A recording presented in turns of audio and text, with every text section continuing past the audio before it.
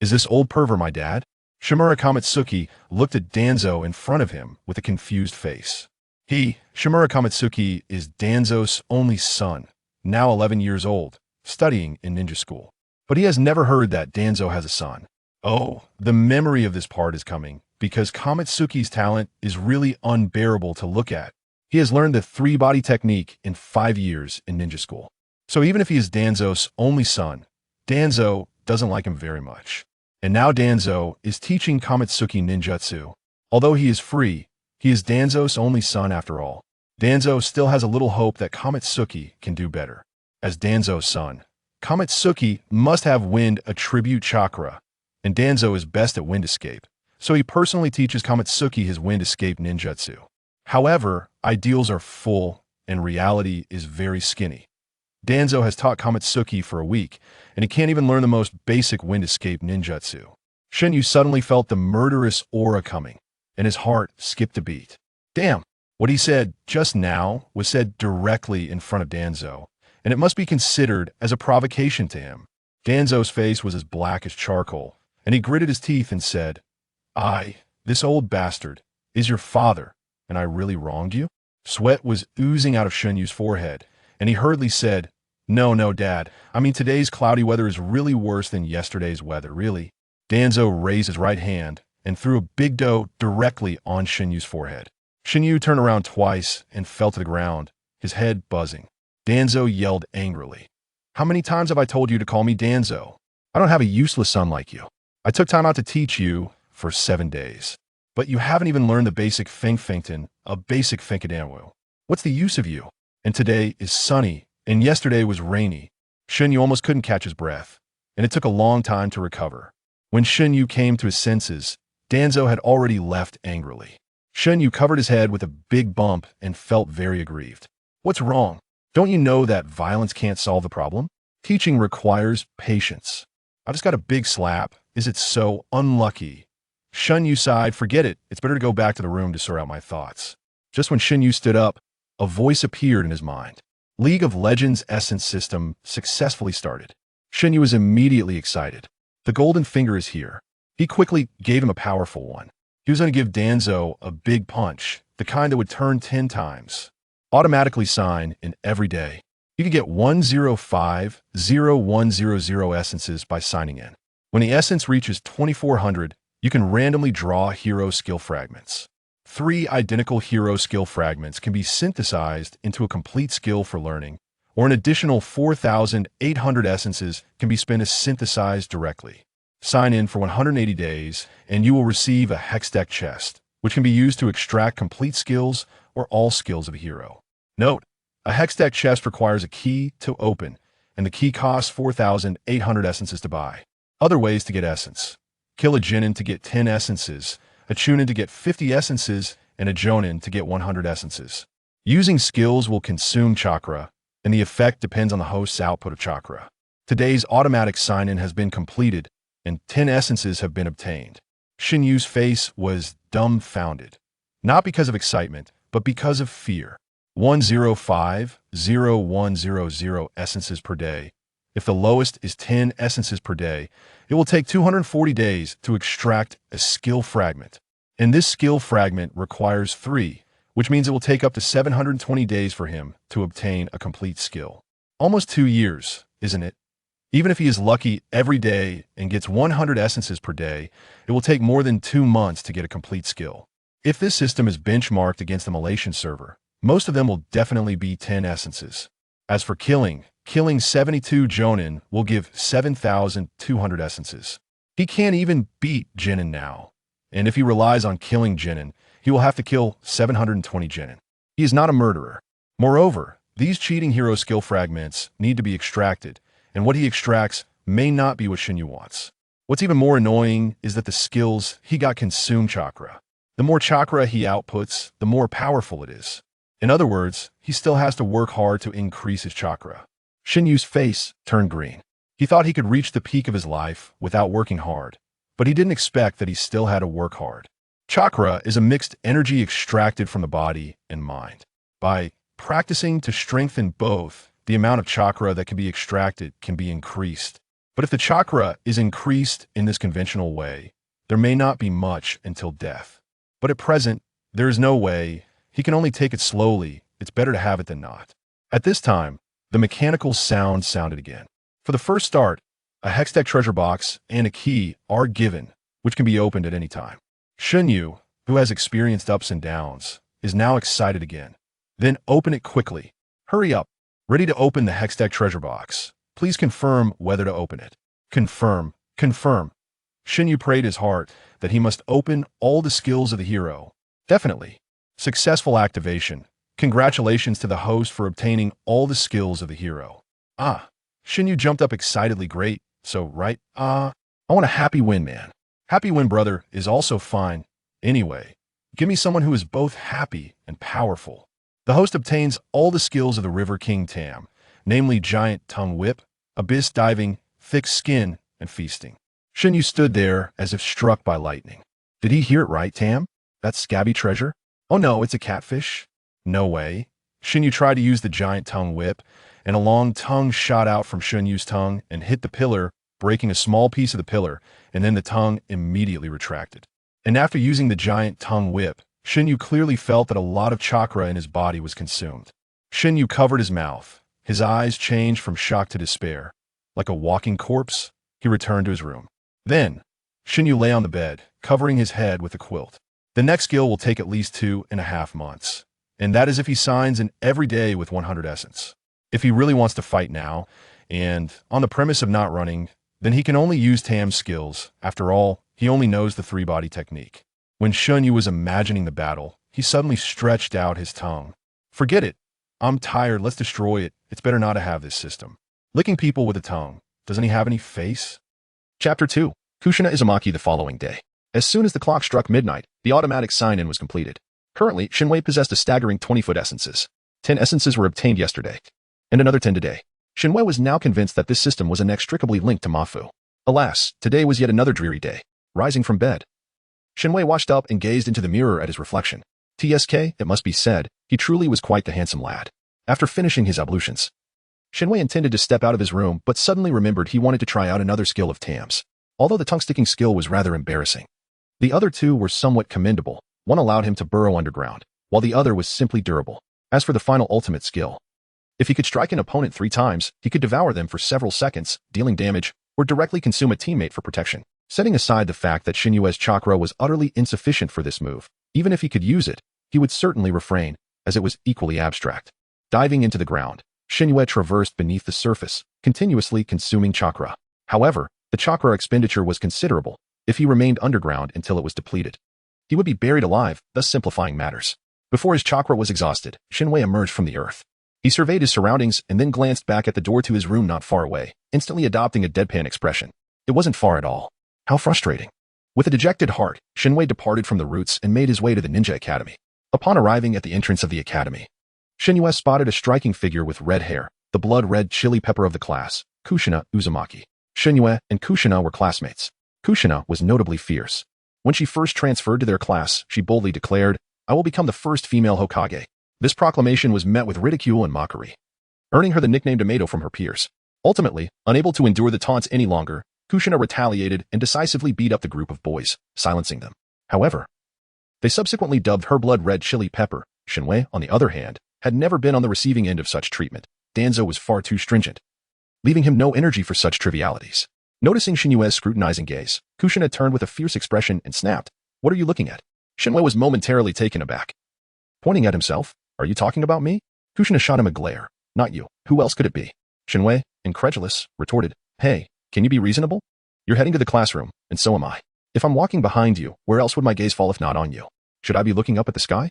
Kushina was momentarily at a loss for words, as his argument held a modicum of truth. Unsure of how to respond, she merely huffed and turned back, continuing on her way. Shinwei felt perplexed, but soon understood. To avoid being bullied, Kushina had adopted a prickly demeanor. Upon entering the classroom, Shinwei immediately searched for the blonde-haired boy. Found him. Shinwei spotted the future Hokage, Minato Namikaze, laughing and chatting with his desk partner. However, he suspected that his future relationship with Minato wouldn't be particularly amicable, given that he was saddled with Danzo as a father.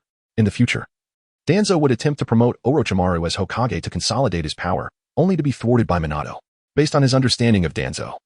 Shinwei knew that Danzo would relish the opportunity to eliminate Minato, making a friendly relationship between them highly unlikely. In class, Shinue's social standing was rather dismal. Having inherited Danzo's personality, he appeared brooding and indifferent, leading no one to wish for his friendship.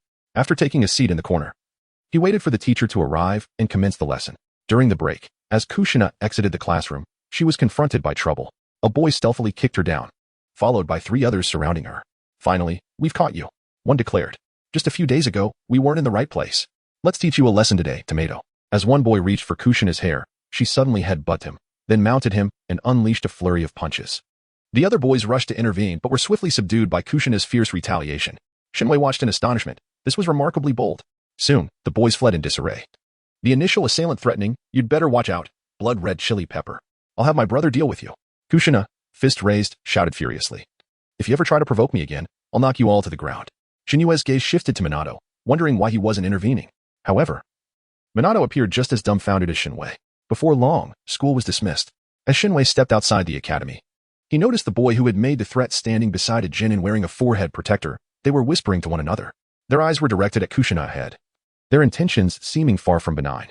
Shinwei recalled the boy's earlier words, "I'll have my brother take care of you." Surely, this Jounin was the person he had summoned to confront Kushina? It was utterly shameless to seek assistance from a ninja when they couldn't handle it themselves. Shinwei hurried to catch up with Kushina. "Hey, wait." Kushina halted, and upon seeing Shinwei, queried irritably, "What do you want? Are you looking to cause trouble too? If so, hurry up. I need to go watch the cherry blossoms." Shinwei rolled his eyes. "Who was looking for trouble? I merely wanted to warn you that the boy you just fought has summoned a Jounin, likely to come after you. You'd best not be alone. Be cautious lest you get beaten up." Kushina suddenly fell silent. Noticing her dazed expression, Shinwei asked, "Are you even listening to me?" Snapping back to reality, Kushina cast a sidelong glance. Why are you telling me this?" It was the first time Kushina had received a kind warning since coming to the Ninja Academy. "Why? Because I can't stand bullies. They pick on you, and you retaliate, which is only natural. But calling in a ninja is going too far. I detest bullies more than anything, those spineless individuals who thrive on tormenting others to satisfy their twisted desires." Shinue's expression conveyed disdain in his eyes. Those who bullied others were the most contemptible and incapable of standing on their own merits. Chapter 3. The Cherry Blossom Grove. Hearing Kamizuki stand up for her and affirm her actions, Uzumaki Kushina felt a warm glow in her heart. To her surprise, this seemingly gloomy fellow was quite to her liking. Extending her hand toward Kamizuki, she exclaimed, "Hey, let us be friends." Kamizuki looked at Kushina's outstretched hand with a puzzled expression. Was she really asking to be friends so suddenly? It seemed a bit hasty. Yet, upon reflection, it was quite normal. Childhood friendships were often simple and pure. Observing the glimmer of expectation in Kushina's bright eyes, Kamizuki found himself with no reason to refuse. He grasped her small hand and, with a hint of pride, replied, "All right then, I shall reluctantly become your friend." Kushina was overjoyed. For it could be said that Kamizuki was her very first friend since arriving in Konoha. When Kamizuki attempted to release her hand, it became evident that Kushina had no intention of letting go. Kamizuki raised an eyebrow in confusion. "I know a place," she declared, "where the cherry blossoms are in full bloom right now. Let me take you to see it." Before Kamizuki could respond, Kushina tugged his hand and dashed forward. Kamizuki's mind was in disarray. He hadn't agreed to go. Moreover, if he returned late, he would surely face reprimand.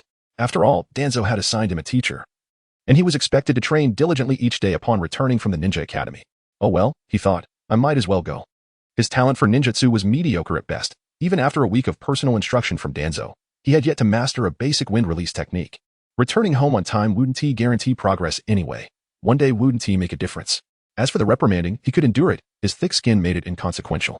Upon arriving at the cherry blossom grove that Kushina had mentioned, Kamizuki gasped in awe. Wow, it's beautiful. The cherry tree stood tall, adorned with blossoms that fluttered gracefully to the ground with the gentle breeze, creating a scene reminiscent of a dream. Kushina proudly lifted her chin and exclaimed, "Isn't it stunning? When I came here a few days ago, the blossoms weren't nearly this magnificent." As Kamizuki and Kushina wandered through the grove, they noticed the boy who had previously made threats emerging from behind a nearby tree, accompanied by his Chunin brother. They approached Kamizuki and Kushina and the Chunin.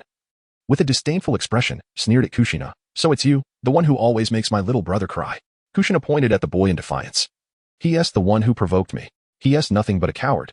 The Chunin cast a sidelong glance at his brother, who, feeling guilty, turned his head away. It was rather humiliating to have to call upon his brother after being bested by a girl. The Chunin boasted, pointing to his forehead protector, "I'm a Chunin." "Pretty impressive, right? I must teach you a lesson for bullying my brother." He cracked his knuckles ominously. Kamizuki mocked, "A Chunin? Wow, how impressive. If I didn't know better, I'd think you were a Jounin." Just a piece of trash flaunting his status. It's laughable. Do you even know who my father is? Do you believe Kamizuki's harsh words were abruptly interrupted by Kushina, who stepped in front of him, her back to him? Kamizuki, you should go back. This is my fight. There is no need for you to get involved. Turning to the Jounin, she added. If you want to teach me a lesson, then try to catch me first. With that, she took off running. The Jounin scoffed and immediately pursued her. Kamizuki clicked his tongue, addressing the boy. Let me make this clear. You and your brother have just gotten yourselves into serious trouble, unaware of the gravity of the situation. The boy scoffed. Humph. After my brother deals with that tomato, it'll be your turn.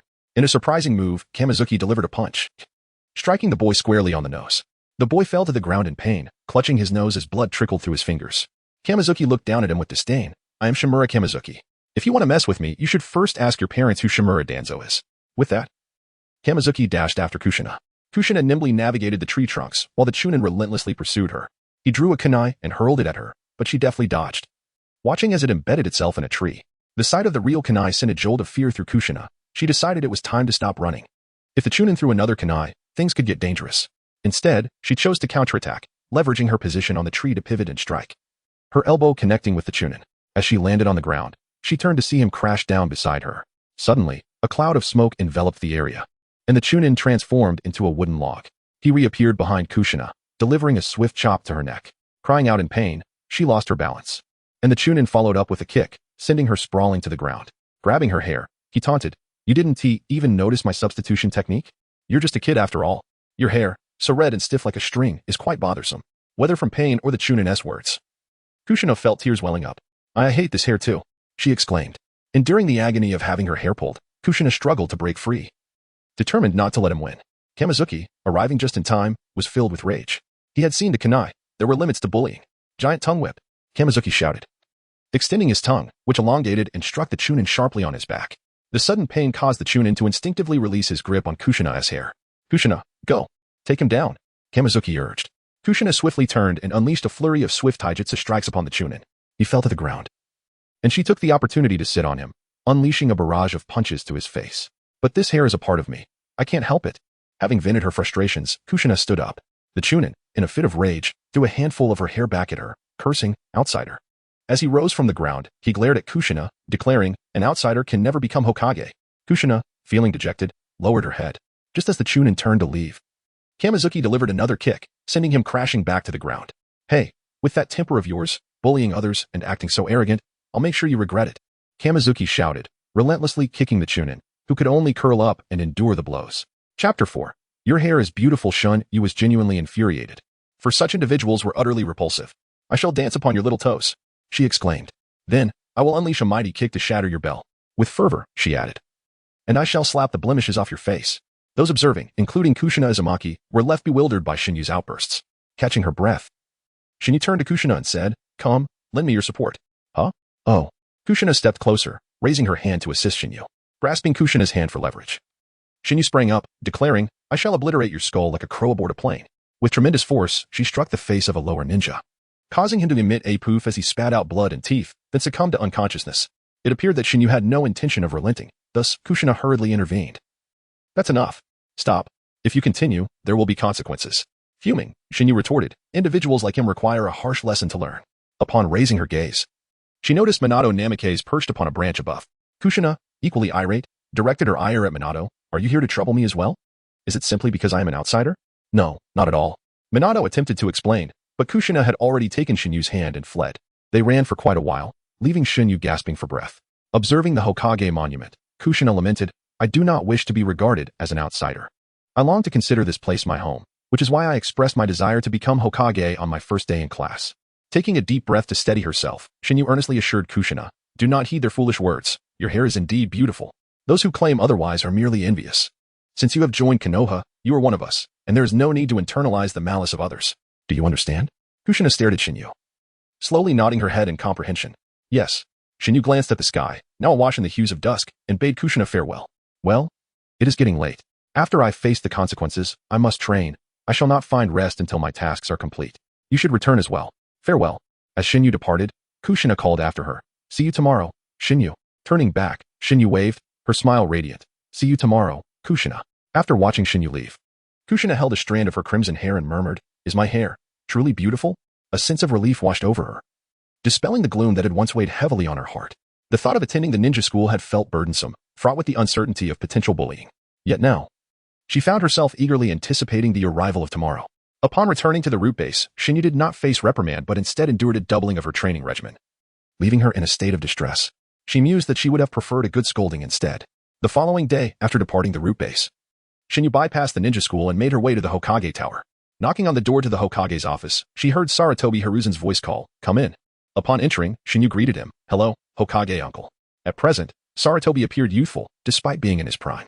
Danzo, his close friend and advisor, had Shinyu addressing Sarutobi as uncle, given Danzo's status as his father. With a smile, Sarutobi inquired, "Ah, little Shinyu, what brings you here today? Shouldn't you be at the ninja school?"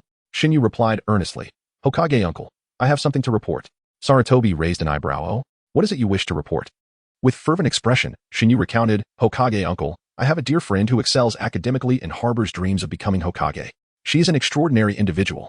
However, due to her red hair and her outsider status, she faces constant bullying at the ninja school. Yet, she is strong and does not allow them to bully her without resistance. Yesterday, after school, a boy summoned his lower ninja brother to harass her, even employing real kunai. If she had not been so capable, and if I had not been present, she could have been in grave danger. I cannot condone such behavior. As a lower ninja, one should strive for Konoha, not brandish weapons against fellow villagers. Even if she is an outsider, she is now part of Konoha, is she not? Therefore, I implore you, as the head of the ninja school, to address this matter seriously. Such individuals are unworthy of being lower ninjas. And those who bully others should not attend the ninja school. Even if they graduate as ninjas, they will never be true ninjas." Listening to Shanyu's impassioned plea, Sarutobi's demeanor grew serious. "Shinyu, is your friend named Kushina Uzumaki?" Shinyu nodded affirmatively. "Precisely, it is Kushina." Sarutobi's expression darkened as he rose from his seat. "Shinyu, let us visit the ninja school together." "Certainly." A mischievous smile spread across Shinyu's face, recalling her prior conversation with the boy, warning him of the trouble he had stirred. His connections in Konoha were formidable, and with Kushina being recognized as the next Jinchuriki, she would certainly receive Sarutobi's close attention. Together, Shinyu and Sarutobi made their way to the ninja school. Upon arrival, they found the classes already in session. Shinyu led Sarutobi directly to their classroom. As the door swung open, the teacher gasped at the sight of the Hokage. "Hokage-sama, what brings you here?" In a somber tone, Sarutobi replied, "I have been informed by Shinyu that a student summoned his lower ninja brother to bully a classmate after school yesterday and even employed real kunai. I have come to verify this matter." The teacher, now visibly sweating, stammered, "Could there perhaps be a misunderstanding?" Shinyu interjected, "Misunderstanding? There is no misunderstanding. I am referring to you, Nakahira Kazuta." Kazuta's mind was racing, recalling the events of the previous day. After bringing his unconscious brother home, he had inquired of his parents about Shimura Danzo. Upon learning of Danzo's status as Sarutobi's advisor, he began to fear the repercussions of his actions and had intended to apologize to Shinyu upon arriving at the ninja school. Yet, he never expected Shinyu to bring the Hokage along, and dread filled him as he realized the gravity of his predicament. Chapter 5, Kushina. The exemplary student in the classroom, Nakahira and Kenta were now sweating profusely. The teacher admonished, "Kenta, hurry up and clarify." Trembling, Nakahira rose from his seat, stammering, I. His anxiety rendered him nearly incoherent. Meanwhile, Kamizuki added fuel to the fire, "Uncle Hokage. It's not just him bullying Kushina, there's also Koshiken, Chijongbu, and Hamamatsu Ryuka." Each name uttered by Kamizuki sent a shiver down the spine of the mentioned individuals. Their minds racing with a singular thought, they were doomed. Their teacher shared this sentiment, having recently been promoted to a formal teaching position. This incident could jeopardize his newly acquired title, Uncle Hokage. He was taken aback that Kamizuki referred to the third Hokage in such a familial manner. This connection. Had he known earlier, there was little he could have done, as it was Kushina who was being bullied, not Kamizuki. Kamizuki maintained a low profile. No one was aware that his father was the Hokage's advisor, Shimura Danzo. The teacher, now in a state of despair, wiped the sweat from his brow. After finishing his list, Kamizuki lamented, "Kushina was an exceptional student, but because of their incessant troublemaking, she has been unable to focus on her studies. It's truly regrettable that such a promising student has fallen behind due to these issues." At her desk, Kushina's eyes narrowed in disbelief. Were her grades really that poor? She felt a twinge of embarrassment, yet her heart swelled with gratitude. She never expected Kamizuki to stand up for her, let alone summon the Hokage. Such assistance was beyond her wildest dreams. As word spread among the teachers and vice principal that Sarutobi Hiruzen had arrived at the Ninja Academy, they rushed to assess the situation. Upon learning of the matter, they collectively sighed in sympathy for Kamizuki's teacher, realizing the gravity of the situation. With a serious expression, Sarutobi addressed the teacher, saying, "At the Ninja Academy, it is imperative not only to teach them the skills of a ninja but also to instill the virtues of being one. As ninjas of Konoha, they must embody the will of fire, which is far more significant than mere strength. The teacher nodded vigorously, wiping his forehead. Sarutobi issued a directive. You must resolve this matter. I do not wish to witness any more instances of bullying among students. The vice principal and teachers assured him they would. Kamizuki quickly interjected, Uncle Hokage, what about that Jounin? He actually used a real kunai on Kushina. Sarutobi responded, rest assured. Anyone who resorts to using a genuine kunai against a fellow student, especially one who is not even a ninja, will face severe consequences. Such individuals are unfit to be ninjas. They should return to the academy and learn the will of fire before being allowed to graduate. Kamizuki nodded. This seemed the only course of action. However, that Jounin was now effectively finished. At around 13 or 14 years of age, he would have to repeat the ninja academy. Potentially graduating at 20, and would surely become the subject of ridicule. The thought of bringing Kushina to mock him in person brought a smirk to Kamizuki's face. After Sarutobi departed, Kamizuki returned to his seat. Kushina sat beside him, whispering, Thank you, Kamizuki. He smiled, replying, Oh, there's no need to be so formal. We're friends, and it's only natural to help each other. That day, Kamizuki's class could not proceed, as Sarutobi had instructed the teachers to handle the situation. The students who had previously bullied Kushina were summoned for discussions. Curiously, Kushina asked, Kamizuki, I forgot to ask yesterday, when you ambushed that Jounin, you used your tongue, right? Kamizuki froze, immediately denying, You must have seen it wrong. Absolutely mistaken. Kushina, unwavering in her conviction, insisted, No, I certainly did not missee. It's so fascinating. Let me see it. Kamizuki, stubborn as ever, retorted, See what? I told you, you're mistaken. Kushina grasped his arm, shaking it. Just a glance. Just one. Kamizuki rolled his eyes, still refusing. No way. What? Do you not have a tongue?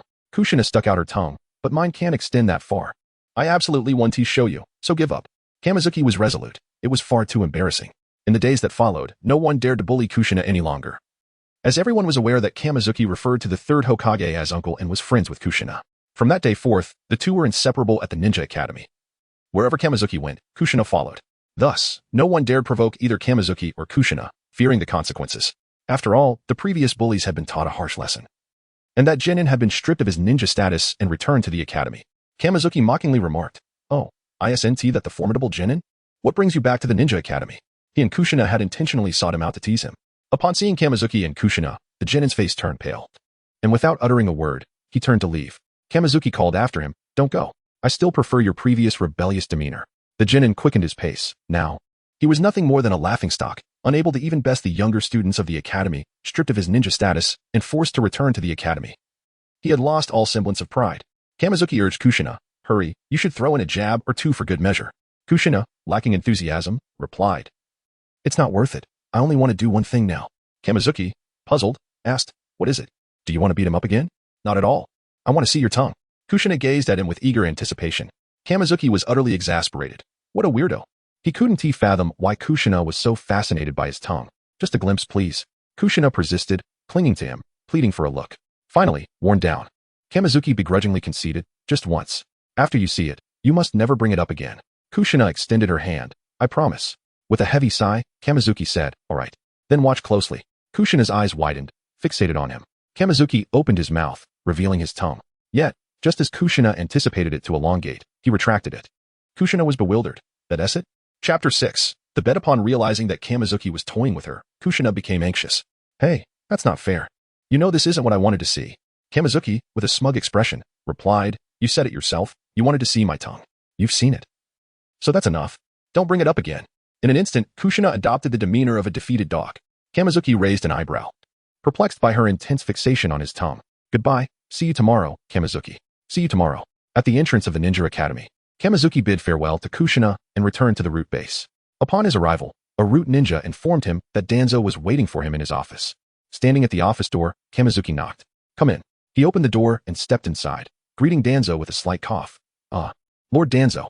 He nearly forgot that Danzo preferred to be addressed formally rather than as Dad. Danzo inquired, A few days ago, you sought out Hiruzen? Yes, because someone was bullying my classmate. So I went to the Hokage, uncle. Kamizuki thought it odd that Danzo was asking about such matters, as he usually refrained from doing so. Was it because of Kushina?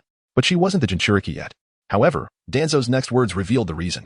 Why didn't you resolve the issue yourself? Why trouble Hiruzen with such trivial matters? Kamizuki silently grumbled, realizing that Danzo was upset for involving Sarutobi Hiruzen. Did he really expect Kamizuki to consult him instead? He was certain that should he approach Danzo, he would undoubtedly receive a beating. Kamizuki replied, Because Hokage uncle is the principal of the ninja school. So I thought it best to seek his help. Danzo sternly warned, There won't be a next time. Kamizuki pursed his lips, choosing not to respond.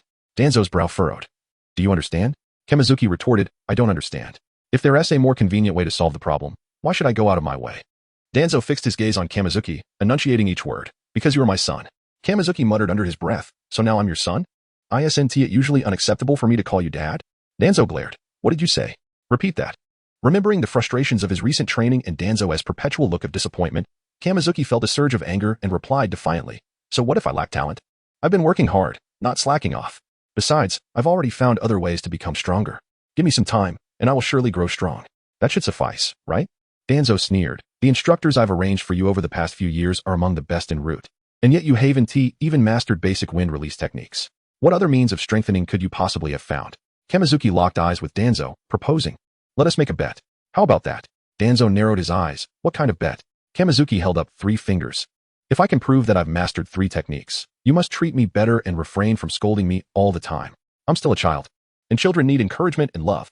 Danzo nearly burst into laughter, for no one had ever dared to speak to him in such a manner. Yet, he had no choice. After all, Kamizuki was his son. Fine. If you can prove that you've mastered 3 techniques, I will agree. However, if those techniques are mere tricks, from this day forth, your training will double, and you will receive no rest until you finish. Kamizuki and Danzo proceeded to the training grounds of Root. Danzo instructed. Let us begin. Kamizuki moved a wooden post into position and stepped back a bit. He exhaled slightly, knowing he had to perform well. A good performance would pave the way for better days ahead. Kamizuki executed the giant tongue whip technique, extending his tongue rapidly to strike the wooden post, which splintered under the impact. Upon witnessing this, Danzo's brow furrowed in concern. Feeling a hint of embarrassment, Kamizuki asked, Does that count? After a brief pause, Danzo replied, Yes. Next, Kamizuki utilized the deep dive technique, submerging underground and emerging beneath the broken post, sending it flying. That's the second one, he informed Danzo. Danzo's frown deepened. Earth release? That shouldn't be possible. Kamizuki lacked earth chakra. During the chakra attribute assessment, he had only displayed wind chakra. The third technique required external force. Kamizuki approached Danzo, stating, The third technique requires me to be struck. Hit me. Without hesitation, Danzo delivered a sharp slap to Kamizuki's face. Kamizuki soared into the air, performing a 360-degree spin before crashing to the ground. Ouch! Why did you hit me so hard? He complained, clutching his swollen cheek. Ignoring Kamizuki's grievances, Danzo asked, What is your third technique? Kamizuki approached Danzo once more. Hit me again, but lighter this time. Don't hit my face. I need it for tomorrow.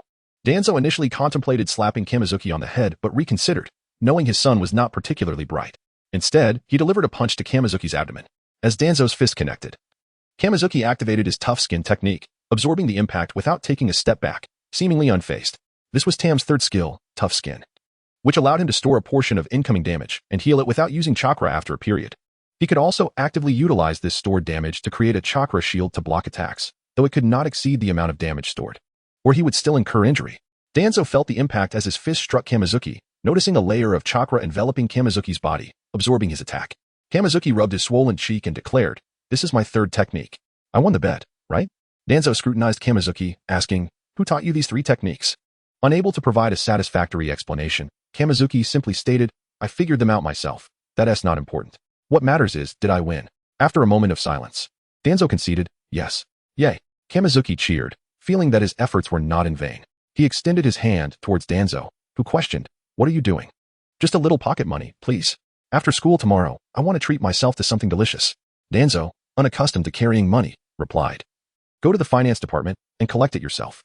Ecstatic, Kamizuki left the training ground, eager to retrieve his money.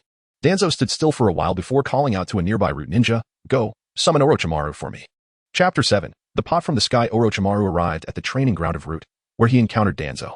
With a stern expression, Danzo inquired, Orochimaru, I must ask you, have you performed any bodily modifications on Kamizuki? Orochimaru was momentarily taken aback by Danzo's question. Kamizuki? Bodily modifications? I have not altered him in any way. Danzo's piercing gaze fixed on Orochimaru. Then why is it that Kamizuki's tongue can extend just like yours? Furrowing his brow, Orochimaru replied, You suspect I modified Kamizuki based solely on that? Danzo, unwavering in his scrutiny, stated, I have no choice but to suspect you. In all of Konoha, only you possess such capabilities. Despite Kamizuki's glaring lack of talent, he remained Danzo's only son. While he may not hold much esteem for Kamizuki, Danzo certainly did not wish for him to come to harm. Danzo had been supportive of Orochimaru's experiments, yet with the numerous side effects now manifesting, he would not allow Orochimaru to conduct experiments on Kamizuki. Danzo had already envisioned a future for Kamizuki, should he prove unsuitable as a ninja.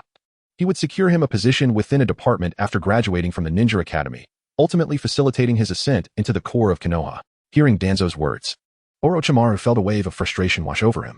It was truly a case of being at home and being blamed for something that fell from the sky. He had been diligently working in his laboratory, only to be inexplicably accused of modifying Kamizuki.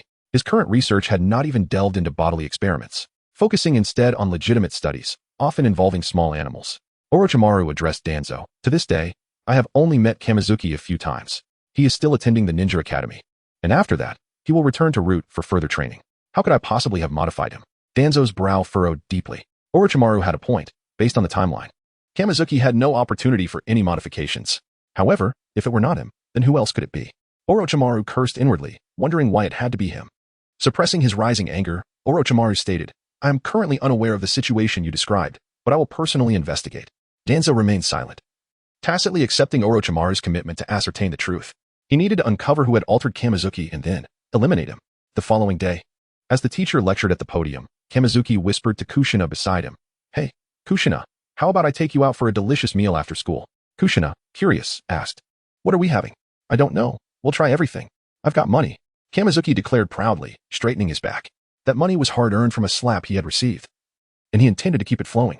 After all, if he ever ran low, he could always ask Danzo for more. He owed his good fortune to the system. Although he had drawn Tam's skill, it had ushered in a promising new chapter in his life. Previously, Kamizuki's finances had been quite meager, as Danzo would never voluntarily give him pocket money, and Kamizuki felt too embarrassed to ask for it. Once school ended, Kamizuki took Kushina to explore the streets of Konoha. In no time, their hands were filled with food. This is great. This dango is delicious, Kamizuki exclaimed, taking a large bite, savoring the mix of vegetables and meat inside. Kushina chimed in with her cheeks full. This tricolor dango is fantastic too. Kamizuki wrinkled his nose in distaste. Not really. It's too sweet. It's so sweet my teeth might fall out. Kushina retorted, You just don't understand good food. You don't understand. You don't understand. Kamizuki and Kushina bickered playfully. In the midst of their quarrel, Kamizuki noticed a familiar figure with yellow hair. He waved, Hey, Minato. Minato Namikaze approached, his warm smile brightening his face. Kamizuki, Kushina. Are you out shopping? Kamizuki invited him, yes. Want to join us? I can treat you. With his wallet full, Kamizuki was feeling generous. Minato's character was quite amiable, and after spending some time together, Kamizuki found them to be on good terms. However, Kushina seemed to harbor a dislike for Minato. Kushina, displeased, remarked, Why are you inviting him along? Kamizuki admonished gently, Oh, Kushina, don't be like that. It's important to get along with others. The more friends you have, the more avenues you open. You never know when you might need their help. Besides, this little yellow-haired boy is destined to become the fourth Hokage.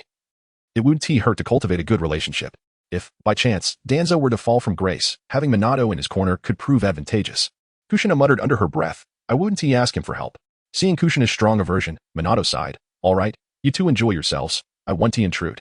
Kamizuki, ever enthusiastic, reassured him, Oh, Kushina is just joking. There's okonomiyaki being sold up ahead. Let us go. It's on me. After purchasing 3 servings of okonomiyaki, Kamizuki handed one to both Kushina and Minato.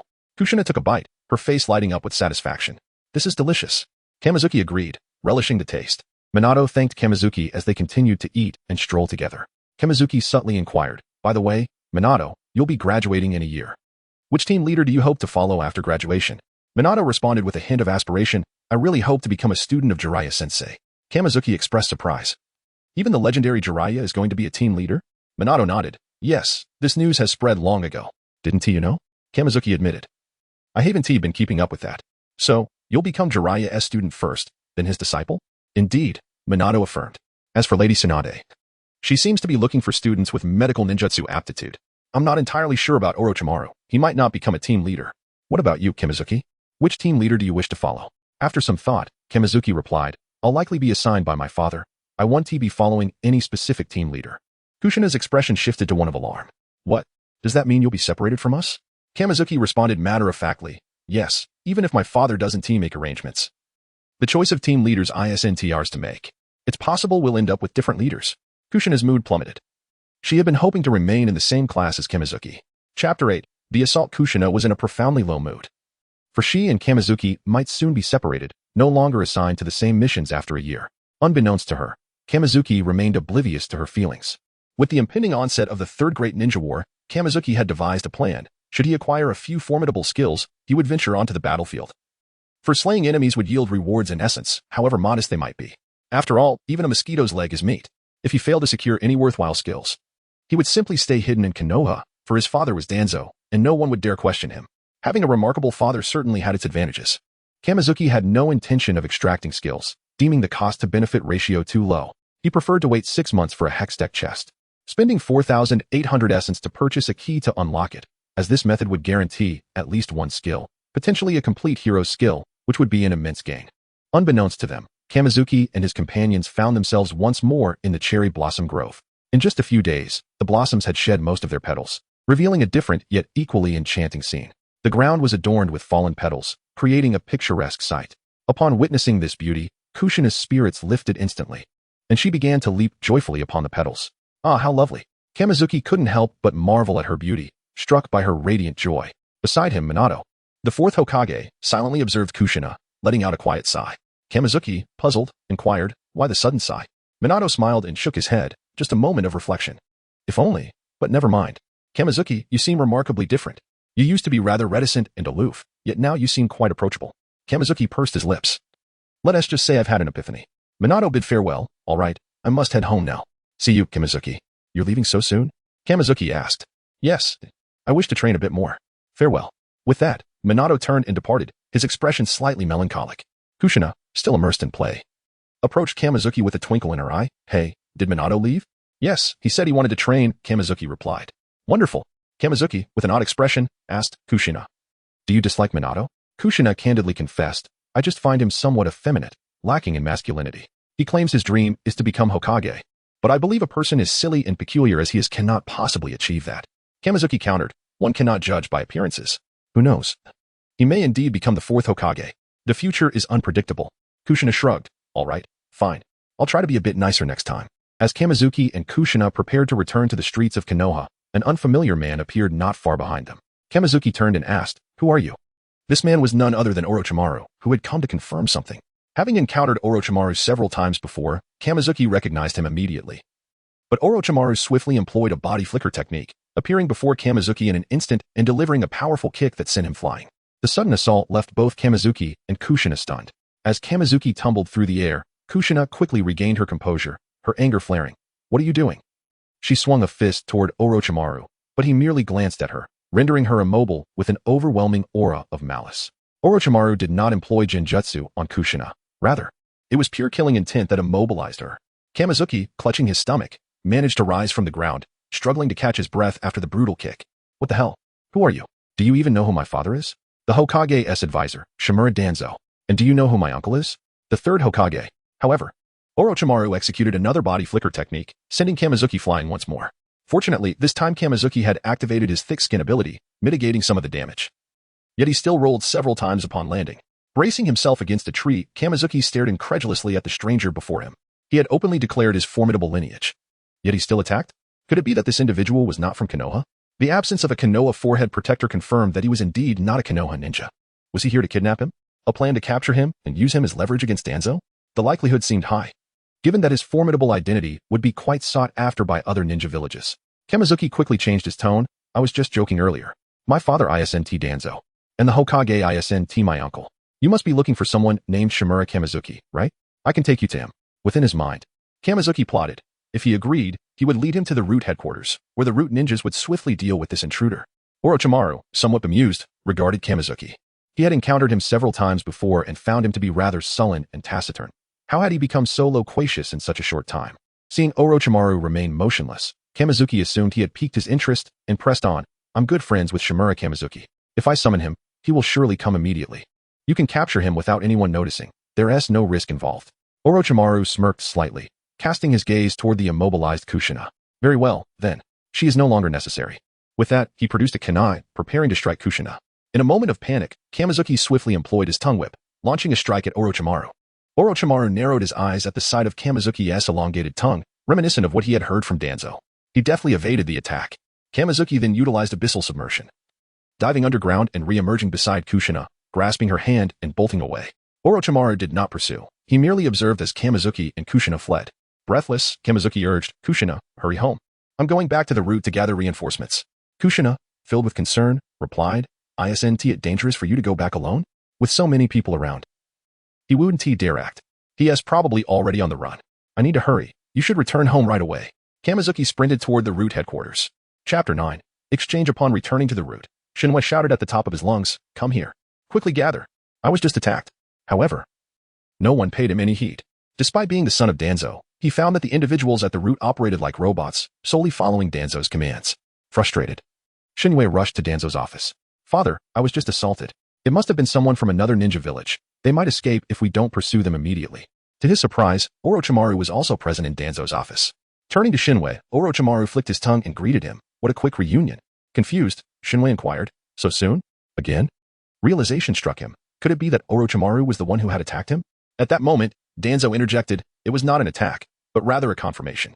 Danzo scrutinized Shinwei with intensity and asked sternly, "What is the technique you employed with your tongue? Who modified it?" Shinwei felt a surge of anxiety, scratching his head and face while desperately pondering how to evade the question.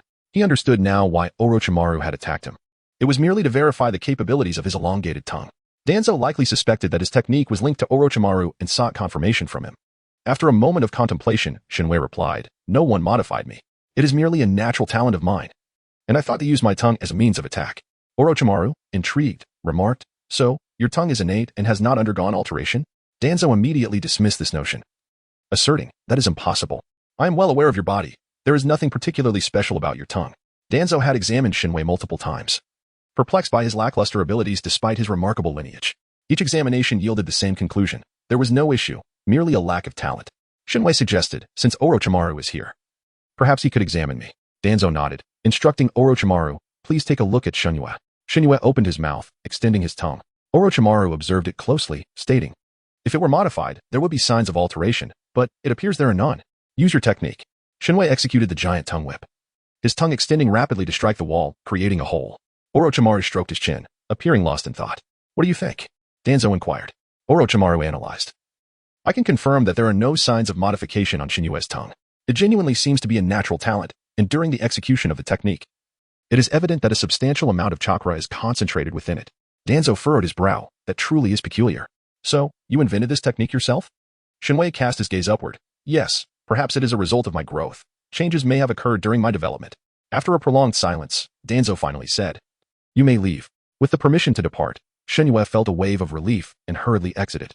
Orochimaru licked his lips, smiling. It seems Shinwei harbors a special secret. Both Danzo and Orochimaru were astute individuals, capable of discerning Shinwei's deception. Danzo tapped his fingers on the desk, his eyes narrowed, before settling his gaze on Orochimaru. The new class of Ninja Academy students was about to graduate, and it was rumored that Jiraiya would lead a team of 3, while Tsunade intended to personally instruct a few medical ninjas. "What are your thoughts?" Danzo inquired. Orochimaru surmised Danzo's intentions. "You mean for me to take Shinwei under my wing?" Danzo nodded. "Indeed, I have that in mind. While I am uncertain of the issues surrounding Shinwei, I suspect someone is guiding him from behind, likely not from Konoha. Otherwise, he would not feel the need to conceal the truth. I understand you are currently engrossed in research. I can offer you one favor in exchange for you becoming Shinwei's instructor after his graduation from the Ninja Academy." Danzo had previously considered allowing Orochimaru to teach Shinwei, but given Shinwei's apparent lack of talent, he thought it would be a waste of time. Moreover, Orochimaru's role as his subordinate could hinder his efficiency in executing tasks, leading him to abandon the idea. However, it now seemed that Shinwei was not beyond redemption, and the mysterious figure guiding him piqued Danzo's interest. Shinwei's sudden change in demeanor led Danzo to suspect the influence of this unknown mentor. He recalled how Shinwei had been disheartened and withdrawn due to his inability to master any techniques beyond the transformation technique. But now his newfound confidence suggested a shift in his character, likely due to mastering those 3 techniques. Danzo was quite pleased with Shinwei's transformation, as confidence is a crucial trait for becoming a formidable ninja. Nonetheless, Danzo remained skeptical of any free lunches. Everything comes at a cost. With Orochimaru by Shinwei's side, he felt assured of his safety and the possibility of uncovering the identity of his secret mentor. After some thought, Orochimaru agreed. "I will be Shinwei's teacher. In exchange, I wish to access the Forbidden Techniques repository." Orochimaru had long sought a way to enter Konoha's Forbidden Techniques base to study the scrolls. He had previously requested permission from Hiruzen Sarutobi, but was denied due to the dangers associated with forbidden techniques. Now, with Danzo's proposal of an exchange, Orochimaru saw an opportunity to press his case. Danzo replied, "I will speak to Hiruzen and try to facilitate your access to the Forbidden Techniques repository." In truth, Danzo was uncertain about this matter, as Hiruzen was notoriously obstinate regarding such issues. However, he believed that if he approached Hiruzen with humility and emphasized Orochimaru's status as his disciple, Hiruzen might relent. Yet, Danzo found himself pondering the enigma of how Shinyue's mysterious mentor managed to guide him while he was either at the root base or in the ninja academy. Chapter 10. Such tenacity in the confines of his room. Shinwei was drenched in sweat, contemplating the recent events. If he were to acquire more skills in the future, what excuses could he possibly conjure? Had he truly become a prodigy capable of creating such an array of abilities? That would hardly be a credible excuse. As he pondered, a thought struck him. Perhaps he could attribute his newfound skills to an elderly figure akin to a grandfather. After all, didn't Sasuke and Naruto encounter the Sage of Six Paths, who imparted sealing techniques upon them? He could use that as a pretext, claiming that during a slumber, the sage entered his dreams, designating him as his successor and teaching him ninjutsu therein. Yes, this excuse could suffice. He would employ it if questioned in the future. The following day, Shinyue set off for the ninja academy. Just a short distance from the root base, he spotted Kushina ahead. Kushina, he called, quickening his pace. What brings you here? I was waiting for you. How did yesterday's incident unfold? Was it resolved? Kushina inquired, her voice tinged with concern. Shinwei reassured her. It has been resolved. That individual was from the root, here to assess my abilities. What? An assessment? That's outrageous. Kushina's expression shifted to one of indignation. Recalling how terrified she had been the previous day, unable to sleep well afterward. All right, let us go to school, Shinwei suggested. And the two proceeded to the ninja academy together. Meanwhile, in the Hokage's office, Sarutobi Hiruzen greeted Danzo with a smile. Danzo, what brings you here today? Once seated, Danzo stated, there is a matter I wish to discuss and seek your consent on. Hiruzen's demeanor shifted to seriousness. Your request necessitates my approval? It seems significant. Danzo, straightforward as ever, declared, it's not overly complicated. I wish for you to permit Orochimaru to access the forbidden jutsu scrolls at the base. Hiruzen's brow furrowed immediately as he took a puff from his pipe. Orochimaru previously approached me with this request, which I declined. Now he sends you to persuade me? Surely you understand, Hiruzen, that the scrolls housed at the forbidden base are exceedingly perilous. Any mishap could lead to catastrophic consequences. Thus, I cannot acquiesce to your request to allow Orochimaru access. Danzo countered, Hiruzen, you remain excessively cautious. Orochimaru merely wishes to peruse the scrolls. He will not extract them from the premises. We can impose strict orders that he must not disclose anything he observes. As his mentor, I trust Orochimaru. Are you suggesting that I should not? Hiruzen found himself momentarily speechless. Yet, his trust in Orochimaru was tempered by the knowledge that some scrolls within the forbidden base were extraordinarily dangerous. And he was wary of any potential incidents arising from Orochimaru's examination. Danzo continued, during the Second Shinobi World War, Orochimaru made indelible contributions. This merit is sufficient for him to gain access to the scrolls. The shinobi world has enjoyed a fragile peace, but tensions are already beginning to resurface. The Hidden Cloud and Hidden Rock villages have started to clash, while the Third Mizukage's Blood Mist policy has made the Mist village's shinobi increasingly aggressive. The Sand Village has long coveted our bountiful land and resources in the Land of Fire. I believe the Third Shinobi World War is not far off. If conflict arises, Orochimaru will undoubtedly be a crucial asset to Konoha. Granting him this opportunity now would enhance his capabilities for the battles ahead, would it not? Hiruzen silently contemplated Danzo's words. Drawing on his pipe, Danzo's assertions held merit. The signs of impending conflict were indeed palpable, currently manifesting only in minor skirmishes. However, should a catalyst arise, war would inevitably return.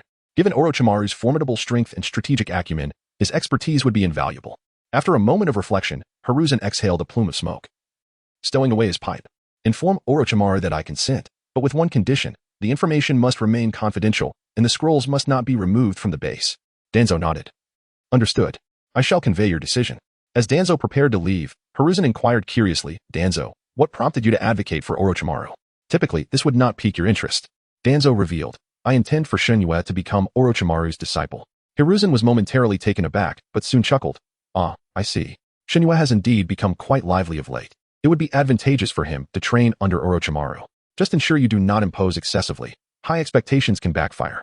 As my son, he must excel beyond others. Danzo retorted before departing the Hokage building. Hiruzen resumed his pipe, shaking his head in exasperation. Such tenacity. After school, Shinwei bid farewell to Kushina and returned to the root base. Upon his arrival, he was summoned to the office, where both Danzo and Orochimaru awaited him. Danzo addressed the newly entered Shinwei. In a little over 6 months, you will graduate from the Ninja Academy, after which you will be under Orochimaru's tutelage. What? Shinyue's eyes widened in disbelief as he stared blankly at Danzo and Orochimaru. Danzo glared at Shinyue. What is the matter? Are you unwilling? I went to great lengths to persuade Orochimaru to accept you as his disciple. If you dare utter a no, I will not hesitate to discipline you. Orochimaru regarded Shinwei with a bemused expression. Sensing Danzo's implicit threat, Shinwei chuckled nervously, and no. I am utterly thrilled and surprised that Lord Orochimaru is willing to take me on as a disciple. Danzo scoffed. You better genuinely feel that way. Turning to Orochimaru, Danzo instructed, Once this boy graduates, he will be in your care. Orochimaru nodded in agreement. Since Shen Yue has become my disciple, I shall assume full responsibility for his training. Shen Yue felt his head spinning. How had he suddenly found himself as Orochimaru's apprentice? Chapter 11. Finding a scapegoat. Shen Yue felt as though the heavens were about to collapse upon him. Orochimaru was set to become his mentor. What if Orochimaru decided to experiment on him? Perhaps slicing him into pieces and soaking him in some concoction. The mere thought sent a shiver down his spine. Why did he suddenly feel so hopeless about the future? Orochimaru's uniquely magnetic voice echoed in the air. You seem quite frightened. Are you afraid of me? Shen Yue forced a chuckle and replied, No, not at all. I'm just really excited. By the way, may I ask who my other two teammates are? Orochimaru's response was chilling. There is only you. There are no others. Shen Yue's vision darkened. This was not just a feeling. It was a genuine sense of despair. How could Danzo, his own father, push him into such a perilous situation? Seeing Shen Yue's distressed expression, Danzo's irritation flared, and he sternly declared, after graduation, you will immediately train under Orochimaru. Whatever he instructs you to do, you must comply without resistance. Shen Yue replied weakly, understood. Shen Yue, what is the matter with you? You've been listless for several days now. Sitting beside him, Kushina sighed again, unable to contain her curiosity any longer. Previously, when she had inquired, Shen Yue had merely sighed and remained silent. Now, he continued with his despondent demeanor, showing no intention of responding. Impatiently, Kushina urged, come on. Speak up. What's wrong? Why do you look like a wilted vegetable all day long? Kushina shook Shen Yue, nearly causing him to feel dizzy. All right. I'll tell you. Just stop shaking me. You're going to rattle my brain. She released him, eagerly awaiting his response. Shen Yue sighed and revealed. I've learned who my supervising teacher will be after graduation, and this person will indeed be my master. Kushina, intrigued, asked, who is it? One of the legendary 3 ninjas. Orochimaru. Well, is that true? Kushina's eyes sparkled with excitement. To her, being accepted as a disciple by one of the legendary 3 ninjas felt like a monumental honor. However, she found it perplexing. But isn't it a good thing to be taken under Orochimaru's wing? Why do you look so glum? Shen Yue scoffed. What good fortune is this? Let me tell you. Never mind, you wouldn't understand. Kushina frowned, growing increasingly frustrated with his half-finished sentences. She grabbed Shen Yue's ear and said, exasperated. Can you please finish your thought? Ow. Shen Yue quickly pulled his ear away from her grasp. With such violence, who would ever like you? Kushina huffed. That's not for you to worry about. Just tell me. After a moment of contemplation, Shen Yue said, Orochimaru. How should I put it? His temperament is rather peculiar.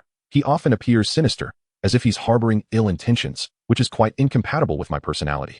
Kushina looked at him incredulously. You are going to study under Orochimaru, not make friends. Why does your personality need to mesh with his? Shen Yue retorted, if our personalities clash, it will make future interactions exceedingly difficult. Furthermore, Orochimaru intends to mentor only me. Isn't that pure torture? Kushina's lips twitched with amusement. You, my friend, are quite the ungrateful one. One-on-one guidance is a rare opportunity others would envy, and yet you appear so reluctant. Kushina added eagerly, if I could become Orochimaru's disciple, I would dedicate myself to my studies and strive to become a powerful ninja like the legendary 3. Shen Yue emitted a dismissive snort. You? Feeling belittled? Kushina playfully ruffled Shen Yue and Appo's hair. Are you looking down on me? As Shen Yue contemplated this, a sudden idea sparked in his mind. Kushina, do you want to become Orochimaru's disciple? Kushina asked, puzzled. What are you getting at? Shen Yue grinned mischievously. I'll find a way to help you achieve that. He considered that Minato would be Jiraiya's disciple, while he would undoubtedly be Orochimaru's. As for Kushina, he was uncertain who her teacher would be. But it likely wouldn't be someone of great renown. After all, she would eventually become a Jinchuriki and remain in Konoha. Since she would only become a Jinchuriki as an adult, they could still undertake missions together before that, sparing him from facing Orochimaru alone. Yes, that was the plan. He could not allow himself to be the sole disciple of Orochimaru. He needed a scapegoat. The person with whom he shared the closest bond was none other than Kushina, making her the perfect candidate. Friends are meant to support one another, and besides, wasn't she eager to become Orochimaru's disciple? It was a win-win situation. Kushina was taken aback by Shen Yue's proposition. While she felt envious, she never truly expected to become Orochimaru's disciple. Yet, upon reflection, if she could indeed be accepted, she would be able to embark on missions alongside Shen Yue. With only Shen Yue as her friend, she wished to avoid separation at all costs. Worriedly, Kushina asked, is it really possible? Wouldn't that be too demanding? Shen Yue confidently reassured her, it won't be burdensome, just leave this matter to me. He vowed internally to see this through. As school ended, Kushina cautioned. If it becomes too much, just forget about it. Shen Yue, brimming with confidence, replied, there won't be any trouble at all. Just await my good news. Upon returning to the root headquarters, Shen Yue headed straight for Danzo's office, not bothering to knock as he swung the door open. Inside, he found Danzo in conversation with Yamanaka Ryama. Both Danzo and Ryama turned to look at Shen Yue. A sense of foreboding washed over him, and as expected, Danzo barked. Do you not know how to knock? Get out. Yes, yes. Shinyu quickly retreated and closed the door behind him. He sighed, feeling a sudden loss of confidence after being interrupted. After waiting for a moment, Yamanaka Ryama emerged, and Shinyu mustered his courage to knock again. Come in. Shinyu opened the door and stepped inside. Danzo's expression remained impassive, seemingly unfazed by the earlier incident. Danzo regarded Shinyu and asked, Speak. What is it? Shinyu fidgeted with his hands, mentally repeating, Don't be afraid, don't be afraid, just present your case. After steeling himself, he fixed his gaze on Danzo and approached him from behind. Then, Father, how are you? You must be exhausted from your hard work. Shinyu wore a sycophantic smile as he began to massage Danzo's shoulders. Chapter 12. Consent. Danzo found himself in a state of bewilderment. For the first time in over a decade, Shinwei placed a hand on his shoulder. This gesture left Danzo feeling somewhat uncomfortable. Yet there was a flicker of warmth in his heart. After all, a son offering a shoulder rub to his father is a source of joy for any parent. However, Danzo was acutely aware that Shinwei's sudden action was likely part of some scheme. After a brief moment of silence, Danzo spoke. Speak. What is it that you desire? Shinwei chuckled awkwardly. I merely noticed how hard you work, so I thought I'd give you a little shoulder massage. In the calmest of tones, Danzo delivered a stern warning. I have afforded you the opportunity to speak. Should you choose to remain silent, you shall forfeit the chance to ever speak of it again. Hastily, Shinwei moved to face Danzo directly. There is indeed a small favor I wish to ask of you. Danzo prompted. Proceed. Shinwei hesitated before continuing. Could you perhaps speak to Lord Orochimaru on my behalf? After graduation, I would like him to take on one additional student. After all, whether he takes on one student or two, it amounts to the same. Shinwei rubbed his hands together, eagerly awaiting Danzo's response. Danzo scrutinized him with a discerning gaze. Are you referring to Uzumaki Kushina? Shinyue's eyes widened in shock. Wow, Dad, you're impressive. You guessed it right away. His astonishment was genuine. He hadn't expected Danzo to deduce it so quickly. Upon reflection, however, it made sense Kushina was the only one who had grown close to him. And a simple inquiry would reveal the truth to Danzo. Danzo did not readily agree to Shinyue's request, nor did he outright refuse it. Instead, he closed his eyes momentarily to ponder. As the assistant to the Hokage, he was well aware of the decision to appoint Kushina as the next Jinchuriki. If Kushina were to become Orochimaru's disciple, it would indeed be advantageous for her to be under the control of Root. However, Shinwei was essentially pushing Kushina onto Orochimaru, and Danzo was reluctant to impose her upon him yet again. During this transition of Jinchuriki, Sarutobi Hiruzen had decreed that to prevent Kushina from facing discrimination, only the upper echelons of Konoha would be privy to this information, even keeping it from the legendary Sannin. Moreover, given Hiruzen's cautious nature, it was likely he would oppose Kushina becoming Orochimaru's disciple, preferring to make his own arrangements. Danzo addressed Shinwei. This matter is not for me to decide. You must persuade Orochimaru yourself.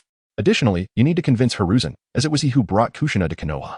Shinyue's expression soured at the thought of persuading both Orochimaru and Hiruzen. Such a task seemed overwhelmingly daunting. After leaving Danzo's office, he fell into deep contemplation. Rather than seeking out Orochimaru, it would be wiser to approach Hiruzen. Convincing Hiruzen would essentially mean persuading Orochimaru, as Hiruzen was Orochimaru's teacher. And surely a disciple would heed their master's words. Resolved, Shinwei made his way to the Hokage tower.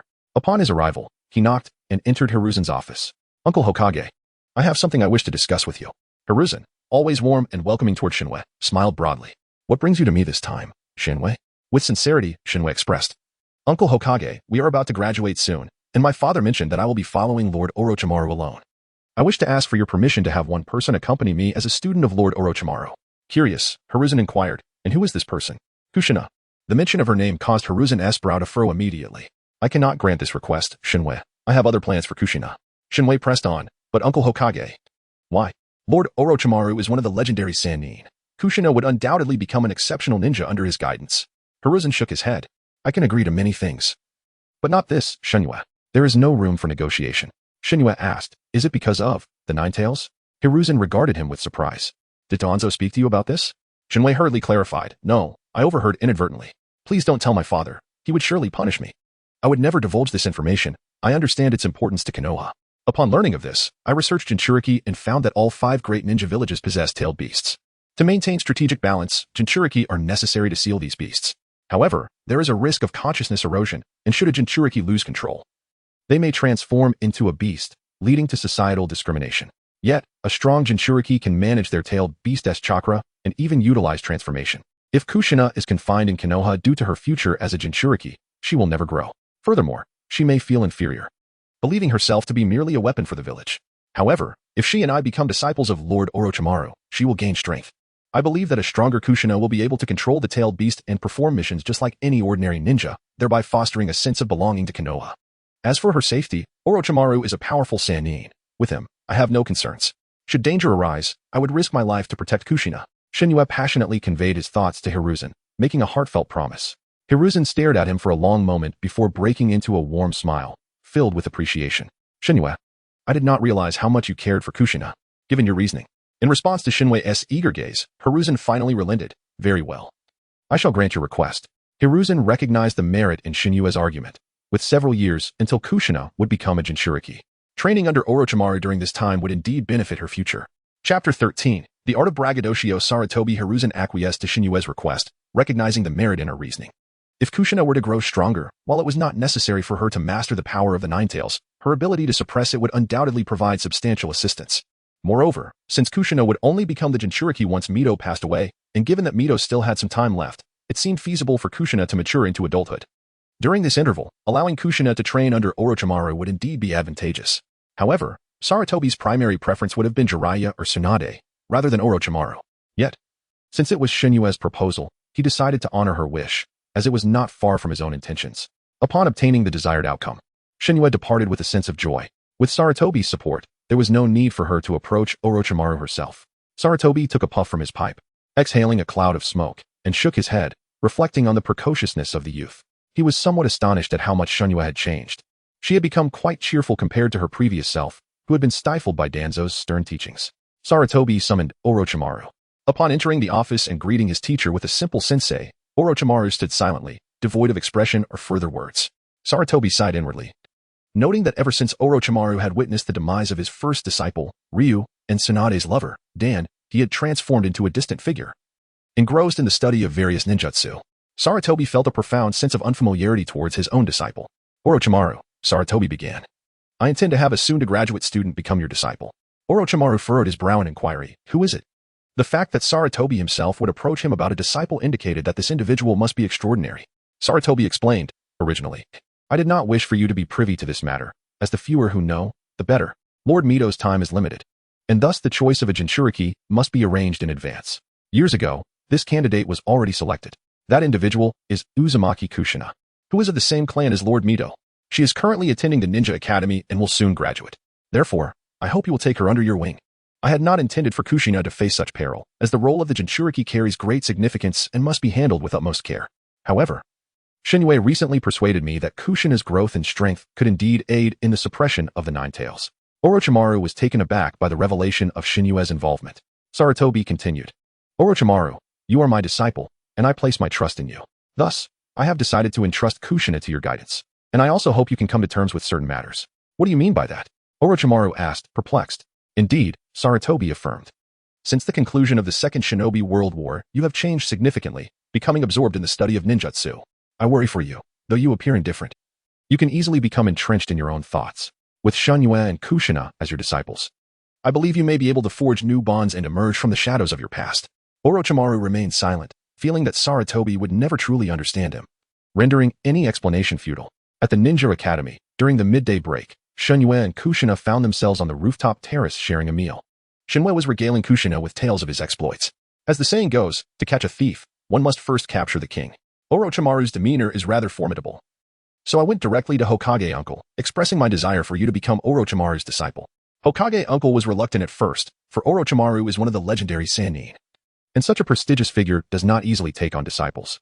However, I managed to persuade Hokage Uncle with all my might. Utilizing my persuasive abilities and the connections between our families, I appealed to the will of fire, leaving Hokage Uncle with no choice but to agree to my request. He assured me in a resolute tone that he would ensure Orochimaru would accept you as a disciple, and if Orochimaru was unwilling, he would educate him until he complied. For Hokage Uncle is the teacher, and Orochimaru must listen to his mentor. Kushina, tell me, am I not impressive? Am I not formidable? Are you not in awe of me now? Shinue stood tall, exuding pride. Kushina gazed at him with starry eyes. Shinue, you are incredible. Just as Shinue was about to continue his boast, a voice interrupted from behind him. Your boasting is quite amusing. Upon hearing the voice, Shinue froze. Turning around, he was met by Orochimaru, who regarded him with a sardonic smile. I have come to formally inform you that after your graduation from the Ninja Academy, I shall lead you on missions and guide your training. With that, a gust of wind swept by, and Orochimaru vanished from sight. Shinue exhaled in relief.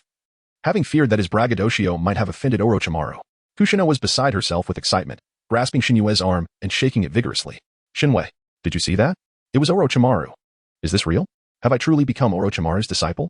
Dizzy from Kushina's exuberance, Shinwei retorted, where was this excitement when I was speaking earlier? Did you not believe me? Kushina quickly denied, of course not. I believe in you, but your words are merely words. When Orochimaru himself came to say that he would lead us on missions and teach us, I couldn't help but be a little overly excited. The legendary Sannin is my idol. You understand my excitement, right? Shinwei scoffed. Understand what? That was not just a little excitement. You were practically beside yourself. Upon hearing Shinyue's remark, Kushina pressed her hands to his head and declared, how dare you say I'm crazy? Then let me show you what crazy looks like. Kushina began to ruffle Shinyue's hair playfully, and they engaged in a light-hearted scuffle. Chapter 14. Graduation time flies swiftly. Over the span of 6 months, 180 days have passed, during which Shinyu acquired a Hextech chest. Throughout this period, approximately 100 days yielded essence valued at 10, while over 70 days garnered 50 essence. There were only a handful of days, less than 7 combined, where he obtained 100 essence. Now, Shinyu's total essence has reached 5,250. In his room, Shinyu took a refreshing bath and, with reverence, knelt on his bed, murmuring fervently, O great League of Legends essence system, bless me with extraordinarily powerful skills, particularly the complete skills of a hero. After his fervent prayer, he clasped his hands together, silently invoking, purchased the key, and opened the Hextech chest. 4,800 essence spent to purchase the Hextech chest key. Opening successful. Congratulations, host. You have acquired the skill Shadow Master, Z and the technique Shadow Clone, Doppelganger. Shinyu slapped his hands against his face, wearing a pained expression.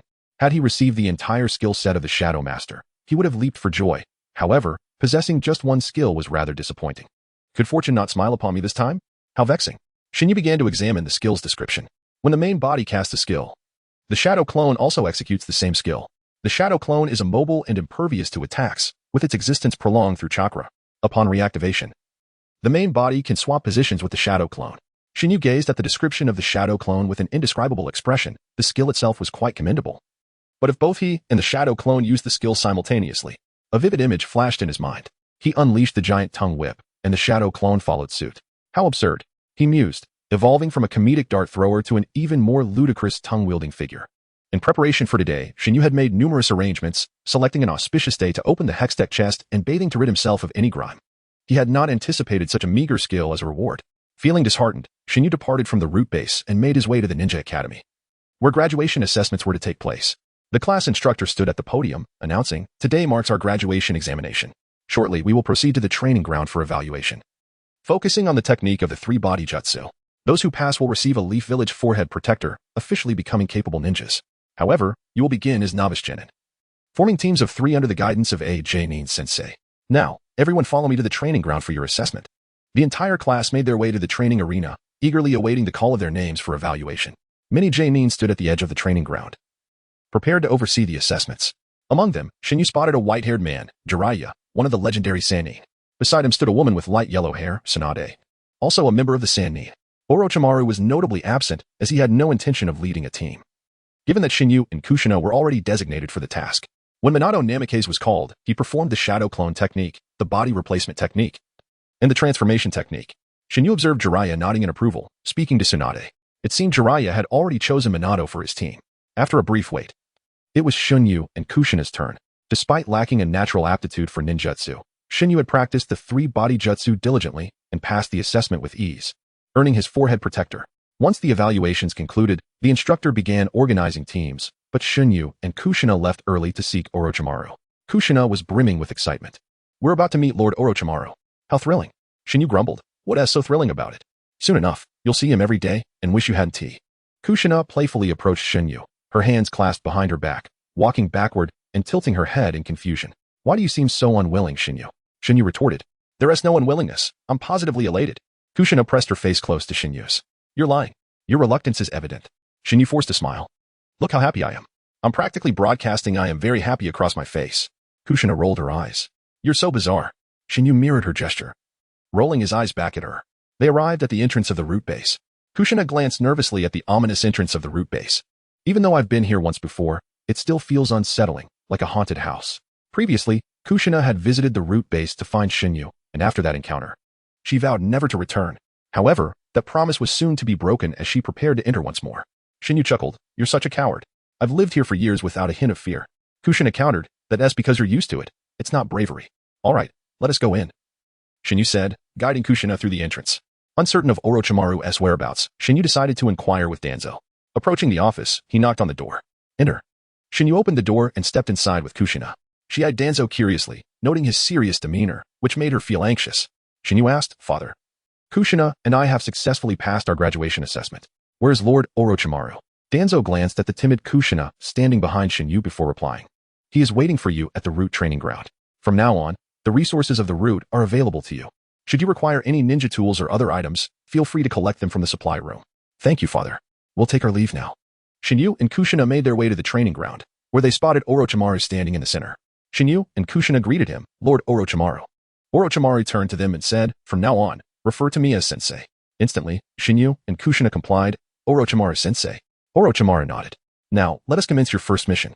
I have already accepted it. Your task is to eliminate a band of robbers, numbering around a dozen.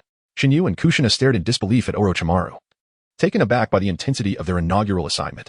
Chapter 15. Mission. Orochimaru assigned a task to Kamizuki and Kushina to eradicate a band of a dozen or so robbers. Upon hearing this from Orochimaru, both Kamizuki and Kushina were left in utter disbelief. Wait. Kamizuki hurriedly exclaimed, regaining his composure.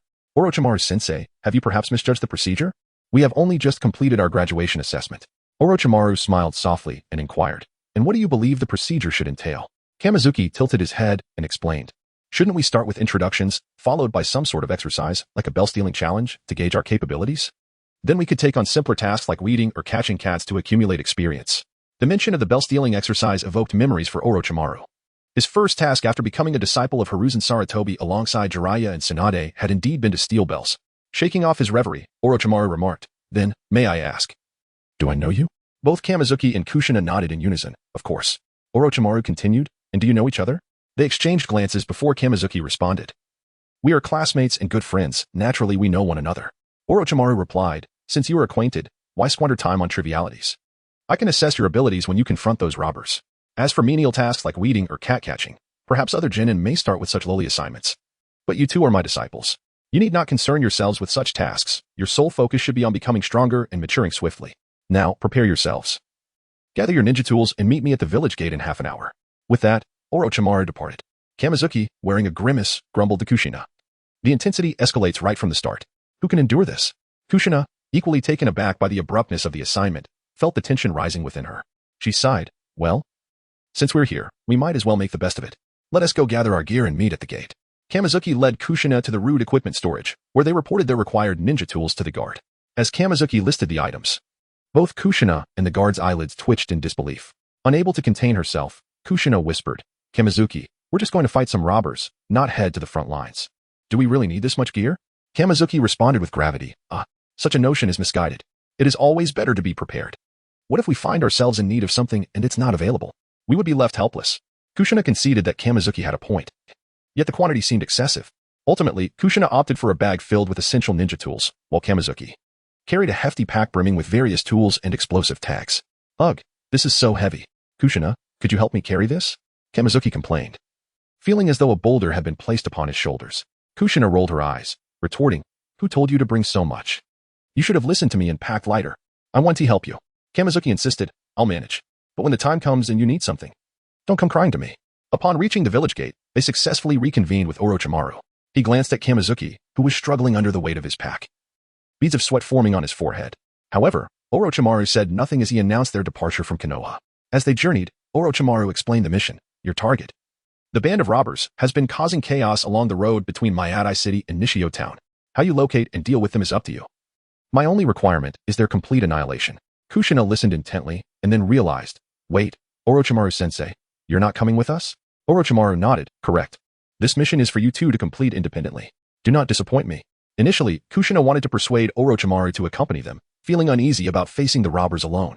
However, his words, do not disappoint me, invigorated her resolve, and she vowed, I will not let you down. Orochimaru-sensei. Hey, what are you two talking about? Wait for me. Kamizuki called out, struggling to keep pace due to his heavy load. Kushina shot him an exasperated look. Who told you to bring so much? You could have listened to me, and now you're lagging behind. Kamizuki defensively replied, Who says I'm lagging? This weight is nothing. Orochimaru smiled. Is that so? In that case, let us move swiftly and reach our destination post-haste. Without waiting for Kamizuki's response, he continued on.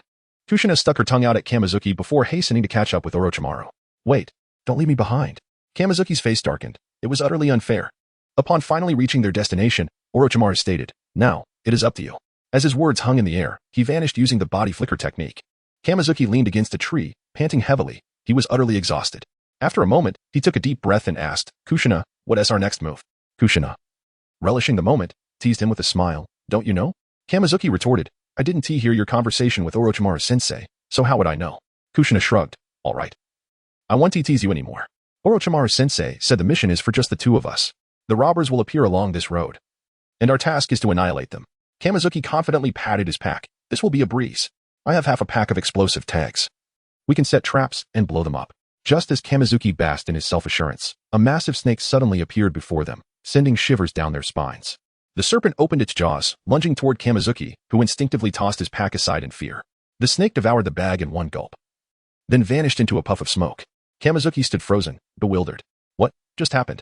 Chapter 16, the first battle. Shinyu, with a backpack laden with weapons, was swallowed by the great serpent, and then a cloud of smoke enveloped the creature, causing it to vanish from sight.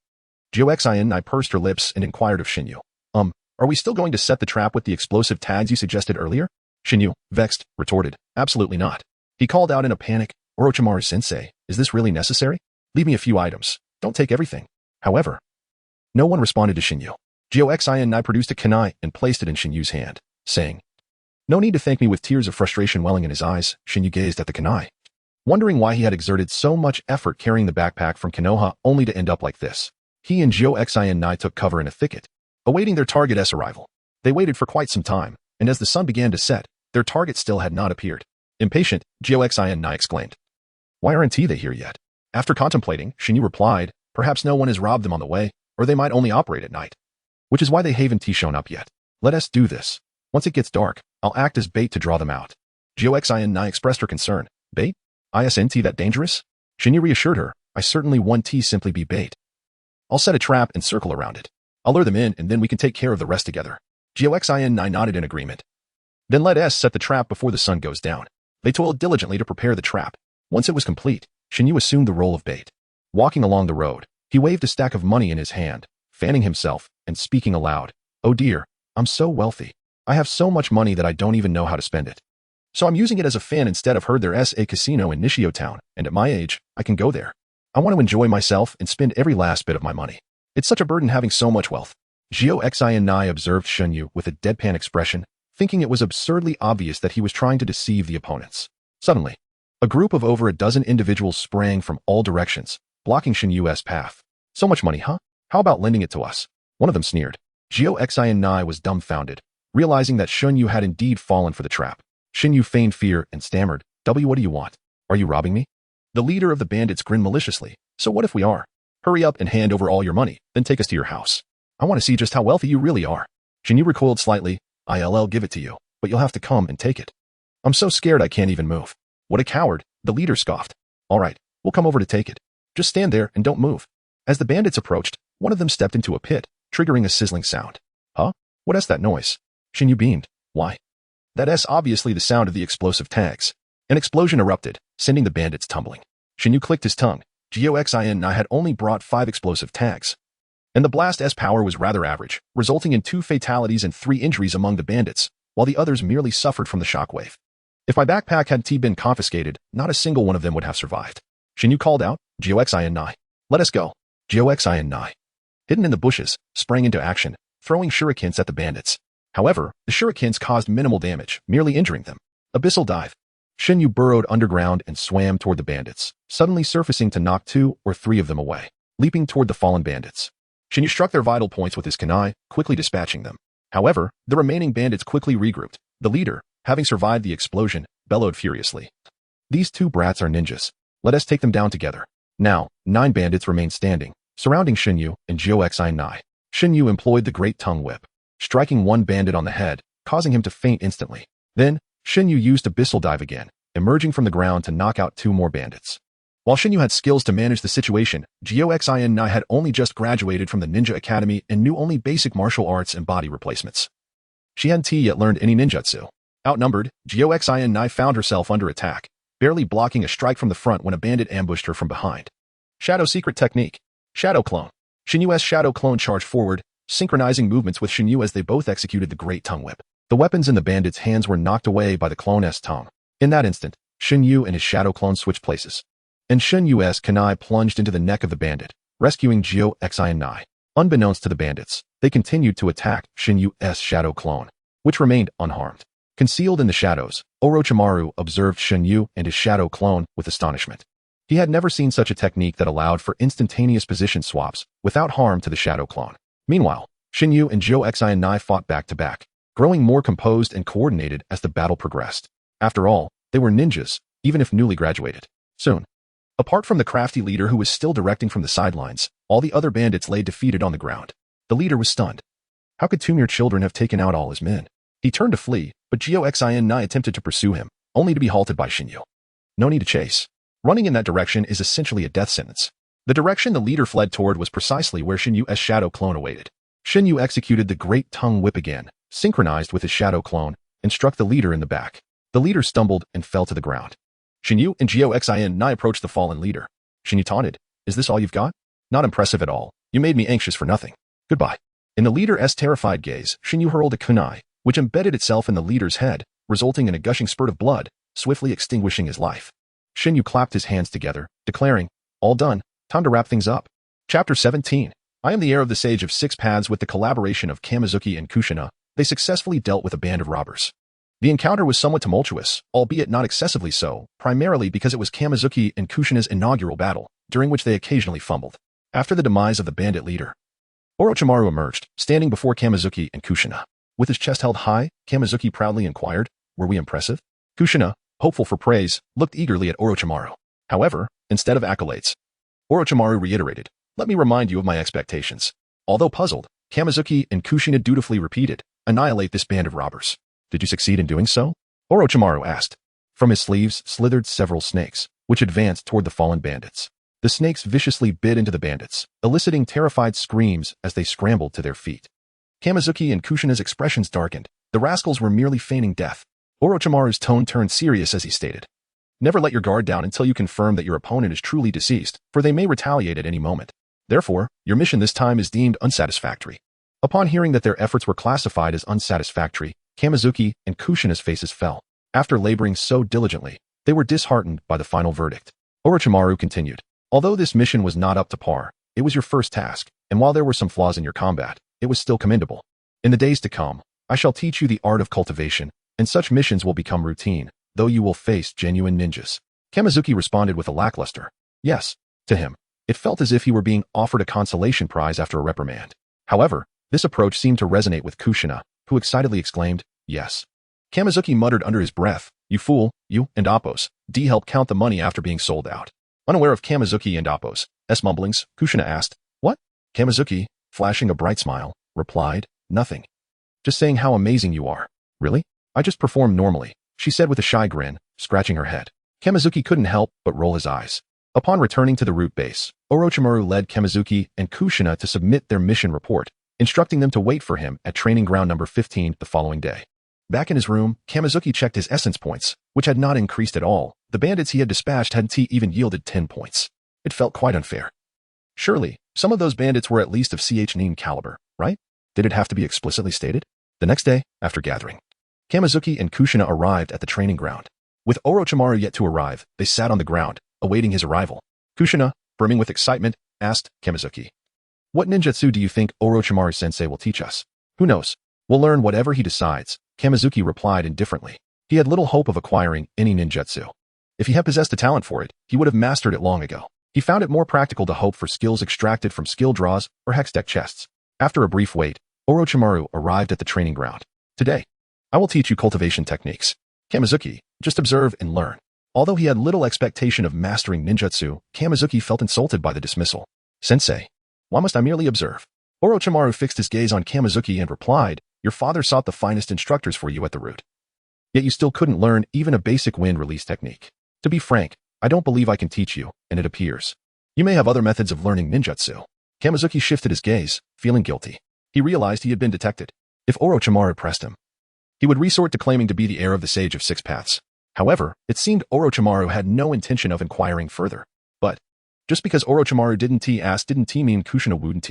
Surprised, Kushina exclaimed, "Does Kamizuki have poor aptitude?" She recalled, But he has that tongue attack, earth release. And shadow clone technique? Aren't those quite a few? Since Kushina had voiced her question, Orochimaru displayed a hint of interest, eager to hear Kamizuki's response. Kamizuki's lips twitched as he shot a glare at Kushina for being so chatty. With no choice but to proceed with the plan, Kamizuki cleared his throat and adopted a nonchalant demeanor, stating, "Since you asked, Kushina, I shall not conceal the truth. I am the heir of the Sage of Six Paths." "What?" Kushina stared at him as if he were a fool. "Did you sleep poorly last night?" Kamizuki glanced at Orochimaru, who appeared skeptical. Remaining calm, he replied, "I understand your disbelief. If I were not involved, I too would find this incredible. However, it is true. My giant tongue whip, which is the tongue attack, is something that no one in Konoha should possess, right, Orochimaru-sensei?" Orochimaru nodded in agreement. "Excluding myself, indeed." Kamizuki performed the shadow clone technique, creating a clone. "You may attack my clone as you wish." Without hesitation, Kushina rolled up her sleeves and threw a punch at the clone, which passed right through it. "Huh, is this the clone technique?" she queried, astonished. Kamizuki then unleashed the giant tongue whip, synchronizing it with his clone, shattering a nearby rock into pieces. Kushina gasped in disbelief. "How is that possible? If it can break a rock, it must be a shadow clone, but aren't shadow clones supposed to be tangible?" "Not exactly," Kamizuki explained. "Furthermore, I can instantly switch places with my clone." As he spoke, he and his clone exchanged positions in an instant. Just as Kamizuki intended to continue, Kushina's punch landed squarely on his face. Rubbing his cheek in shock, he exclaimed, "Are you out of your mind?" Kushina gazed at her fist in bewilderment. "Wait. Now it's tangible." Kamizuki, exasperated, retorted, "That's my real body." After massaging his cheek, he turned back to Orochimaru and asked, "Orochimaru-sensei, this type of shadow clone, should there be anyone else in Konoha who possesses it?" Orochimaru once again nodded. "No, and I have never heard of such a shadow clone technique." Chapter 18. Half-trust Orochimaru responded to Kamizuki, expressing that he had never encountered such a shadow clone technique. Kamizuki continued, "My earth-burrowing technique is called abyssal submersion. It can be regarded as a form of earth-release ninjutsu. However, I lack earth affinity chakra, so how am I able to utilize it? It seems quite illogical. No one in Konoha possesses the ninjutsu I am currently employing. You are aware of how foolish I was before, Orochimaru-sensei. Even a sudden epiphany would not account for such significant progress, would it? Thus, although my identity as the heir of the Sage of Six Paths appears dubious, it is indeed genuine. I have never left Konoha. My days are consumed either by school or by my father's rigorous ninja training. I have no other means of learning these techniques, do I?" Orochimaru contemplated this. For over half a year, Danzo had dispatched root ninjas to shadow Kamizuki. Yet they uncovered no anomalies. At least during the time, they could dismiss the possibility of someone teaching Kamizuki behind the scenes. When he had initially tested Kamizuki, it was clear he would not have known this shadow clone technique. Otherwise, he would have employed it earlier. As Kamizuki articulated, despite its implausibility, his explanation could only be tentatively accepted, for no alternative could replace it. Orochimaru inquired, "If the Sage of Six Paths taught you this ninjutsu, in what manner did he impart it?" Kamizuki anticipated this question and began weaving a tale. "He entered my dreams. When I sleep, am I truly asleep? Not entirely. It seems I am slumbering, yet I am receiving the teachings of the Sage of Six Paths. He instructs me in my dreams. Initially, I thought it was merely a dream, but it felt too vivid. They say dreams are forgettable, yet I recall everything distinctly. I even attempted to perform the ninjutsu he taught me. Guess what? I succeeded. This convinced me that the sage in my dreams is indeed real." Orochimaru frowned slightly, then, "What is the reason? If the sage truly instructed you, there must be a purpose." Kamizuki declared with righteous fervor, "Of course. I am destined to be the savior of the ninja world. The sage chose me as his heir because I am handsome, intelligent, and exceptionally gifted. A crisis looms over the ninja world, and after learning his techniques, I shall protect it in his stead." Kushina gazed at Kamizuki with starry eyes. "Wow. So you really are the heir of the Sage of Six Paths? That makes you a disciple of the sage, a little sage." Kamizuki, unfazed, stood tall with pride. Modesty is key. The sage instructed me not to divulge this. If you weren't my good friend and Orochimaru-sensei wasn't my teacher, I wouldn't have mentioned it. Remember to keep it a secret." Kushina stood straight and saluted Kamizuki. "I promise not to tell anyone." Orochimaru regarded Kamizuki with a peculiar expression. Handsome and intelligent could be overlooked, but exceptionally gifted? Was talent truly associated with Kamizuki? He clapped his hands. "All right, enough idle chatter. It's time to begin training." "Kushina, what is your chakra affinity?" Kushina replied, "Grandma Mito tested me. It is wind and water." Orochimaru nodded. "Very well. I shall teach you wind release ninjutsu." Thus began the lesson. A day swiftly passed. Kamizuki remained as usual, his mind blank, having learned nothing. However, Kushina appeared to have gained much knowledge, benefiting greatly from the training. After the session, Orochimaru sought out Danzo, relaying Kamizuki's claims about the Sage of Six Paths. Danzo listened with furrowed brows, sharing Orochimaru's sentiments. It was somewhat absurd, yet irrefutable. After a moment of silence, Danzo asked, "Do you believe it?" Orochimaru replied, I am half convinced, but for now, it is the only plausible explanation. Kamizuki is correct. He has never left Konoha, and his daily routine is monotonous: school, home, and even when not returning to the route, he is merely playing with Kushina. Thus, it appears he has no time to train with anyone else, which allows me to tentatively trust his words. However, if what he claims is true, he should soon exhibit other unique techniques, so we must continue to observe to discern the veracity of his assertions. Danzo nodded in agreement. Then I entrust this matter to you. I will, Orochimaru affirmed as he exited the office. Danzo closed his eyes, deep in thought.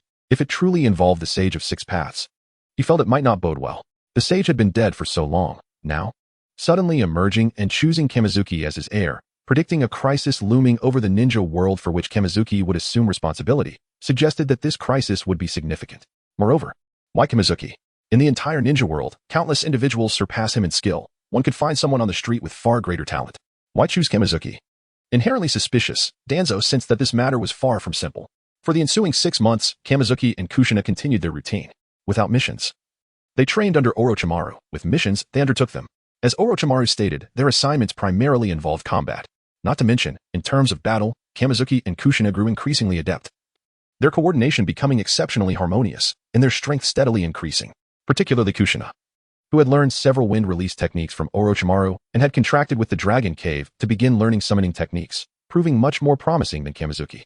Though both Kamizuki and Kushina were disciples of Orochimaru, Kushina resembled a true disciple. However, today, Kamizuki was brimming with enthusiasm. Sign-in complete for 180 days. Hex chest has been distributed. With a racing heart and trembling hands, the moment to open the treasure chest had finally arrived.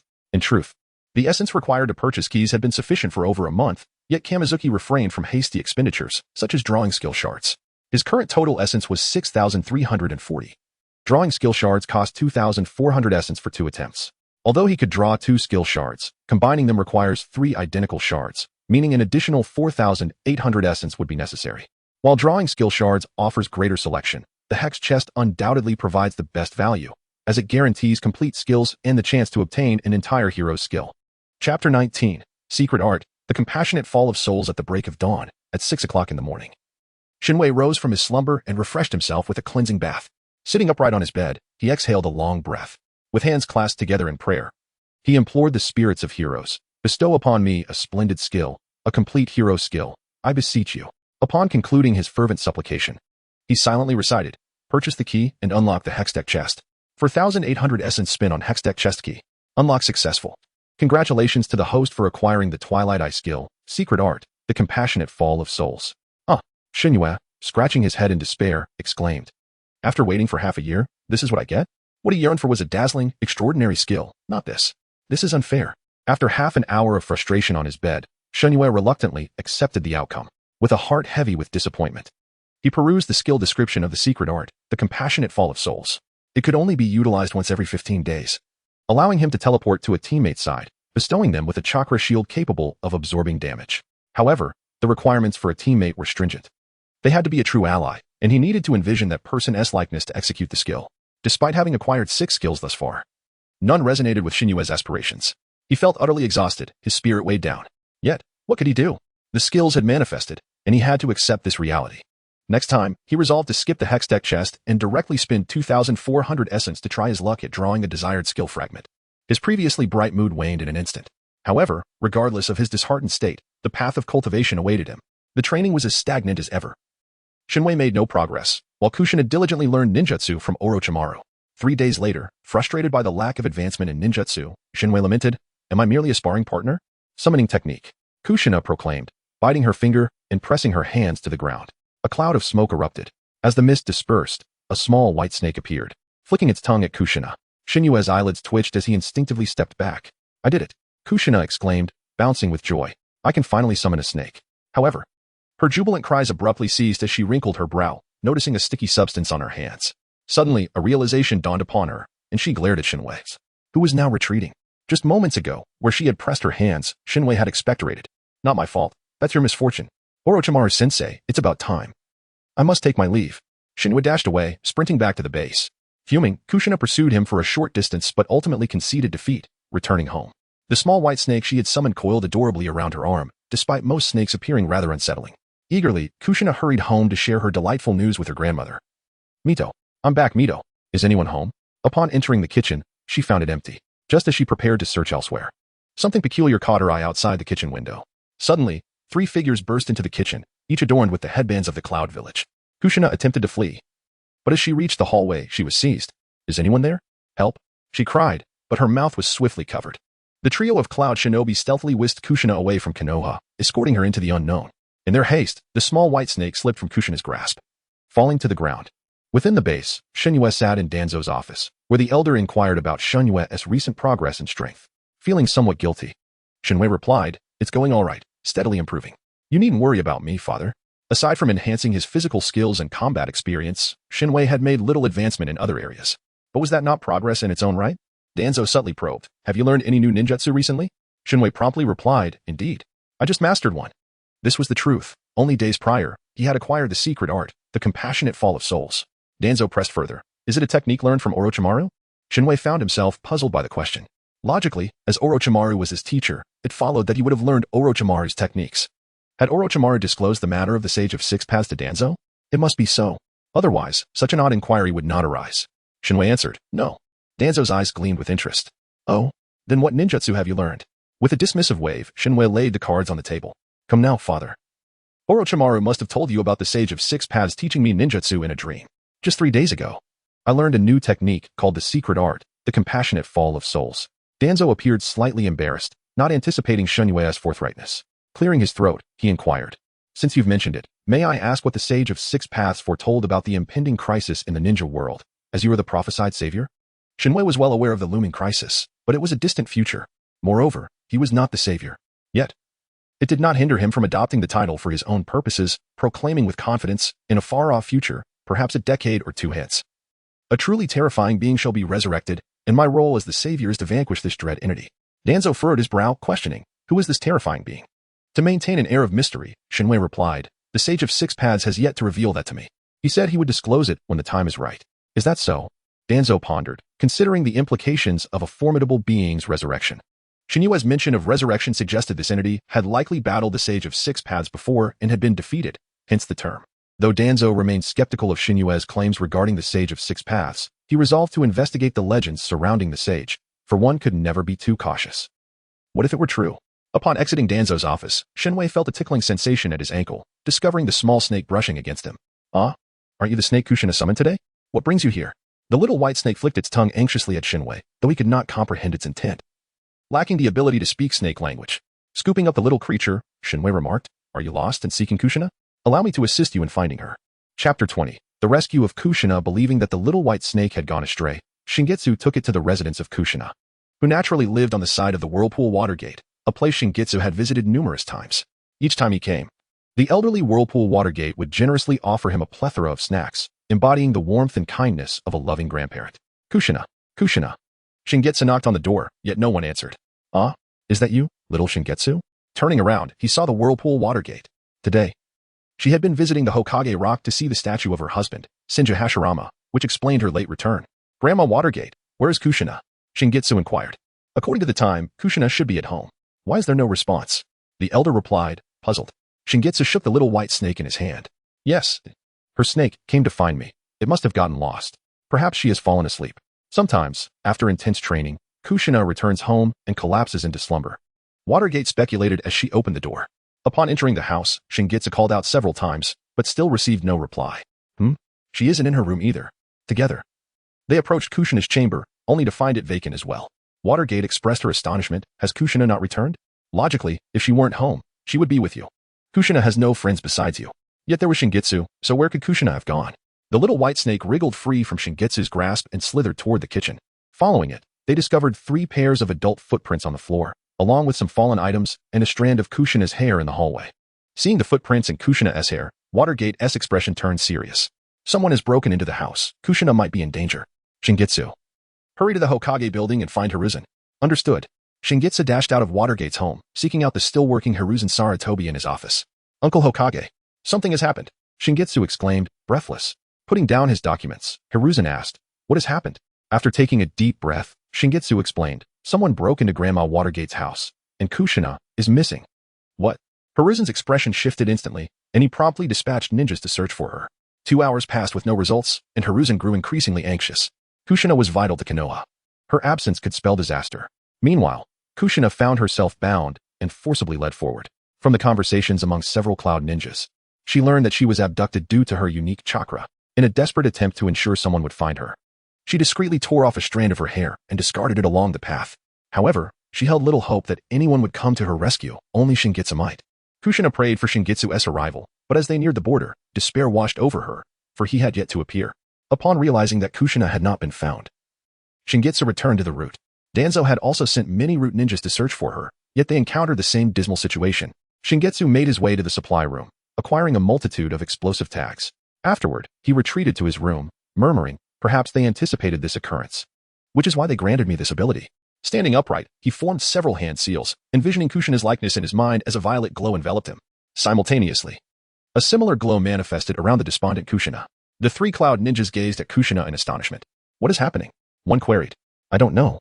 Perhaps she intends to resist. Regardless, we should incapacitate her first. Another replied. Agreed. Assuming Kushina was about to unleash a jutsu. One cloud ninja struck her neck with a hand chop. Expecting pain, Kushina felt nothing. Confusion clouded her mind. At that moment, Shingitsu teleported to her side. Kushina stared blankly at Shingitsu, questioning her sanity, while the three cloud ninjas were equally bewildered by this sudden appearance. Shingitsu drew a kunai, severing the ropes binding Kushina. And then, she was engulfed by his enormous mouth. The three cloud ninjas were petrified, witnessing the surreal scene unfold before them. Shingitsu cast a large net, laden with explosive tags, ensnaring the three ninjas within. Utilizing abyssal submersion, he burrowed underground, emerging from a distance. The cloud ninjas struggled to escape the net, but their frantic efforts only exacerbated their predicament. Ultimately, a deafening explosion erupted, obliterating them. Feeling a wave of nausea, Shingitsu retched, inadvertently expelling Kushina onto the ground. Kushina sat in a daze, unable to comprehend what had just transpired, Shingitsu's sudden appearance, her brief entrapment within him, and now finding herself back on the ground, crouching before her. Shingitsu waved. Hey, Kushina, what's wrong? Are you stunned?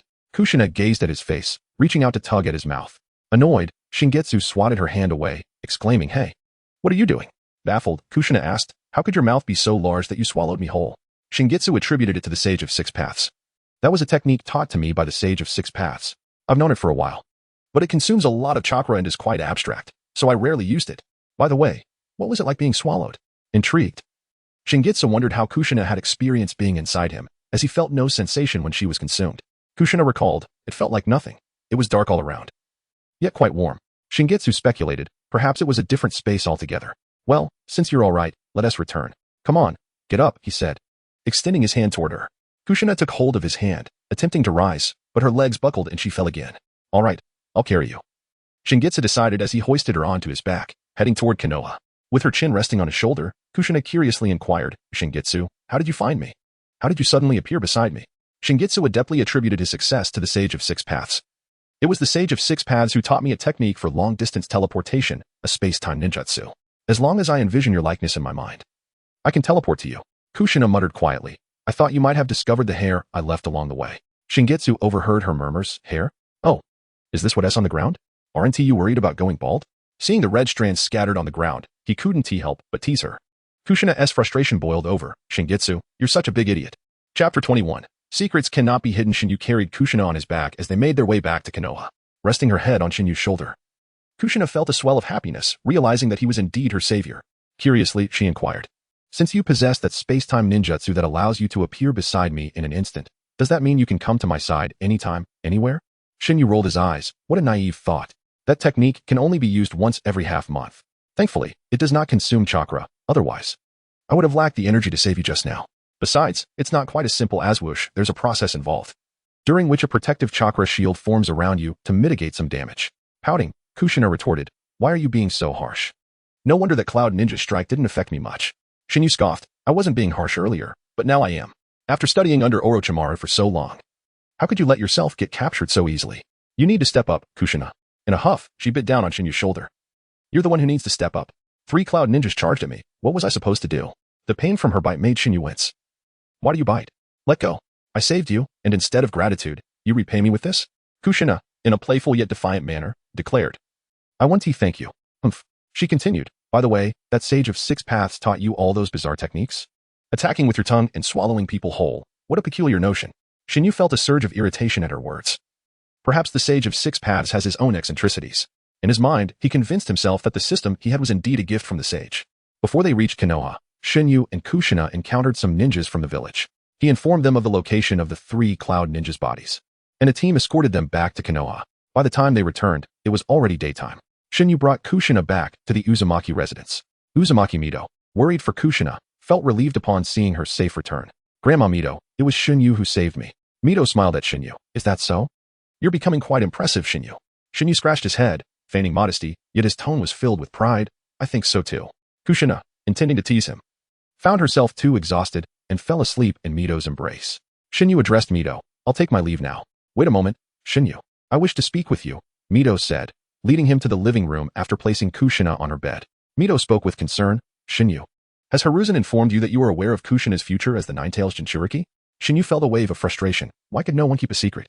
Orochimaru had revealed the sage's matters to Danzo, and now Hiruzen had disclosed Kushina's fate to Mito. Resigned, he replied, yes, I learned about it by chance. Mito sighed. I know this is unfair to Kushina. People harbor strong prejudices against Jinchuriki, often viewing them merely as military assets, while the tailed beasts symbolize calamity. Jinchuriki typically face unequal treatment. I worry that Kushina may harbor resentment due to such biases and inequalities, but I no longer fear that. She looked at Shinyu with a kind smile. Shinyu, puzzled, pointed to himself. Is it because of me? Mito nodded. Yes, Kushina regards you as her only friend. Upon learning of her future, instead of distancing yourself, you persuaded Hiruzen to allow her to become Orochimaru's disciple, ensuring her future as a Jinchuriki would be less burdensome. I knew you would be her anchor.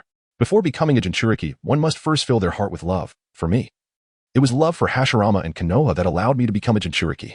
Only then could I face the future with optimism. Therefore, Shinyu, I entrust you with a request. I hope you can be Kushina's strongest bond and walk alongside her. Shinyu felt a strange sensation.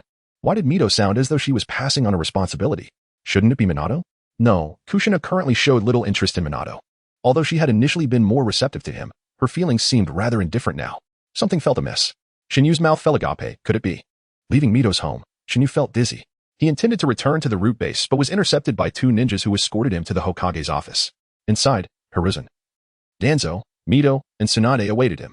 Hiruzen smiled and asked, Shinyu, is Kushina all right? Shinyu replied, she is fine, resting at Lady Mito's home, with no injuries. Hiruzen nodded. That's good to hear. Your efforts in saving Kushina were commendable. Shinyu's eyes sparkled. Are you calling me here to reward me? That would be too much. May I inquire what the reward is? Seeing Shinyu's eagerness, Danzo felt a twinge of embarrassment. Clearing his throat, he interjected. You are not here for a reward. I have some questions. The bodies of those 3 Cloud Ninjas were found near the border. Yet you have no records of leaving the village. How did you manage to leave Konoha and reach Kushina so swiftly? Shinyu hesitated, contemplating whether to speak the truth. Danzo, with a stern expression, urged, just be straightforward. There is no need for hesitation. Everyone is already aware of the Sage of 6 Paths entering your dreams. Initially, Danzo had intended to keep this matter private, but Hiruzen had discovered it and inquired, thus forcing it into the open. Shinyu was at a loss for words. Everyone truly knew? He had no choice but to share the details of learning the secret technique, Compassionate Soulfall, from the Sage of 6 Paths. Chapter 22. Within reason. Upon learning of the secret technique, the Compassionate Soul Transfer, from Kamizuki, all present were taken aback. Danzo expressed his astonishment. Is this a space-time ninjutsu akin to the second Hokage's Flying Thunder God technique? Sarutobi Hiruzen felt a sudden surge of excitement within. This technique seems to hold significant strategic value. Ultra-long-distance space-time transfer could enable the transport of supplies during wartime. However, before he could finish, Kamizuki interrupted. That is not feasible. I can only transfer myself and the items I carry. And it can only be used once every 2 weeks. Sukun Kamaru and Mito Gate Inari lamented. Only once every 2 weeks? How unfortunate. Hiruzen shook his head. Even if it can only be used once every 2 weeks, it remains a commendable technique. The ability to transfer items suggests that scrolls can be used for transport, allowing the sealing of supplies within scrolls for transfer. Kamizuki's eyelids twitched, sensing an impending predicament.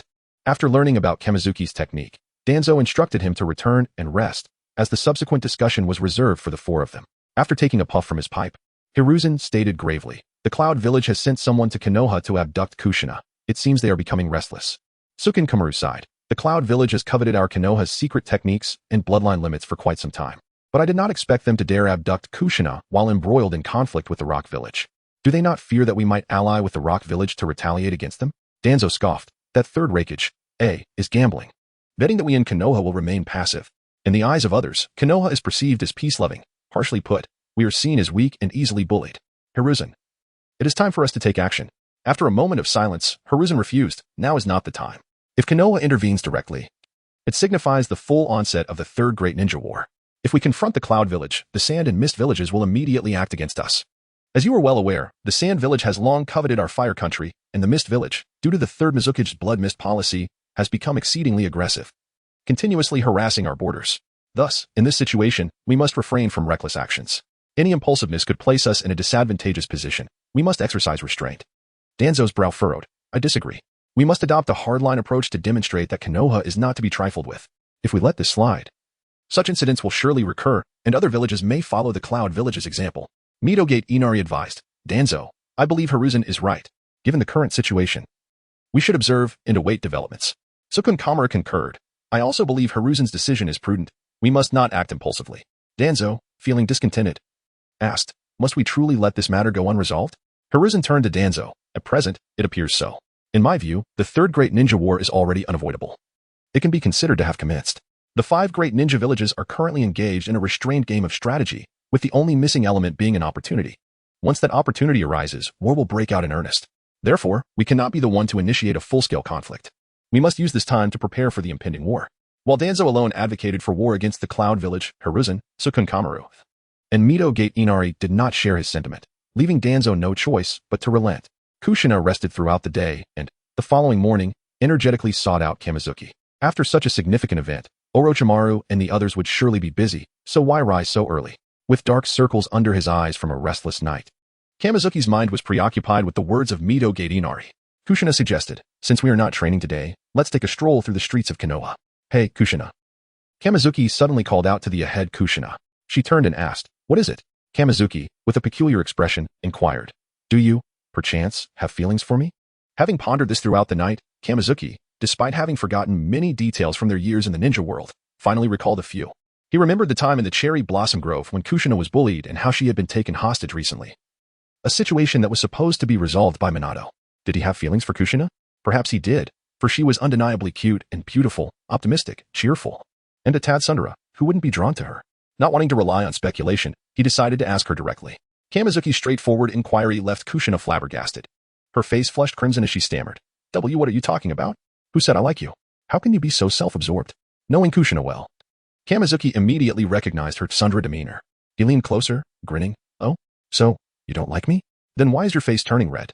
Kushina's head felt like it was spinning. She retorted, I am just hot. Oh really? If you're hot, at least have the decency to prepare a script for your excuses. Come on, don't be shy. It's only natural for someone as exceptional as me to elicit such a response. Kamizuki raised his chin, exuding an air of self-satisfaction. Kushina, feeling flustered, stomped her foot. You conceited fool. I'm ignoring you. Overcome with embarrassment, she dashed away. Hey, don't run off. Wait for me. Kamizuki hurriedly chased after her.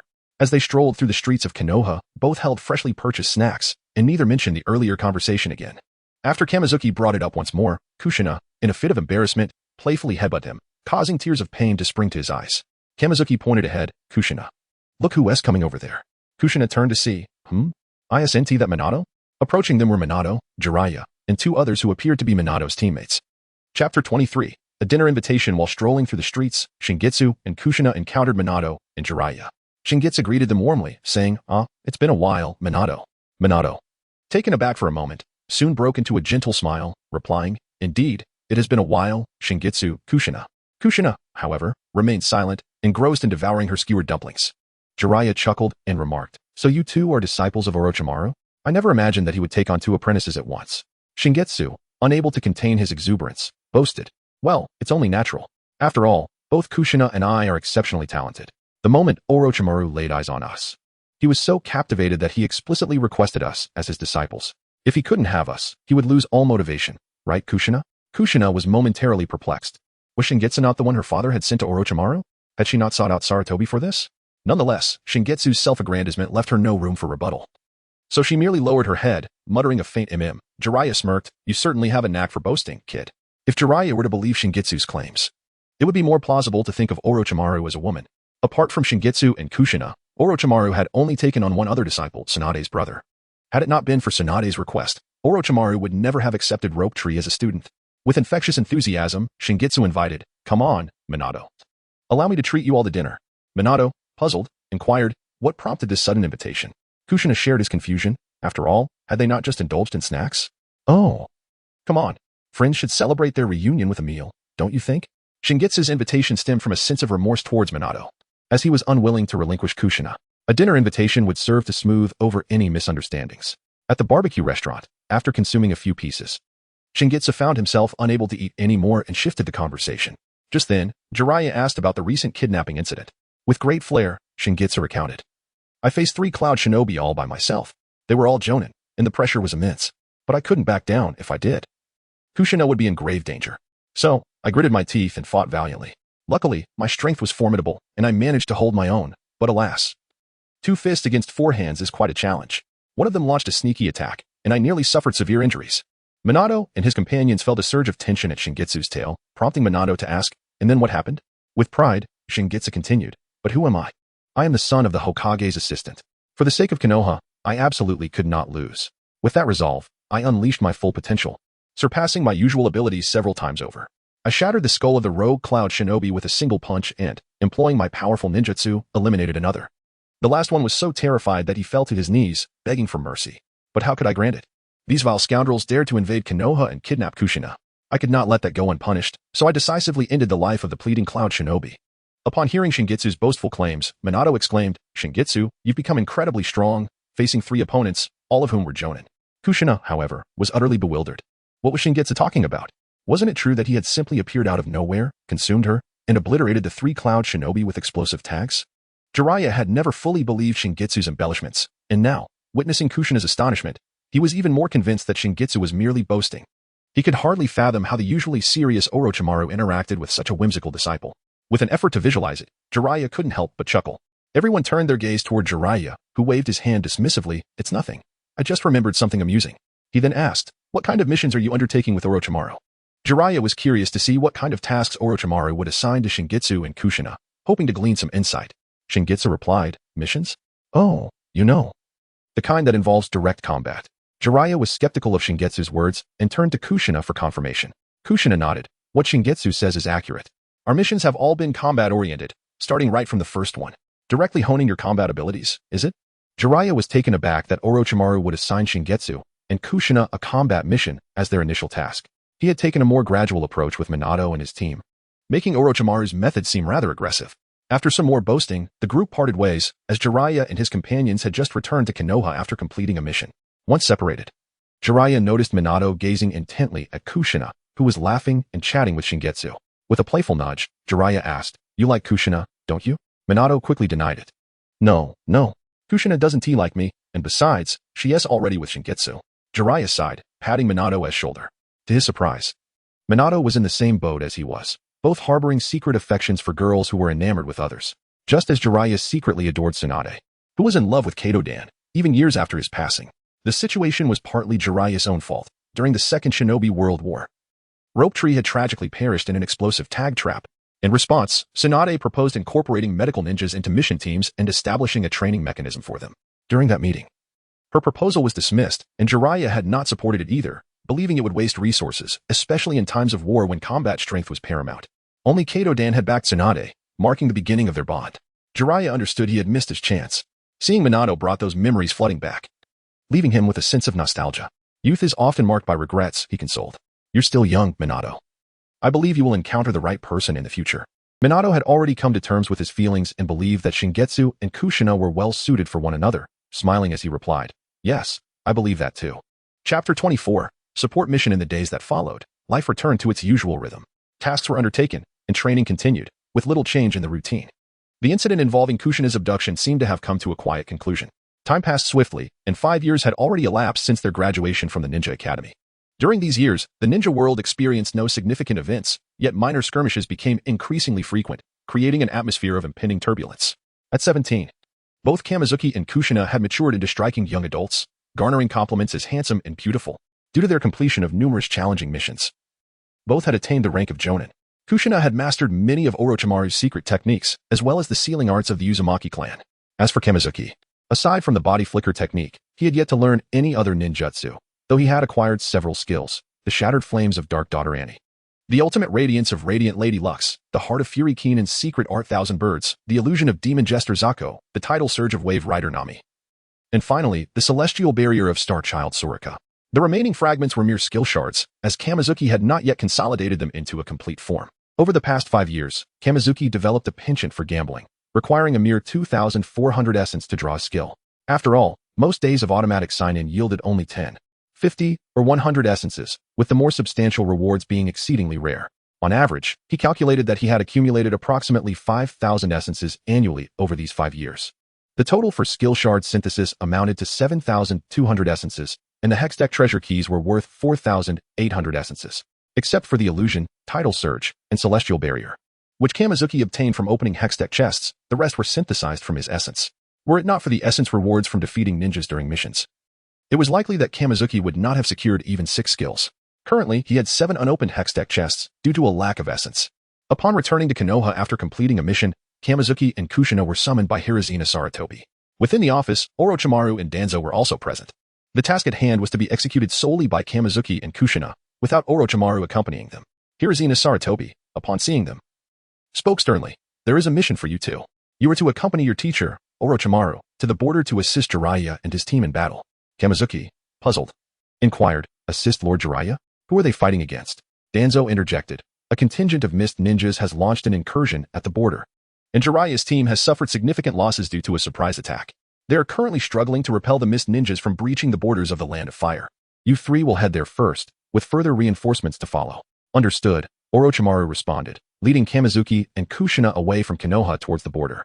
After their departure, Hirazina Saratobi remarked with a smile, "Kamizuki appears to be increasingly reliable."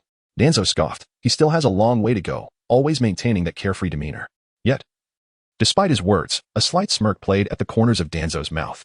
Exhaling a plume of smoke, Hirazina Saratobi chuckled. "You are still so insincere. Deep down, you are quite pleased with Kamizuki, aren't you?" "I am beginning to believe that he truly is the heir of the Sage of Six Paths." Danzo shared the sentiment. For otherwise, it would be inexplicable how Kamizuki could wield both fire and lightning release ninjutsu. Particularly, his ultimate radiance technique, being a non-attribute ninjutsu, displayed formidable power. Such extraordinary abilities seemed to defy explanation unless imparted by the Sage of Six Paths himself. Hirazina Saratobi continued, "The third great ninja war is on the verge of erupting. Once this war concludes, it will be time for me to step down."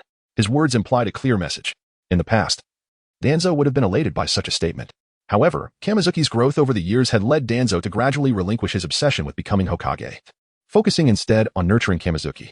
The title of Hokage had been Danzo's dream. If Kamizuki were to assume that mantle, it would be as if he had fulfilled Danzo's aspirations. Yet now, Danzo found no joy in this prospect. Kamizuki had once mentioned that, far in the future, a terrifying being would be resurrected, and his role as the savior would be to vanquish this entity. Danzo had researched extensively, uncovering that the Sage of Six Paths and his brother had once defeated a being referred to as the Goddess of the Moon, their mother. The scant records provided little insight into why the brothers would combat their own mother, merely stating that it was for the sake of humanity. Danzo could only glean this much from his investigations. He could not ascertain whether the being Kamizuki spoke of was indeed this Goddess of the Moon. If so, it would surely herald catastrophe. Observing Danzo lost in thought, Hirazina Saratobi inquired, "Danzo, what troubles you?" Danzo shook his head. "It is nothing. Now is not the time to deliberate on who will become the 4th Hokage. Our focus must remain on this impending war. I believe an all-out conflict is not far off, and it seems Lady Mito's time is drawing near." Upon hearing Mito's name, Hirazina Saratobi's expression turned serious. "Indeed, it should be within the next couple of years. Therefore, soon, Kushina will likely become the new Jinchuriki." Danzo remarked, "The Jinchuriki is vital for Konoha. We must closely monitor Lady Mito's condition. Furthermore, after this mission, Kushina should refrain from undertaking any further tasks. Once she becomes the Jinchuriki, she will be under Root's supervision." Agreed. Hirazina Saratobi responded without hesitation. Given the bond between Kamizuki and Kushina, he trusted that Danzo would not be overly harsh with her. Moreover, Kamizuki and Kushina spent nearly every day together, and for Kushina, Root felt like home. As Orochimaru led Kamizuki and Kushina towards the border, Kamizuki complained, "Honestly, we haven't even had a moment to rest. Kushina, are you not tired?" Without a moment's thought, Kushina replied, "I am not tired." Kamizuki took this as an opportunity to push further. "If you and Appos are not tired, why not carry me on the way?" Kushina retorted sharply, "How can you have the audacity to ask me to carry you?" Kamizuki muttered, "Well, I just did, didn't I? You're so stingy." Kushina's forehead twitched with irritation. "Are you looking for a beating?" Kamizuki quickly backtracked. "Let's pretend I never said that." With a sigh, he reflected that Kushina's threats were all too real, with no leniency in her approach. As Kushina matured, her temper had grown increasingly fierce, often resorting to physical confrontations, leaving Kamizuki in a state of despair. He had thought Kushina was simply entering a rebellious phase, but why was her rebellion directed at him? Chapter 25. The Ultimate Flash under the threat of Kushina. Kamizuki could no longer harass her, so he turned his attention to Orochimaru. Sensei Orochimaru, what shall we do once we reach the border? Should we make a dazzling entrance? That would be incredibly cool and would certainly impress Lord Jiraiya. Orochimaru replied calmly, why should I seek to impress Jiraiya? Kamizuki urged, after all. You and Lord Jiraiya are among the legendary 3 ninjas. Just imagine you coolly saying to him, Jiraiya, I didn't expect you to be in such a predicament. I'm here to rescue you. Wow, just thinking about it is exhilarating.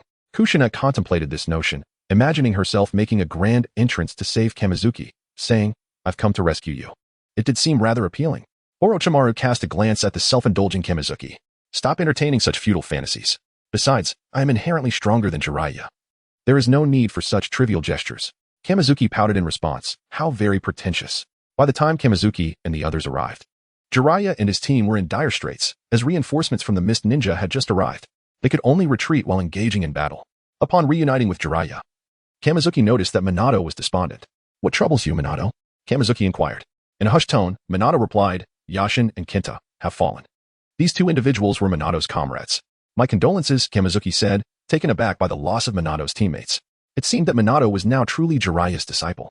From Jiraiya, Orochimaru had already gleaned the general situation and the location of the Mist Ninja's encampment. Kamizuki, Kushina, this mission is entrusted to you, Orochimaru stated. Both Kamizuki and Kushina replied in unison, understood. Jiraiya frowned. Are you planning to act alone? That is far too dangerous. Orochimaru responded with a tone of conviction. If I have chosen to let Kamizuki and Kushina act, it is because I have confidence in them. Now, let us proceed, Kamizuki, Kushina. Kamizuki mused internally. Realizing that Orochimaru was indeed putting on a facade of indifference while secretly wanting to impress Jiraiya. Seeing Orochimaru's demeanor, Jiraiya ceased his objections. Yet he accompanied Minato as well. Together, Jiraiya, Minato, Orochimaru, Kamizuki, and Kushina approached the vicinity of the Mist Ninja's encampment. Orochimaru remained silent, allowing Kamizuki and Kushina to take the lead. Kushina bit her finger, forming hand seals and pressing her hands to the ground. Summoning technique. Kushina summoned several small white snakes, directing them towards the Mist Ninja's encampment. Scout the situation ahead. The summoned snakes responded, yes, Lady Kushina. They slithered towards the encampment. After a brief moment, the small white snakes returned to report, Lady Kushina, there are a total of 47 individuals, with 10 patrolling the perimeter and 37 gathered within the tents. Seemingly in a meeting. Thank you for your hard work. You may return and rest, Kushina instructed. The snakes vanished in a cloud of smoke. Kushina began to devise a plan, stating to Kamizuki, you will create an illusionary clone to handle the 37 individuals, while the remaining 10 will be dealt with by my illusion in conjunction with you. Kamizuki gave an affirmative gesture. Jiraiya and Minato were curious about Kamizuki's method for handling those 37. Feigning seriousness, Kamizuki formed several hand seals and produced an illusionary clone that mirrored himself perfectly. He then found a position aligned with the Mist Ninja's encampment. Taking a deep breath, Kamizuki aimed his palms towards the encampment. His chakra rapidly coalesced, forming a resplendent orb of light in his hands. Jiraiya and Minato sensed the immense power and exclaimed in astonishment, what technique is this? Kushina responded proudly. This is a technique unique to Kamizuki. Watch closely. It requires but a moment. A red line shot from the orb, connecting with the Mist Ninja's encampment. Ultimate flash. The red line erupted into a brilliant beam of light, striking the encampment with explosive force. Jiraiya and Minato peered towards the site of impact, witnessing the destruction where the blast had occurred, flames consuming the surroundings and charred bodies lying in the aftermath. Jiraiya and Minato were stunned. The power was overwhelming. After unleashing such a formidable technique, Kamizuki collapsed to the ground, utterly spent. The ultimate flash was extraordinarily taxing on chakra, and having used it thrice, he was nearly drained. Hence, Kushina had advised him to create an illusion in advance, otherwise, he would have lacked the chakra to sustain it post-attack. Kushina summoned a large snake to shield Kamizuki and called out, Kamizuki. I understand. He replied, maneuvering his illusionary clone towards the Mist Ninja's encampment. The commotion drew the attention of nearby patrolling ninjas. Upon spotting Kamizuki's illusionary clone, the patrolling ninjas launched an immediate assault. When their attacks struck the clone, it suddenly exploded, revealing 3 jester boxes that emitted eerie laughter. The Mist Ninjas, taken aback by the jester boxes, were met with a barrage of shuriken-like projectiles that were not lethal but nonetheless startling. Jiraiya speculated, is this an illusion technique? Meanwhile, Kushina sprang into action, swiftly appearing behind the Mist Ninjas. Serpent Shadow Technique. Numerous snakes emerged from her sleeves, ensnaring the Mist Ninjas and constricting them while targeting their vital points. Simultaneously, Kushina brandished kunai, assisting the snakes in eliminating the Mist Ninjas. The battle concluded swiftly, leaving Jiraiya and Minato in a state of disbelief. The synergy between Kamizuki and Kushina was remarkable, their teamwork seamless. Yet, what astonished them most was Kamizuki's unique ninjutsu. The radiant beam of light and the explosive gesture boxes were unlike anything they had encountered before. Chapter 26. The Flying Thunder God of the Water Gate. The techniques exhibited by Shinwei left both Jiraiya and Minato Namikaze astounded. Jiraiya inquired, Orochimaru, did you teach Shinwei these two techniques? When did you develop such formidable skills? Orochimaru replied, it was not I who instructed him. As for who did, it is unnecessary to disclose. Currently, only he, Kushina, and a select few high-ranking officials were privy to the fact that the Sage of Six Paths had imparted ninjutsu to Shinwei in a dream. Hiruzen Sarutobi had previously issued orders to keep this matter confidential. Should other ninja villages discover that Shinwei was the Sage of Six Paths' successor, he would undoubtedly become a prime target, subjected to assassination and abduction. Thus, apart from those few individuals, no one else was aware of it. Orochimaru, influenced by Shinwei, experienced a shift in his mindset. The original Orochimaru, haunted by the death of his disciple and Tsunade's lover, felt the fragility of life, compelling him to seek immortality and master all ninjutsu. Yet, nothing captivated him more than the techniques of the Sage of Six Paths. Although Orochimaru had attempted to decipher Shinwei's techniques, he found their principles elusive. Truly, they were profoundly complex.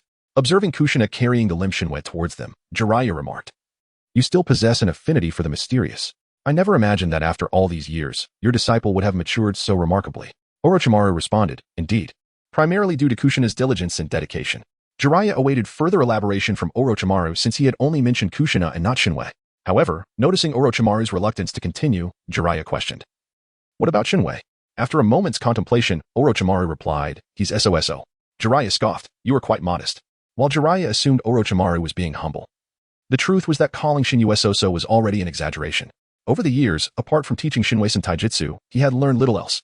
Shinwei, slumped on Kushina's back, complained, every time I use this technique, it feels so exhausting. I don't want to use it next time. Kushina rolled her eyes. You said the same thing last time, yet you seemed quite thrilled when using it. Shinwei retorted, of course, I feel exhilarated during the use, but afterward, I enter Sage mode and immediately regret it. Kushina's lips twitched in annoyance. Could you use a more appropriate way to describe it? Shinwei huffed, you're the one who misinterpreted. Kushina, exasperated, countered, this was clearly your explanation to me, so how can you now blame me for misunderstanding? Who is at fault here? Shinwei tilted his head. It and Appos, that's definitely not my issue. Kushina gritted her teeth. Are you looking to be punished? Shinwei quickly capitulated. I was wrong. It's all my fault. Now utterly drained. He knew he couldn't even run if she chose to strike him. Although Shinwei greatly appreciated the ultimate flash technique for its speed and power, its drawbacks were evident, excessive preparation time and a warning red line before the explosion, which could be interrupted or evaded, rendering it useful only against stationary targets, requiring protection while executing it, and once used, he would be left unable to fight. It was indeed a matter of insufficient chakra. Kushina approached Orochimaru, carrying Shinwei, and reported, Orochimaru-sensei, we VE resolved the situation. Orochimaru nodded. Very well, let us return. Upon returning to their encampment, Shinwei rested in the tent while Kushina stayed by his side. Meanwhile, Jiraiya and Orochimaru deliberated the current circumstances. The outpost of the Mist Ninja that Shinwei and Kushina had addressed would not significantly alter the situation, however. Orochimaru chose to proceed with this action as a means of intimidation. The formidable ninjutsu exhibited by Shinwei, coupled with the battle marks left by Kushina, would serve to inform the Mist Ninja that Orochimaru had also arrived, instilling a sense of caution among them. The reputation of the legendary three still resonated profoundly. The Mist Ninja, recognizing the esteemed name of Jiraiya, even in an advantageous position, dispatched reinforcements to combat. The immediate objective was to buy time until the main forces of Konoha could provide support. Thus, in the ensuing days, Orochimaru and Jiraiya needed to remain active, ensuring the Mist Ninja dared not act impulsively, thus securing precious time. After finalizing their plans, it was already deep into the night. Jiraiya prepared to return to his tent for rest, as they would embark on intense battles from the following day. He spotted Minato Namikaze in the distance, seated on a stone, gazing at the moon in contemplation. Jiraiya approached and sat beside him, asking, what occupies your thoughts? The sound of Jiraiya's voice brought Minato back to reality, and he shook his head, nothing in particular. Jiraiya sighed, as my disciple, how could I not know your thoughts? You must be reflecting on Shinwei's displayed prowess during the day. Minato lowered his head slightly, feeling a sense of loss as he admitted, Shinwei and I are contemporaries. Yet he has distanced himself from me significantly. Perhaps my talent truly is lacking. Jiraiya gazed at Minato earnestly. Minato, do not belittle yourself. Your talent is quite exceptional. You are not inferior to anyone. Minato managed to smile, albeit strained. Thank you, Jiraiya-sensei. Jiraiya, feeling a sense of helplessness, remarked, I am not merely comforting you. I speak the truth. Initially, I intended to resolve matters here before returning to Konoha to pass this on to you. Since it has come to this, I shall provide it to you now. Jiraiya summoned a toad, which held a scroll in its tongue. He took the scroll and handed it to Minato. Curiously, Minato asked, Jiraiya-sensei, what is this? Jiraiya explained, your reflexes are remarkably swift. I believe this technique would suit you well. Perhaps you can master it. I obtained it from the old man. It is the space-time ninjutsu, the Flying Thunder God technique. Invented by the second Hokage, Tobirama Senju. It allows for instantaneous movement through the use of the technique. Flying Thunder God technique? Minato gazed at the scroll in his hand, a surge of inexplicable excitement coursing through him, as if he were about to take flight. Chapter 27. Contemplating future children before the full moon, Jiraiya and Orochimaru stood in front of Kushina and Minato. Jiraiya addressed the trio, from this day forth. You three shall form a team and undertake missions together. Kushina, perplexed, responded, Huh? But I have always completed missions alongside Minato. Jiraiya explained. Due to the unfortunate loss of Minato's two teammates, and because Orochimaru and I will be acting independently, it is customary to operate in teams of 3. This arrangement will allow you to work together, and rest assured, Minato's strength will be a significant asset. Kushina turned her gaze towards Orochimaru, who nodded in agreement. Indeed. I shall be joining Jiraiya, so you must be cautious while carrying out your tasks. Kushina then looked at Minato, who shrugged and said, I have no objections. Let us work together. Kushina nodded in agreement, though she felt a sense of unease at the sudden addition to their duo. Now, I shall assign you a mission. Jiraiya announced. We need to stall and prevent the Mist Ninjas from entering the Land of Fire. There is a squad of Mist Ninjas in the northwest. You are tasked with intercepting them. Understood. The trio replied eagerly as they set off to fulfill their mission. As they traversed the forest, Minato, with a smile, said to Kushina, I never expected you would become my teammate. I look forward to your guidance. Minato, ever humble, replied, No, it is I who should seek your guidance. Curiously, Kushina inquired, Minato, can you perform the Flying Thunder God technique? Minato appeared puzzled. Flying Thunder God? What is that? Realizing he did not understand, Kushina clarified. It's the teleportation technique. Haven't you learned it yet? Minato's eyes brightened with recognition. Oh, that technique. I didn't realize you already knew about it. Jiraiya-sensei just introduced the scroll to me, but I have yet to begin my training. Kushina, intrigued, asked, What is the Flying Thunder God technique? It is a space-time ninjutsu invented by the second Hokage, explained Kushina. It is a form of body flicker technique, but significantly faster, allowing for instantaneous movement. Whoosh. It's incredibly swift. Kushina gasped, Instantaneous movement? Isn't that invincible? After a moment's thought, Minato replied, Invincible? Perhaps not entirely, but it certainly enhances one's strength, making it nearly impossible to be intercepted. Kushina gazed at Minato with envy. You are fortunate, Minato, to have the opportunity to learn such a powerful technique. Minato smiled. I owe my gratitude to Jiraiya-sensei for this chance to learn the Flying Thunder God technique. As Minato had yet to master the technique, Kushina pondered the impending war that loomed on the horizon. Additionally, she was now 17 and on the verge of adulthood, soon to become the Nine-Tails Jinchuriki. A sense of concern washed over her. Though it remained uncertain, it was inevitable that she and Minato would eventually be together. One thought troubled her. Would their child be the savior, or would it be Minato's child? Kushina shuddered at the idea of her child being the savior, fearing the grim possibilities that could accompany such a fate. If Minato's child were the savior, would that child be deemed the savior without the Nine-Tails?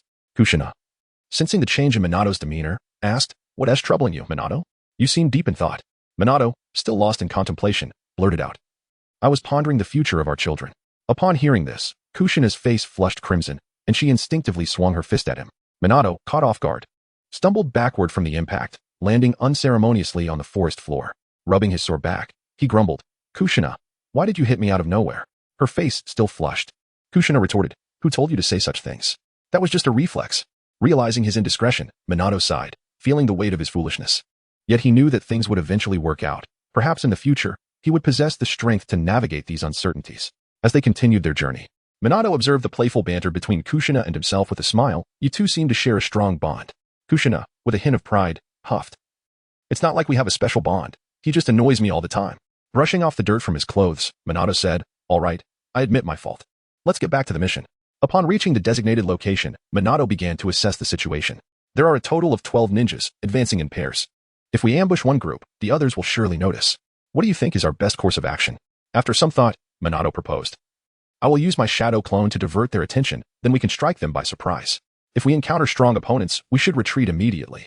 Kushina and Minato nodded in agreement. Sounds good. Minato created a shadow clone, directing it toward a squad of mist ninjas. One of the mist ninjas halted, signaling for caution while scanning the surroundings. Water release. Water whip. The mist ninja conjured a whip of water, aiming it at Minato's clone. The clone dodged the attack, but 2 other mist ninjas appeared from behind, seizing control of it. Upon spotting the Leaf Village headband on the clone's forehead, the mist ninja sneered, A leaf ninja? They must be here to gather intelligence. Let us eliminate him and proceed. The controlling Mist Ninja drew a kunai, plunging it into the clone, which promptly exploded, unleashing 3 terrifying figures that cackled ominously and attacked the Mist Ninjas. The startled Mist Ninjas screamed in fear, alerting the remaining squads, while Minato, Kushina, and their clone took advantage of the distraction to execute their plan. Chapter 28. Cooperation. Shinyu successfully attracted the attention of the Mist Ninjas through his illusionary clone. The other 3 teams of Mist Ninjas rushed over. Although the 3 scare boxes had been dealt with by the Mist Ninjas, many shuriken had pierced their bodies. The leading Mist Ninja chief frowned and inquired, "What happened?" One of the Mist Ninjas, wincing in pain, replied, "We caught a leaf ninja. But it was just a shadow clone." From the shadow clone emerged 3 boxes capable of casting illusions. Boxes capable of casting illusions? The Mist Ninja extracted the shuriken from his body. Yes, it must be sound-based illusions. Those 3 boxes emitted eerie laughter, and then we fell under the illusion. The chief of the Mist Ninjas spoke sternly, "We may be under surveillance. Stay vigilant." Taro, what's wrong? Suddenly, one of the Mist Ninjas collapsed, and a figure swiftly darted past. That figure was Minato Namikaze. Though Minato had yet to master the Flying Thunder God technique, his body flicker technique was unmatched in speed. The Mist Ninja chief shouted, "Enemy attack. Prepare for battle. Fragmentation fire." From his position atop a tree, Shinyu conjured a fireball and hurled it at the Mist Ninjas. Water style, water barrier. The chief reacted swiftly, erecting a water wall to block Shinyu's fireball. Kushina formed hand seals. Wind style, vacuum sphere. Taking a deep breath, Kushina expelled a concentrated chakra blast akin to bullets. One Mist Ninja was struck, his body riddled with holes like a honeycomb. Meanwhile, Minato reappeared behind another Mist Ninja, dispatching him with decisive ease. The Mist Ninjas retaliated with various ninjutsu and weapons against Shinyu and his companions. Particularly, the chief's ninjutsu was formidable, forcing the trio to take cover behind a rock. Shinyu turned to Kushina. "Kushina, are you ready? Our target is that powerful chief."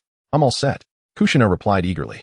Minato looked perplexed at Shinyu and Kushina, wondering what they were preparing for.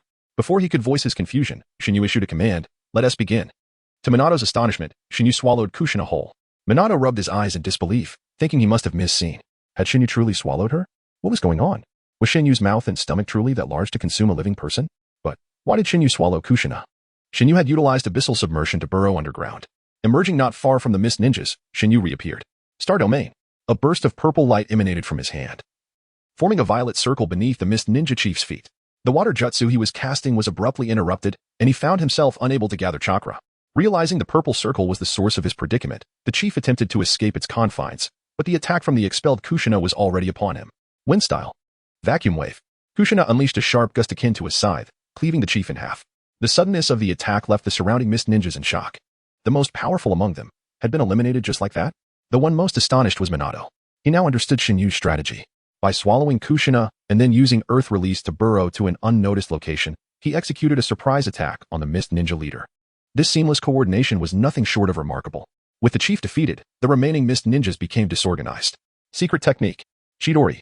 Shinyu brandished several shuriken imbued with lightning, striking one in a vital spot, killing him instantly. Shinyu then employed shadow technique, shadow clone, and alongside his clones, continually hurled fragmentation fire and Chidori shuriken, prompting the Mist Ninjas to scatter in panic. Kushina utilized serpent jutsu, swiftly eliminating several Mist Ninjas. Minato joined the fray, and together, the trio eradicated the remaining Mist Ninjas. Shinyu wiped the sweat from his brow, exclaiming, "What a thrilling and exhilarating battle." Indeed, it was exhilarating, Kushina echoed, exhaling deeply. Minato, somewhat at a loss, regarded Shinyu and Kushina, wondering who should truly feel exhilarated. Having witnessed the spectacle of Shinyu devouring a living person, unable to contain his curiosity, Minato asked, "Shinyu, was that technique of yours truly a ninjutsu when you swallowed Kushina?"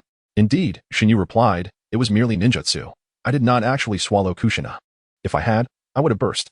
Minato chuckled awkwardly. "Your ninjutsu is quite unique." After tidying up the battlefield, the trio returned to their encampment.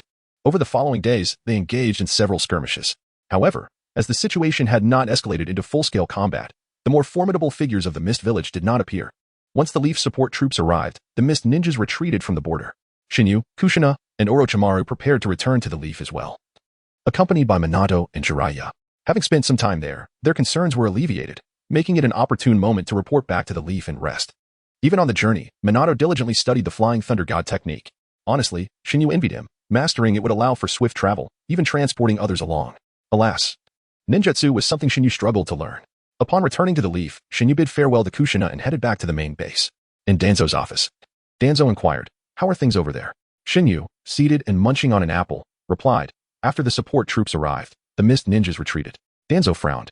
"The Mist Village is restless. This won't simply end here. For now, we can only proceed as such. I have something to discuss with you. You will be acting independently from now on. Shinyu paused, apple in hand. Is it time for that? Indeed, Danzo affirmed. Lord Mito has little time left. So we must prepare for the sealing ceremony. Once Kushina becomes the Jinchuriki, she cannot leave the leaf freely.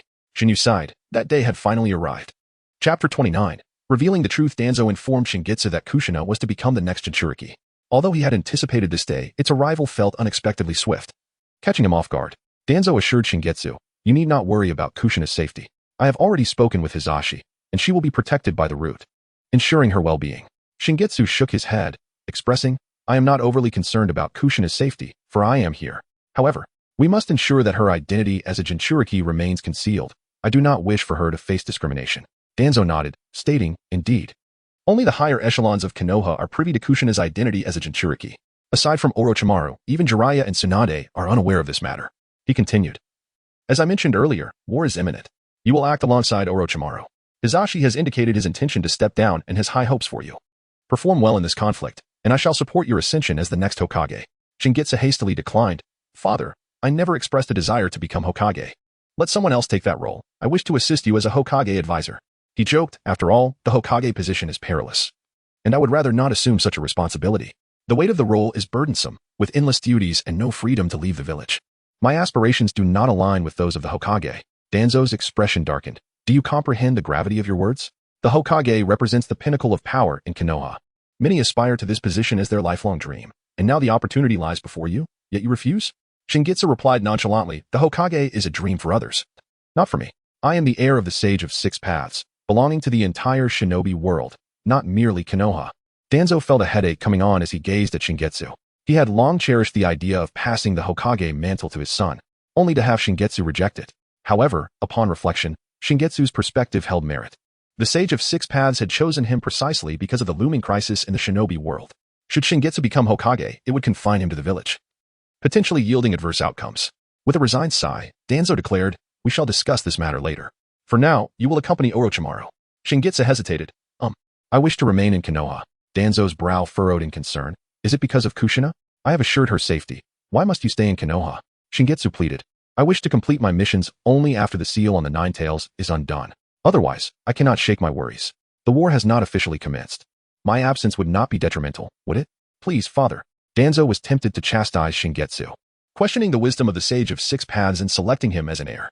Yet, he felt powerless against his own son's wishes. Once, Danzo had underestimated Shingetsu, considering him unworthy of significant responsibility. However, Shingetsu's current stature commanded Danzo's respect, making it increasingly difficult for him to assert his authority. In an unwavering tone, Danzo insisted. Once the war begins, you must participate, regardless of your desires.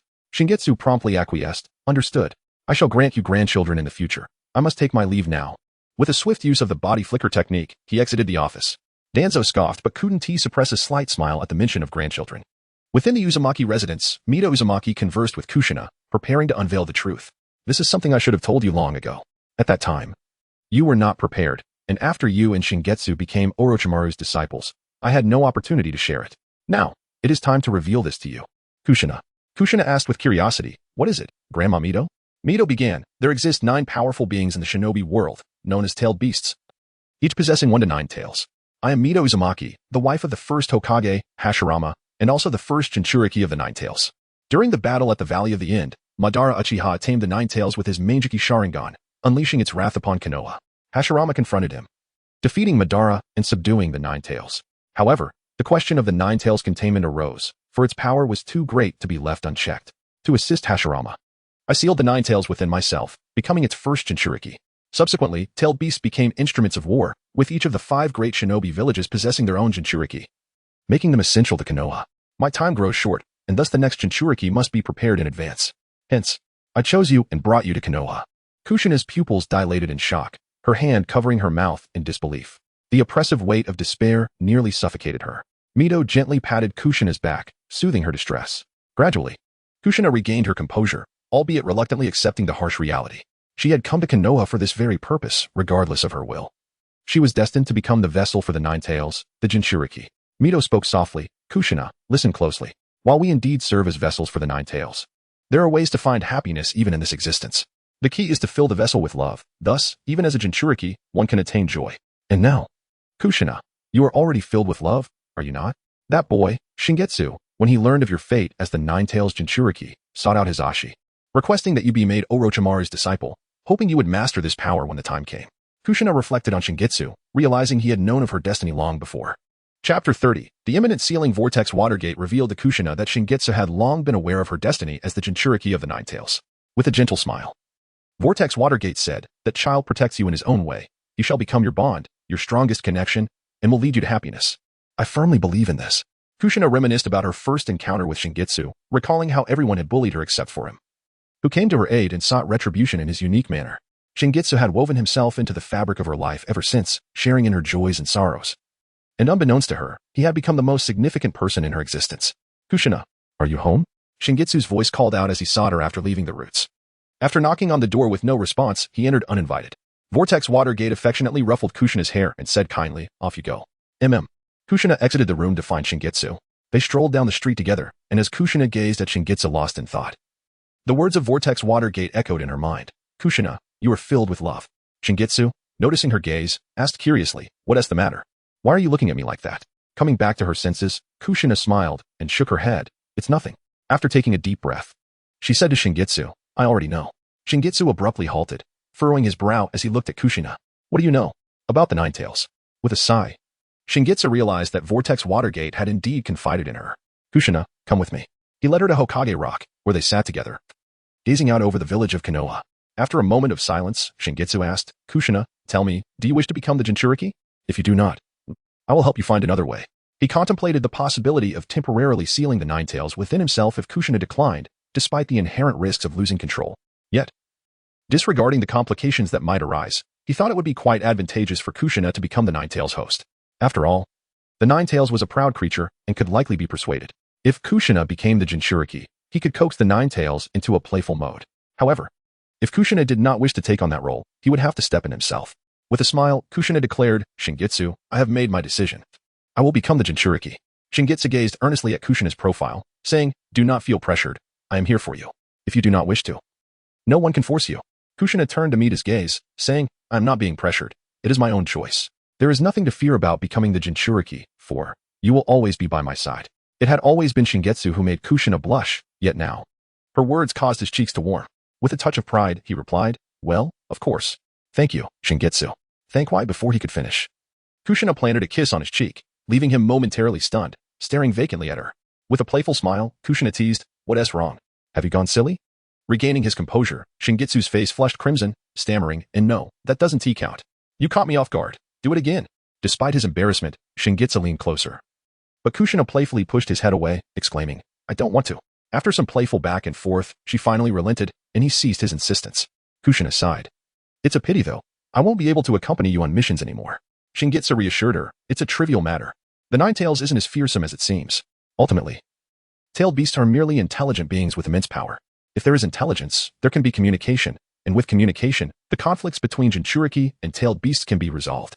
He explained that there had been successful Jinchuriki who reconciled with their tailed beasts, achieving mutual understanding and becoming one with them, thereby fully controlling the tailed beast's power. This ideal Jinchuriki was known as a perfect Jinchuriki. "When the time comes, I'll have a good conversation with the Nine-Tails, convincing it to willingly assist you. And you will become a perfect Jinchuriki.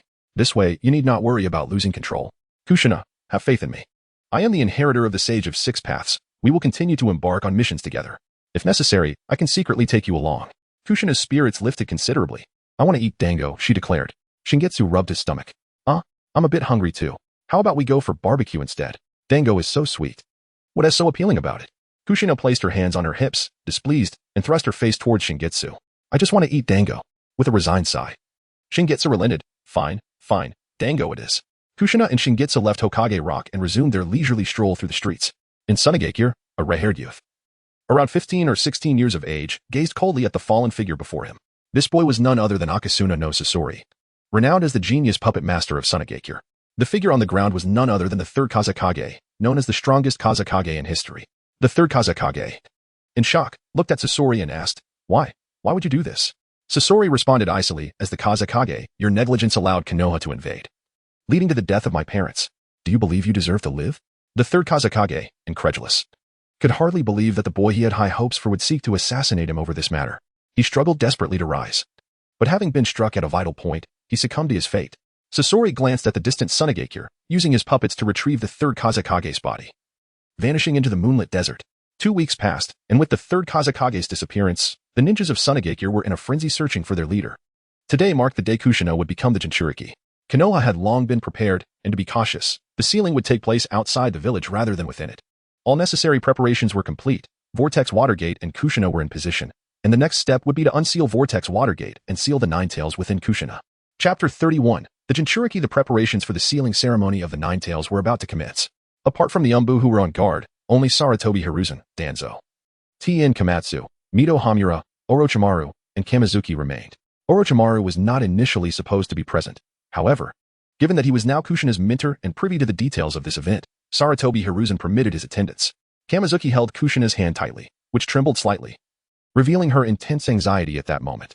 Kamizuki, with a firm grip on her hand, assured her earnestly, "You will be all right." Hearing these words calmed Kushina's heart somewhat, and she nodded in acknowledgement. Before Mito Hamura stood Sarutobi Hiruzen and Danzo. Mito Hamura stated, "The time is near, Konoha is in your hands." Sarutobi Hiruzen replied solemnly, "We will ensure its safety." Mito Hamura beckoned to Kamizuki and Kushina. "Kushina, Kamizuki, come here." They approached her, and Mito Hamura gazed kindly at them, saying, "Kushina, you will have to forge your own path from here on. Remember what I told you about seeking happiness." "Kamizuki, I entrust Kushina to you." Kamizuki responded earnestly. "Do not worry, Mito-sama. I will take good care of Kushina." Mito Hamura smiled. "I have faith in you." Mito Hamura nodded to Sarutobi Hiruzen, who understood and instructed Kamizuki. "Step back. We are about to commence the sealing." Kamizuki assured Kushina, "I will be right here waiting for you." She moved aside to stand next to Danzo and Orochimaru. Mito Hamura formed hand seals before lifting her clothing to reveal her abdomen, where a sealing technique manifested. Release. As she rotated her palm, a powerful chakra erupted from her, enveloping her in a beastly cloak. The overwhelming chakra caused the onlookers to change color in shock. This was the power of the Nine Tails. Mito Hamura's breathing became erratic as she pulled aside Kushina's clothing, warning, "Endure it, Kushina." Kushina replied, "I will endure, Mito-sama." Mito Hamura swiftly withdrew her hand from her abdomen, and a torrent of tremendous chakra surged from her into Kushina, who grimaced in pain as she too was enveloped in a beastly cloak. Kamizuki, overwhelmed with anxiety, felt her palms sweat and her back dampen with cold perspiration. The chakra from the Nine Tails flowed incessantly into Kushina, causing her to cry out in agony. Unable to bear it any longer, Kamizuki stepped forward, wishing to use Nami and Appo's skill, Surge of Tides, to alleviate some of Kushina and Appo's pain. However, Danzo and Orochimaru restrained her shoulders. Danzo warned, "We are in the midst of a crucial sealing process. Any action could jeopardize it and put Kushina in danger." Orochimaru added, "The situation is stable. Refrain from unnecessary actions." Kamizuki could only suppress her instincts, her gaze fixated on Kushina. The beastly cloak on Mito Hamura visibly diminished, while Kushina's intensified, showing signs of losing control as she let out a roar, her fangs bared. Diamond lock. 8 golden chains emerged behind Mito Hamura, binding and restraining Kushina. Orochimaru marveled. Truly deserving of the Uzumaki clan, even in such a weakened state, she can unleash such a formidable sealing technique. Just as the beastly cloak around Mito Hamura completely dissipated, she pressed her hand against Kushina's abdomen. Seal. A sealing technique appeared on Kushina's abdomen, and simultaneously, the beastly cloak shattered as she began to collapse. Kamizuki rushed forward to catch her, calling out, "Kushina?" Noticing Kushina's tightly shut eyes and steady breathing, Kamizuki sighed in relief. Has she fallen into a slumber? Mito Hamura's hazy gaze fell upon Kamizuki and Kushina, a smile gracing her lips as she slowly closed her eyes. The atmosphere was heavy for Sarutobi Hiruzen, Danzo, Tien Komatsu, and Mito Hamura's son, as Mito Hamura represented an era, and her passing signified the end of that era. Sarutobi Hiruzen spoke solemnly. "Let us return Mito-sama to the village." Kamizuki, cradling the unconscious Kushina, followed the others back to the village. Kamizuki laid Kushina on her bed in the root base, sitting silently beside her, observing her. Now, Kushina was the Jinchuriki, but a pressing dilemma lingered. How could she persuade the Nine Tails to serve as Kushina's protector? And how might she meet the beast? There was no clear path forward. As the dawn broke, Kamizuki pondered what heroic skill could grant her an audience with the Nine Tails. Yet no solution emerged. Meanwhile, Kushina, in her slumber, murmured, snapping Kamizuki back to attention. She leaned closer to Kushina, gazing intently at her. Slowly, Kushina opened her eyes, the first sight being Kamizuki. Concerned, Kamizuki inquired, "How are you, Kushina? Is there anything uncomfortable? You must tell me if you feel unwell." Kushina struggled to sit up, and Kamizuki assisted her. "I feel fine, just fatigued, as if I have exhausted myself," Kushina replied with a dry voice. Kamizuki felt relieved. "That's good. You must have drained your energy. Rest will do you good." Kushina asked, "What about Mito-sama?" Kamizuki's expression turned somber. "She has passed away." "Is that so?" Kushina's spirits fell. Mito Hamura had been her only family in Konoha, and now that singular bond was severed. Tears welled in Kushina's eyes, her nose tingling as she fought back sobs. Kamizuki hurriedly comforted her. No, please do not cry, Kushina.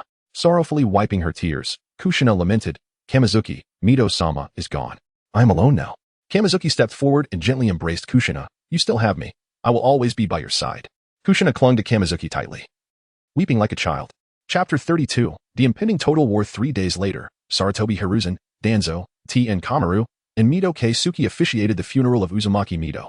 Villagers, each holding a bouquet of white flowers, lined up to pay their respects at Mito's grave, offering blessings for the departed soul. Shingetsu and Kushina approached the tomb together, placing their flowers gently at the base. Shingetsu gazed at the gravestone and earnestly declared, Grandma Mito, I promise to take good care of Kushina. Kushina smiled at Shingetsu and replied, Grandma Mito, I will remember your words. I am determined to find happiness. After the funeral, concerned for Kushina's emotional state, Shingetsu did not give her a chance to refuse and temporarily moved Kushina to the root headquarters. Of course, she stayed in the room adjacent to Shingetsu's. Danzo and Sarutobi dispatched root and Umbu ninjas to set up extensive sealing barriers over a vast area. These barriers specifically targeted Kushina, suppressing the QB within her, ensuring it would not easily spiral out of control. The coverage was extensive, encompassing half of Konoha's district, thus granting Kushina a semblance of freedom. Don't worry about me, Shingetsu.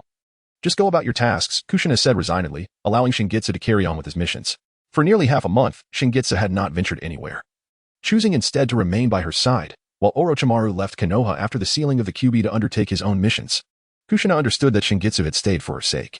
With a cheerful demeanor, Shingetsu remarked, There are no pressing missions I must attend to. You know how much I relish idleness. These leisurely days are the most comfortable, and I actually hope you might lose control just once. Huh? You want me to lose control? Why? Kushina looked at Shingetsu in confusion. Shingetsu explained, You are aware of my ninjutsu, the star domain barrier. Within that barrier, it can interrupt and prevent anyone from utilizing chakra. If the star domain can suppress the QB, then I could take you out later. Kushina's eyes sparkled. Although her current range of movement was considerable, the limitations made her feel trapped and uneasy. You want to go out too, right? Come on, let's give it a try. Shingetsu urged, pulling Kushina eagerly toward the woods outside the barrier. He was prepared to activate the star domain barrier at any moment. Come on, Kushina, give it your all. Kushina closed her eyes, focusing intently. 3 minutes passed, and she opened her eyes, staring blankly at Shingetsu. I can't feel anything. Just as Shingetsu was about to encourage another attempt, four masked figures appeared before them. Uzumaki Kushina, you cannot leave the barrier zone without permission. This is a violation of regulations. The four masked individuals comprised 2 Umbu ninjas and 2 root ninjas. Shingetsu quickly interjected, Kushina is with me. We mistakenly crossed the barrier zone. We will return immediately. He took Kushina's hand and hurried back toward the barrier. Shingetsu surmised the seal was still strong from its recent establishment, preventing Kushina from tapping into the QB's power. In the following days, Shingetsu had Kushina attempt to unleash her power repeatedly, hoping for success. However, on the 5th day, he was summoned by Danzo. Slamming his hand on the table, Danzo reprimanded. What are you trying to accomplish? Why do you keep taking Kushina outside the barrier? Shingetsu quietly explained. I just want to test if my technique can suppress the QB's power. Danzo's expression turned grave as he warned. I suspected as much. Do not attempt this again. Do you understand how dangerous this is? What if it fails? Have you considered the consequences? If Kushina loses control, her identity as a Jinchuriki will be exposed, and everyone will know. Have you thought about that? Shingetsu lowered his head. I understand. I will cease these actions. However, in his heart, Shingetsu thought differently. Given the seal's current strength, he would wait a bit longer before trying again or find a way to enter Kushina's mental realm. During this time, Shingetsu contemplated methods to access Kushina's mind and recall the skill, the unwavering connection of the seer Kalma. This ability could forge a spiritual link between individuals, possibly allowing him to enter Kushina's mental realm. However, the challenge lay in the absence of the skill fragments required for the unwavering connection, leaving him to hope for future opportunities to acquire them. In fact, there was another skill that Shingetsu already possessed, one he felt could be effective, the secret art of compassionate soulfall. During the transportation process, Shingetsu sensed a connection with Kushina. To validate this notion, he had attempted it with her a week prior, feeling something, but too quickly finding the skill ended before he could fully grasp it.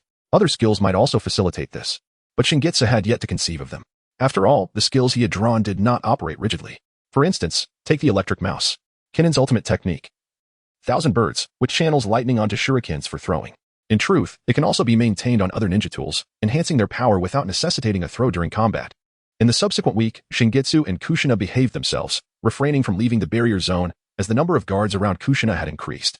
The focus of vigilance was not on Kushina, but rather on Shingetsu. Meanwhile, in the Hokage's office, Sarutobi Hiruzen, Danzo, Tien Kuru, and Mito Keisuke convened with solemn expressions. Sarutobi spoke gravely. You must have received the news. The third Kazekage has gone missing from Sunagakure. And it has been some time. The Sand Ninjas have been unable to locate him, leaving Sunagakure leaderless and vulnerable. Iwagakure has already begun to take action. Tia and Kamada interjected. Iwagakure's Jinchuriki, Old Tsuchikage, and the Five-Tails Jinchuriki, Han, seem capable of wielding tailed beast power. That old man Inoki will undoubtedly attempt to seize this opportunity to expand territory and influence through war. Mito Keisuke assessed. It appears the spark for the third great ninja war has ignited. The vacancy in Sunagakure is akin to a tempting morsel, once Iwagakure makes its move. Kumogakure and Kirigakure will certainly not let this opportunity slip away. Danzo fixed a piercing gaze on Sarutobi. Hiruzen, it is time. With total war on the horizon, we must seize the initiative. Chapter 33. The Dawn of War. Danzo proposed to Sarutobi Hiruzen that with the onset of full-scale warfare imminent, they must seize the initiative. Hiruzen, having already devised a plan, replied, I understand. As early as 2 weeks ago, I dispatched Orochimaru, Jiraiya, and Tsunade to the Land of Rivers. And we have stationed a ninja force there. We must indeed seize the initiative, but we cannot be the first to strike. My strategy is to wait until Iwagakure engages Sunagakure before we act. Danzo's eyes gleamed with insight as he inquired, Hiruzen, whom do you intend to target? Hiruzen, aware that Danzo had discerned his thoughts, smirked slightly and replied emphatically, IWA ninjas. Tsunade and Mito Minion were taken aback. Why IWA? Jounin and Oppos. Tiepi Suna? Isn't Sunagakure currently vulnerable? Danzo explained, attacking Sunagakure serves no purpose. They are resource poor, and their foolish daimyo has slashed their budget, leaving them unable to train a substantial number of ninjas. It is no secret. Even if we were to invade Sunagakure, we would gain nothing. In truth, Sunagakure poses little threat to us in Konoha. The greater peril lies with Iwagakure. Striking IWA would weaken their military strength while allowing Sunagakure to breathe and continue their focus on IWA. On the other hand, Inoki is unlikely to engage in a futile fight without benefit. He may redirect his efforts towards Kumogakure. The tensions between IWA and Kumo run deep, with constant skirmishes along the borders. If IWA attacks Suna, Kumo will surely seize the opportunity to strike IWA. Thus, the three great ninja villages of Suna, Iwa, and Kumo will be embroiled in conflict, while we simply need to monitor the movements of Kirigakure. All four great ninja villages covet our land, resources, forbidden techniques, and bloodline limits. Thus, we in Konoha will experience minimal pressure, allowing us to navigate the early stages of the war smoothly. We can observe the unfolding dynamics and maintain control. Tsunade and Mito Minion immediately grasped the plan and concurred with Hiruzen's decision to target the IWA ninjas. However, they would not engage directly in the Land of Earth but instead strike at the IWA ninjas preparing to confront the Sunagakure forces. Hiruzen acknowledged, Danzo's assessment is largely accurate. But this assumes an optimal scenario. War is fraught with uncertainties, such as the potential variables posed by two Jinchuriki from Iwagakure. Therefore, we must remain vigilant. Ultimately, aiding Sunagakure in repelling the invasion from Iwagakure aligns with our interests in Konoha. Hence, when the two factions clash, we shall strike at the IWA forces. Hiruzen addressed Danzo. Since we have made our decision, we must prepare. Based on my judgment, the conflict could commence within days. It is too late to send supplies. And we must inform Orochimaru and the others of our operational plan without delay. Therefore, Danzo, have Shingetsu transport the supplies using that ninjutsu to Orochimaru. Danzo nodded in agreement. Understood. Even without Hiruzen's prompting, Danzo would have dispatched Shingetsu immediately. During this time, Danzo found Shingetsu to be a source of frustration. Whenever Shingetsu was with Kushina, one could never predict what unforeseen antics he might undertake. For instance, not long ago, Shingetsu had attempted to provoke Kushina into losing control, testing whether he could suppress the power of the Nine-Tails. Was this not madness? After the meeting concluded, Danzo returned to the root base and summoned Shingetsu, who had been with Kushina. Upon entering the office, Shingetsu inquired, Dad, what's up? Danzo informed him, full-scale war is about to begin, and you must immediately undertake a mission. Shingetsu protested, Huh? Can I avoid it? Danzo, irate at Shingetsu's demeanor, raised his voice. What do you think? How did you promise me before? Once the war begins, you must participate. This is a commitment you made. Shingetsu chuckled nervously. I just don't want to leave you. Dad, Danzo scoffed. Whether you want to leave me or not, you know in your heart. This is not a request. It is an order. With the matter made clear, Shingetsu had no choice but to acquiesce. All right, what is my task? Danzo elaborated. Utilize your teleportation jutsu to carry scrolls containing supplies and the operational plan to Orochimaru in the Land of Rivers, and then accompany him in the mission. When do I leave? Now. Hiruzen is dispatching personnel to prepare supplies. You will set off in 1 hour. You can wait at the Hokage building, but remember, I expect to see you there in 1 hour. Understood. Shingetsu promptly exited the office, aware that he had only 1 hour left and needed to find Kushina quickly. Upon locating Kushina, he hastily conveyed, Kushina, Time is of the essence. War is about to commence. I must head to the land of rivers immediately. Stay safe in Konoha. And I will find a way to manage the nine tails within you. Once I do, I'll take you along to have some fun.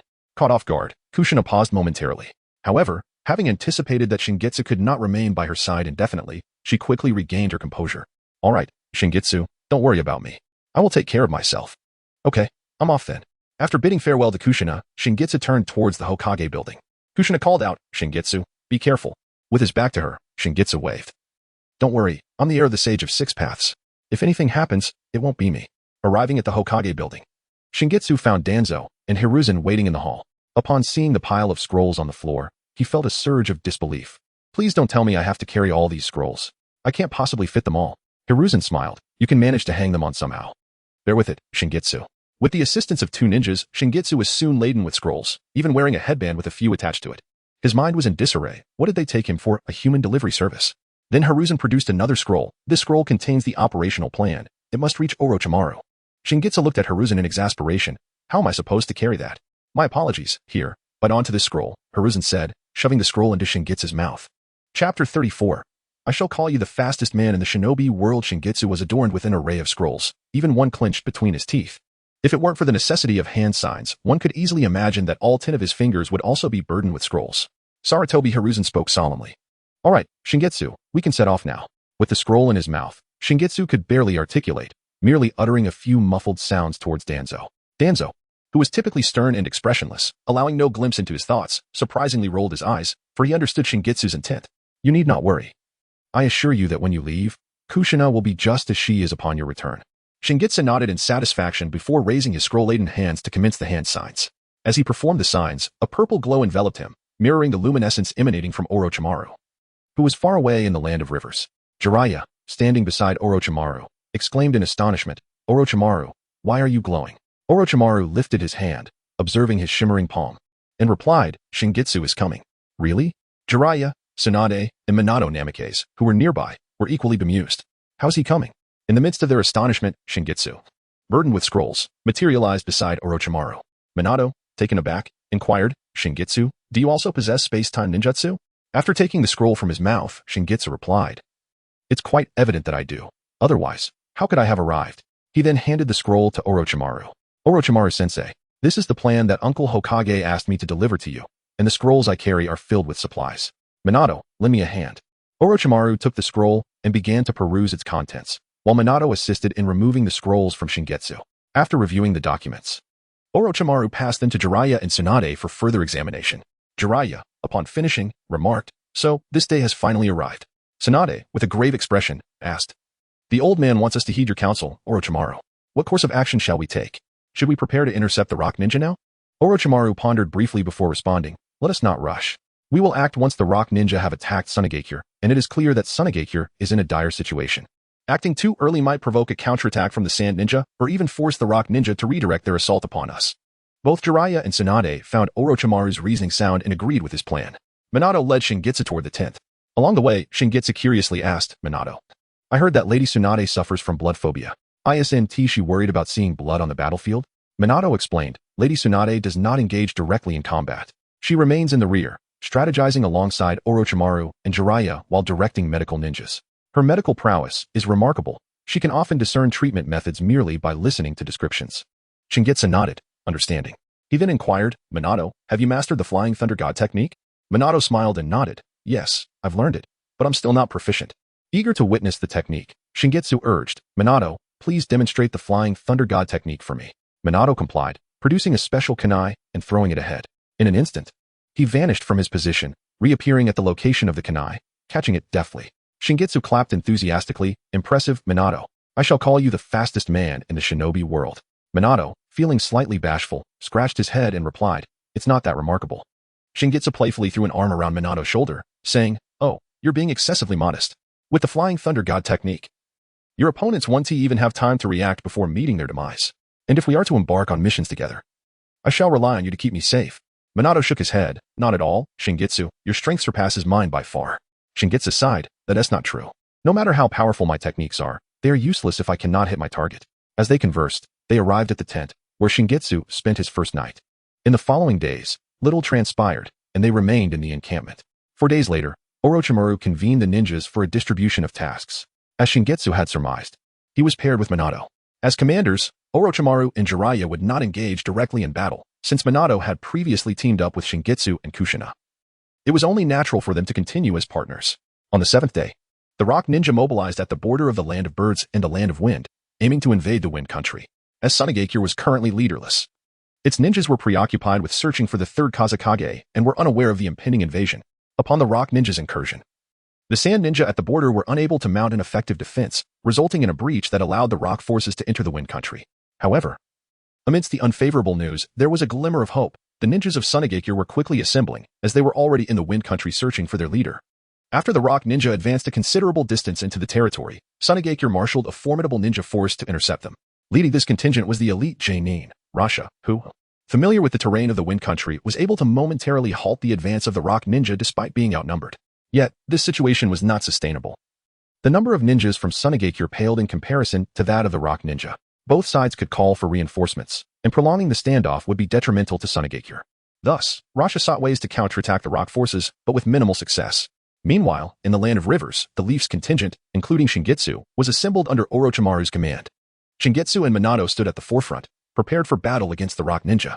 "Let us set forth," commanded Orochimaru, alongside Jiraiya, who led the ninja forces toward the Land of Birds while Tsunade remained at the camp. Orochimaru was not inclined to engage within the borders of the Wind Country due to the high risks involved. Assisting the Sand Ninja against the Rock Ninja could lead to a counterstrike from Sunagakure. Therefore, Orochimaru resolved to launch an assault on the Rock Ninja in the Land of Birds, aiming to thwart their reinforcements into the Wind Country. Chapter 35. The Operation The Konoha ninja forces have already infiltrated the territory of the Land of Birds. Meanwhile, the IWA ninjas stationed within the Land of Birds are traversing a forest in batches, preparing to cross the border to support their comrades engaged in battle within the Land of Wind. Orochimaru commands the Konoha ninjas stationed at the periphery of the woods. He issues his orders. The vanguard team shall proceed first. Your sole task is to draw their attention and unleash fire techniques to ignite the forest, preventing them from congregating. He continues, the rest of you will follow in groups of 3 once the vanguard's mission is accomplished. There is no need to engage in a desperate fight if overwhelmed. Retreat. Our objective is singular, to thwart their entry into the Land of Wind for reinforcements. Now, vanguard team, prepare yourselves, check your ninja tools, and depart in 10 minutes. Shingetsu and Minato Namikaze are not part of the vanguard team. They will act only after the vanguard successfully executes their plan. After all, the vanguard consists solely of ninjas skilled in fire techniques. Shingetsu can employ a fire technique called Shattering Flames, while Minato possesses no proficiency in fire ninjutsu. When the 10 minutes elapse, the vanguard team sets off. The IWA forces methodically navigate through the woods, while the vanguard maneuvers ahead of them, collectively unleashing their fire techniques to ignite the trees. They indiscriminately release fire techniques toward the IWA ninjas, setting ablaze the surrounding foliage and forcing the IWA forces to scatter. The IWA commander swiftly assembles a team to counterattack the vanguard. However, the vanguard's mission has been accomplished, and they retreat. It is now time for Shingetsu and Minato to take action. With Orochimaru's command, they dash forward. After covering some ground, they spot 6 isolated IWA ninjas. Minato hurls a kunai at the IWA ninja, who dodges to the side. In an instant, Minato utilizes the Flying Thunder God technique, appearing at the kunai's position, and with a swift motion, stabs the unsuspecting IWA ninja in the neck. The remaining 5 IWA ninjas quickly surround Minato and launch simultaneous attacks. However, prior to employing the Flying Thunder God technique, Minato had left a kunai behind. Utilizing this kunai, Minato again activates the Flying Thunder God technique, evading the encirclement of the IWA ninjas. Meanwhile, Shingetsu approaches the 5 IWA ninjas and employs the Shadow Secret technique, Shadow Clone, creating a shadow clone not far from the 5 IWA ninjas. Shattering Flames. A brilliant flame ignites in Shingetsu's hand, amplified by an increase in chakra output, causing it to appear imposing. He hurls the flame toward the IWA ninjas, while the shadow clone mirrors his action, launching its own shattering flames. Doton. Doriheki. The IWA ninjas invoke an earth technique, erecting a wall of soil. The 2 flames strike the wall, causing it to explode spectacularly. Yet it successfully shields them from the fire. As Shingetsu is closer, they charge directly at him, disregarding his shadow clone. Doton. IWA Kintsu. The 5 IWA ninjas, their fists encased in rock, swing at Shingetsu. He activates the illusion clone technique, rendering him impervious to their attacks during its execution. Their fists miss, crashing into the ground and creating a crater. Though the IWA ninjas are perplexed by their failed strikes, they immediately redirect their assaults towards Shingetsu and his illusion clone. Hey! Goodbye. Shingetsu switches places with his shadow clone. The clone, too, is immune to the attacks, leading the IWA ninjas to strike the illusion instead. The illusion explodes, revealing 3 fear-inducing boxes that instill terror in the 5 IWA ninjas. Shattering flames. Shingitsu unleashes more shattering flames, targeting the ground beneath him, while his shadow clone follows suit. The flames erupt amid the IWA ninjas, launching them into the air. Minato throws a kunai marked with the Flying Thunder God technique, instantly eliminating 3 IWA ninjas. Shingitsu employs the Thousand Birds technique, imbuing 2 kunai with lightning and hurling them at the remaining 2 IWA ninjas, striking their vital points. The 6 IWA ninjas are effortlessly defeated by Shingitsu and Minato. The two exchange a celebratory high-five, a gesture of encouragement. Minato encourages Shingitsu, "Keep going, Shingitsu." Shingitsu is indeed eager to continue, as he only requires 200 more essence to reach 4,800, and the battlefield is rife with opportunities. As they continue to vanquish foes on the battlefield, the combat situation in the forest becomes increasingly chaotic, with each side fighting independently. After a brief period of confusion, the IWA ninjas regroup, preparing for a counterattack. However, Shingitsu and Minato only need to obstruct the IWA forces here. Thus, they see no necessity to engage in a direct confrontation, even if the fight becomes evenly matched. Yet, Shingitsu and Minato have different intentions, as they are driven to eliminate enemies. Together, they dispatch several IWA Nin, and Shingitsu's essence reaches 4,800. Minato recovers his kunai from the fallen IWA ninjas. Shingitsu. "It seems we are a bit distant from the main forces. Let us head back," Minato suggests. Shingitsu nods in agreement. "All right. Safety comes first." Minato's mastery of the Flying Thunder God technique is still developing, and he has narrowly avoided attacks several times. Although Shingitsu is quite capable among the Jounin, his ultimate technique, the Ultimate Flash, is easy to evade and can be interrupted. His other skill's effectiveness is contingent on the chakra infused. Shingitsu favors employing the fear-inducing boxes from his illusion clones to instill terror in his foes, though this fear can be dispelled by releasing the illusion, indicating that the fear is also within the illusion's domain. Just as Shingitsu and Minato prepare to withdraw, 3 figures intercept their path. These 3 IWA ninjas are not to be underestimated. They're Jounin. Doton. IWA Tetsu. One of the IWA ninjas expels small stones from his mouth, which grow in size as they travel, resembling solid cannonballs aimed at Shingitsu and Minato. They immediately evade, while the other 2 IWA ninjas charge toward them. Doton. Dorigon. The ground beneath Shingitsu trembles, and sharp rocks erupt from below. Shingitsu dashes forward, pursued by the spiky formations. Chapter 36. Collaborative Elimination. Shinyu found himself relentlessly pursued by the jagged spikes of rock, while Minato Namikaze, in his attempt to evade the rock artillery, was assaulted by another Earth ninja. Earth Release. Rock Thief Pikes. Several stones levitated into the air, transforming into sharp, spear-like projectiles aimed directly at Minato. In a split second, Minato hurled a Flying Thunder God kunai at the Earth ninja, which pierced through the rock projectiles, heading straight for its target. Just as the pikes were about to strike Minato, he utilized the Flying Thunder God technique, instantaneously appearing before the Earth ninja, seizing the kunai, and thrusting it towards him. However, when the kunai made contact with the Earth ninja, instead of the anticipated burst of blood, a metallic clang resonated. The Earth ninja had employed the Earth Release, hardening technique, fortifying his body to a hardness surpassing that of stone, thus thwarting Minato's assault. The Earth ninja retaliated with a powerful punch, sending Minato sprawling. Meanwhile, Shinyu had taken refuge in the trees, desperately evading the onslaught of rock spikes. Just as he ascended, the rock artillery followed, and despite his best efforts to dodge, 2 stones struck him. Both Shinyu and Minato felt the sting of injury, blood trickling from the corners of their mouths.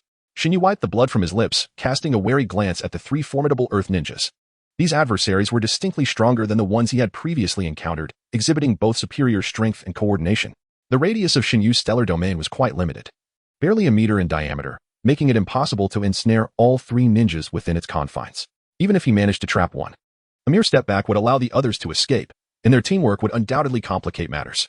This predicament was troublesome indeed. Minato shared Shinyu's sentiments, feeling equally vexed. The hardening technique rendered Minato's speed ineffective. He could not breach their defenses. Shinyu contemplated which of his skill fragments could aid him in overcoming this dire situation. Suddenly, a fragment came to mind that might prove beneficial: the grappling hook of Camille from Steel Shadow. This technique allowed him to release chakra threads akin to puppet manipulation, pulling himself towards any obstacle. While it appeared unremarkable at first glance, as long as Shinyu possessed chakra, he could utilize this skill continuously, significantly enhancing his mobility. Minato could escape at will, but Shinyu was not so fortunate. His abyssal dive could not carry him far, and as Earth ninjas adept in Earth Release, they would undoubtedly sense any disturbances underground. As for the secret technique, Benevolent Soul Drop, its usage was severely limited, requiring a fortnight between activations and being easily interrupted during its release. However, with the grappling hook skill, Shinyu's mobility, while not matching Minato's, would at least afford him the chance to flee. An idea struck Shinyu. he could potentially eliminate the 3 Earth ninjas in one fell swoop. With 4,800 essence, he synthesized Camille's grappling hook. 4,800 essence spent to unlock the skill, Camille's grappling hook. As the next wave of attacks from the Earth ninjas approached, Shinyu unleashed a chakra-formed grappling hook that latched onto a distant tree, swiftly propelling him away from the impending assault. Minato, toss me one of your kunai. And remain still, Shinyu called out. Although puzzled by Shinyu's intentions, Minato trusted him implicitly and threw one of his flying thunder god kunai in Shinyu's direction. Shinyu caught the kunai with precision and began to maneuver through the trees using the grappling hook, simultaneously dropping smoke bombs to obscure his movements. Despite the formidable strength of the 3 Earth ninjas, their speed was not their strong suit, and they struggled to keep up with Shunyu's agile motions. Minato, somewhat confused, wondered about Shunyu's intentions behind merely evading rather than attacking. Yet, as sunlight illuminated the scene, he began to discern Shunyu's strategy. A smirk forming at the corner of his mouth as he muttered, "Is that so?" With readiness, Minato fixed his gaze on Shinyu's movements, poised for action. Shinyu continued to traverse the trees with his grappling hook, while the 3 Earth ninjas exerted every effort to strike him. However, their lack of speed rendered their attempts futile. Even when predicting Shinyu's trajectory, they could not land a hit. Eventually, Shinyu halted, exhaling deeply. The continuous use of the grappling hook had drained his chakra reserves, leaving him with little despair. But the preparations had been completed. With a sudden tug, an abundance of threads shot up from the ground. Shinyu had been weaving these transparent threads during his agile movements, unnoticed by the Earth ninjas, who were fixated on him, aided by the cover of smoke. Minato, having caught a glimpse of the threads reflected in the sunlight, realized their significance. The threads ensnared the 3 Earth ninjas, binding them tightly together. In the midst of their struggle to break free, Shinyu hurled Minato's kunai, embedding it into the ground beneath their feet. As the Earth ninjas neared their escape, a burst of purple light erupted from Shinyu's right hand. Stellar Domain. A purple circle manifested beneath the trio, and due to their entanglement, all 3 found themselves ensnared within the confines of the Stellar Domain. The silence effect rendered them incapable of utilizing ninjutsu, effectively nullifying the hardening technique. Minato, with a swift application of the Flying Thunder God technique, Minato appeared at the location of the kunai Shinyu had thrown. His kunai arced through the air, leaving a gash across the throats of the 3 Earth ninjas, causing blood to spurt forth. As they clutched their bleeding necks, the 3 Earth ninjas collapsed, defeated by the combined efforts of Shinyu and Minato. Shinyu approached Minato, glancing at the fallen foes, muttering, "How scarce they are." Minato, puzzled, inquired, "Scarce of what?" "Nothing," Shinyu replied, referring to the essence. Despite the Earth ninjas' evident strength, they only yielded 300 essence, merely 100 per ninja. It was an insubstantial reward. Minato extended his fist in commendation, exclaiming, "Well done." Shinyu reciprocated with a fist bump, "Excellent teamwork." The two shared a brief smile before departing, making their way to regroup with the larger force. Chapter 37. A successful counterattack. Shingetsu and Minato Namikaze returned to the main force. Jiraiya found the two and inquired, "Where have you been?" "We've been looking for you both." Minato explained, "We were delayed by 3 formidable Jounin. It took some time for Shingetsu and me to deal with them." Noticing the bloodstains at the corners of their mouths, it was evident that the two had just endured a fierce battle. Given Minato's Flying Thunder God technique, injuring him would be no easy feat. Although Shingetsu was still far from the level of a Hokage, his strength ranked high among the Jounin. Therefore, to have managed to injure both Shingetsu and Minato, those 3 Jounin must have been among the elite of Awagakure. Shingetsu looked around and asked, "Where is Orochimaru-sensei?" Jiraiya replied, "Orochimaru is currently coordinating the ninjas to regroup. Thanks to our intervention, the Jounin in the forest have abandoned their attempt to enter the Land of Wind. Hence, there is no need for us to linger here, especially since there are numerous Jounin stationed in the Land of Birds. We are at a disadvantage. Let us go. I will lead you to regroup with Orochimaru." Jiraiya guided the Konoha ninjas to rendezvous with Orochimaru. After counting the numbers upon their arrival, Orochimaru announced, "We will wait for 5 minutes. Once the time is up, we will withdraw from the forest." Within 5 minutes, around 10 Konoha ninjas arrived. As time elapsed, Orochimaru immediately ordered the retreat from the forest. However, the Konoha ninja forces did not leave the Land of Birds. Instead, they took position on a concealed mountain. It was unlikely that the Jounin would abandon their plans to send reinforcements to the ninjas within the Land of Wind due to this single ambush. In the following days, Jounin attempted to enter the Land of Wind from various directions, but were consistently detected by Konoha's reconnaissance ninjas. The Byakugan, a powerful bloodline limit of Konoha, made it exceedingly difficult for Jounin to stealthily infiltrate the Land of Wind. On the 4th day, Orochimaru deduced that the Jounin were likely preparing to abandon their support for Sunagakure, as it would be too late to provide assistance now. Orochimaru's assessment proved accurate. Any further efforts by Jounin to reach the Land of Wind for support were indeed futile. Although the Jounin forces in the Land of Wind were formidable, they were in hostile territory, Sunagakure, the domain of the wind. The desert weather was notoriously treacherous, with significant temperature fluctuations between day and night and occasional sandstorms, favoring Sunagakure. As for personnel, Sunagakure was situated within the Land of Wind. Though initially scattered in their search for the missing third Kazekage, the news of the Jounin invasion spread swiftly, bringing the Sunagakure ninjas together for support. After several days of delay, the situation had reversed. What had begun as a defensive battle for Sunagakure had morphed into a retreat for Iwagakure. The commander of Sunagakure's forces, Raza, astutely assessed the situation and believed that the IWA reinforcements had likely encountered unforeseen difficulties, presenting an opportunity to drive the IWA forces out of the Land of Wind. Leading the Sunagakure ninjas, Raza successfully expelled the IWA forces from the territory and established defensive fortifications along the border, deploying numerous ninjas for protection against any potential IWA counterattacks.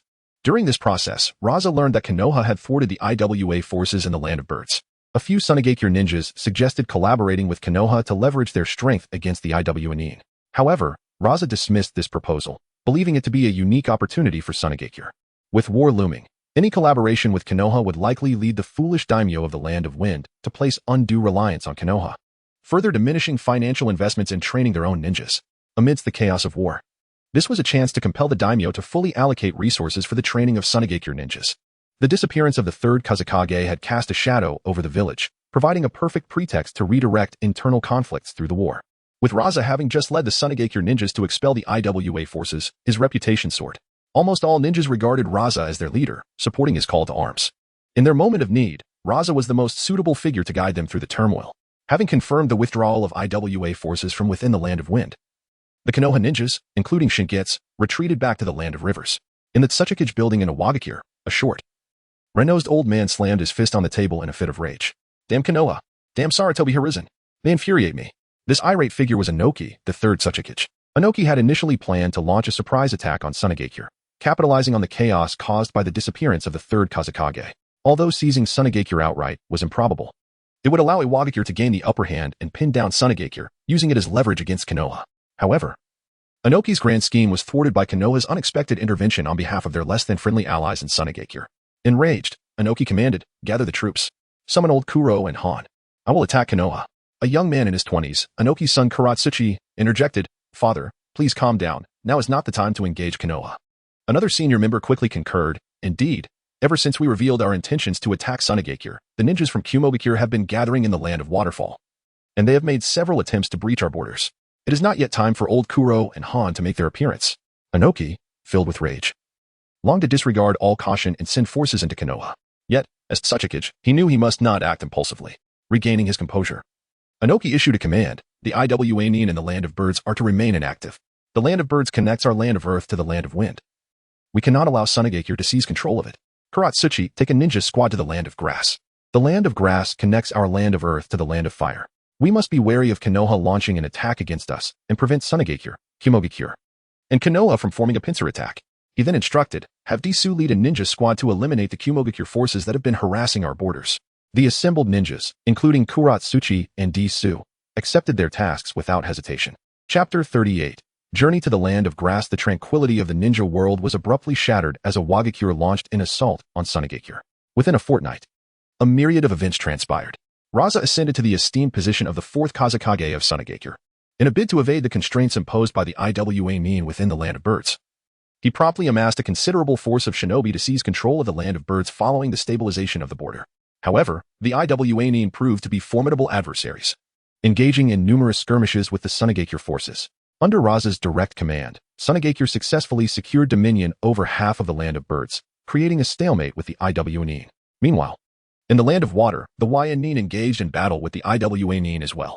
Due to the overwhelming numbers of the Jounin, the Jounin had retreated to the Land of Rice. The third Hokage, dispatched his main forces to reclaim the Land of Water, recognizing its strategic importance. For the Land of Water was crucial as it bordered both the Land of Fire and the Land of Earth, granting him the flexibility to launch attacks at will. Recognizing that a full-scale war had commenced, Kirigakure also joined the fray. Their shinobi amassed in the Land of Waves, ostensibly to prepare for an incursion into Konohagakure. In response, Konoha strategically divided its forces into three factions. Anticipating an assault from the Jounin, Sarutobi Hiruzen dispatched a significant contingent of Konoha shinobi to the Land of Grass, securing it against potential counterattacks from the Jounin. In the Land of Waves, Kirigakure sought to defend against the impending threat, sending an elite force led by Uchiha Fugaku to repel the invasion. Concurrently, to guard against Sunagakure, another squad of shinobi was dispatched into the Land of Rivers. With Sunagakure primarily focused on the Jounin, Orochimaru, Jiraiya, and Tsunade were deemed unnecessary in the Land of Rivers. Sarutobi Hiruzen's orders directed Jiraiya and Tsunade towards the Land of Grass, while Orochimaru was to proceed to the coastal borders adjacent to the Land of Waves, commanding the elite Uchiha forces. Wait, am I not accompanying Orochimaru-sensei?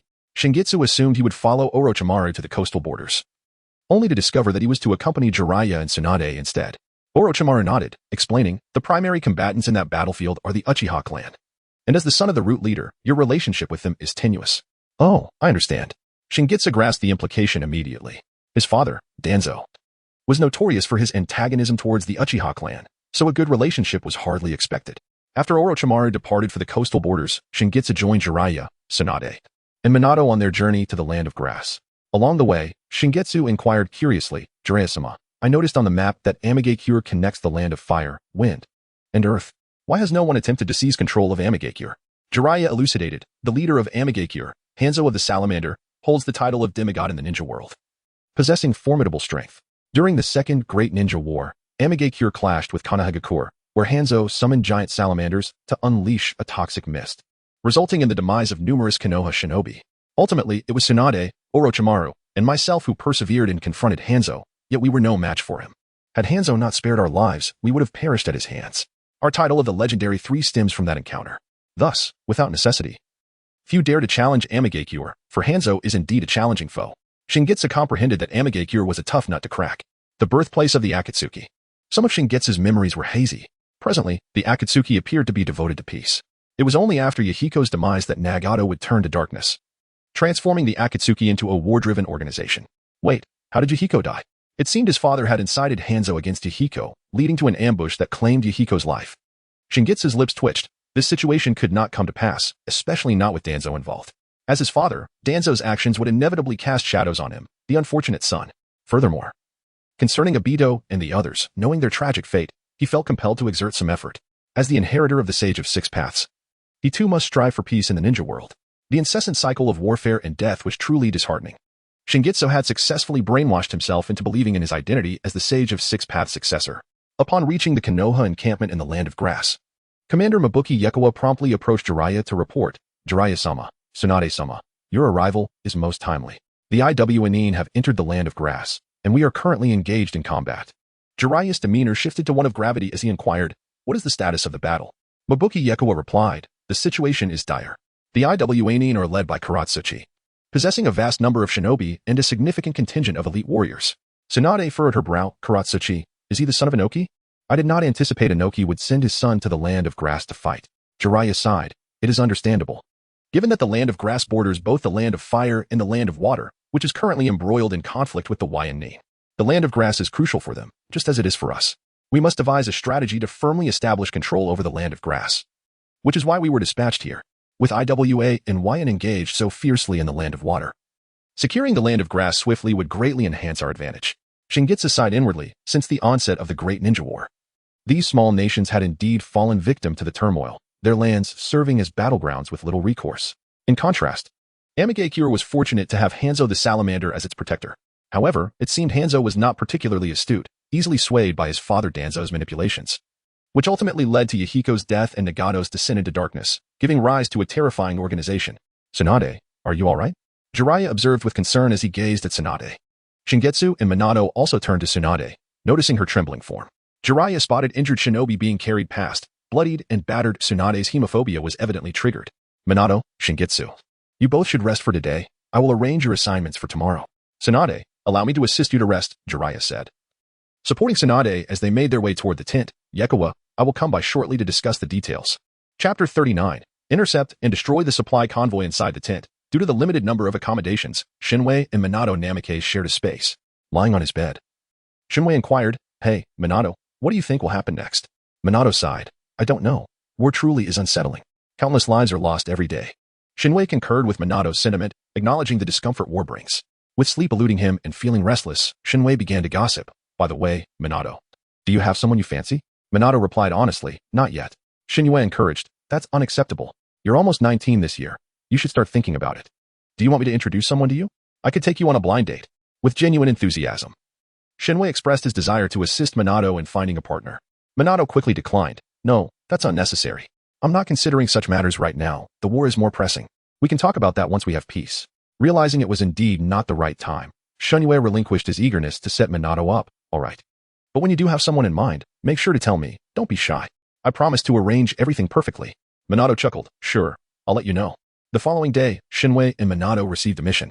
Due to their agility and mobility, Jiraiya assigned them to intercept a supply convoy from a Wagakure and destroy its resources. If the supplies were cut off, even if a Wagakure's ninja forces reached the land of grass, they would find it challenging to mount an effective offensive. With his backpack filled with ninja tools, Shinwei set off with Minato toward their objective.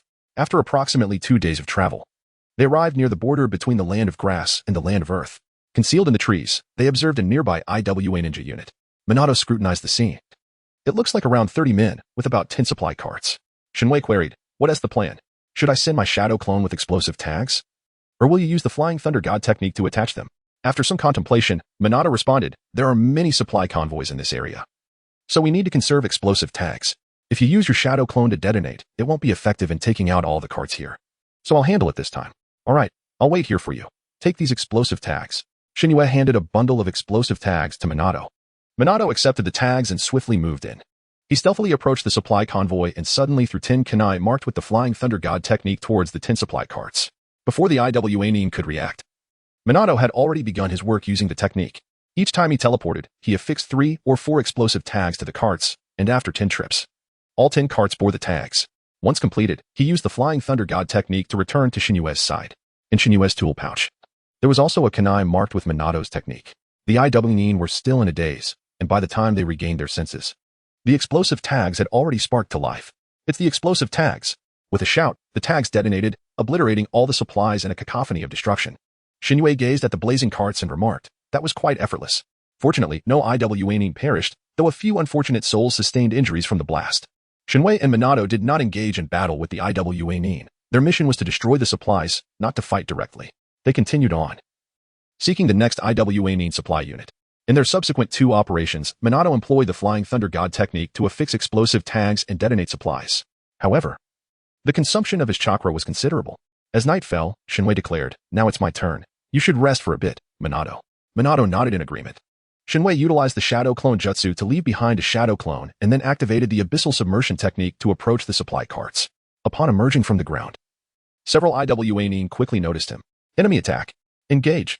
Shinwei employed a grappling hook, maneuvering above the carts while affixing explosive tags and igniting the supplies with the fire of shattering.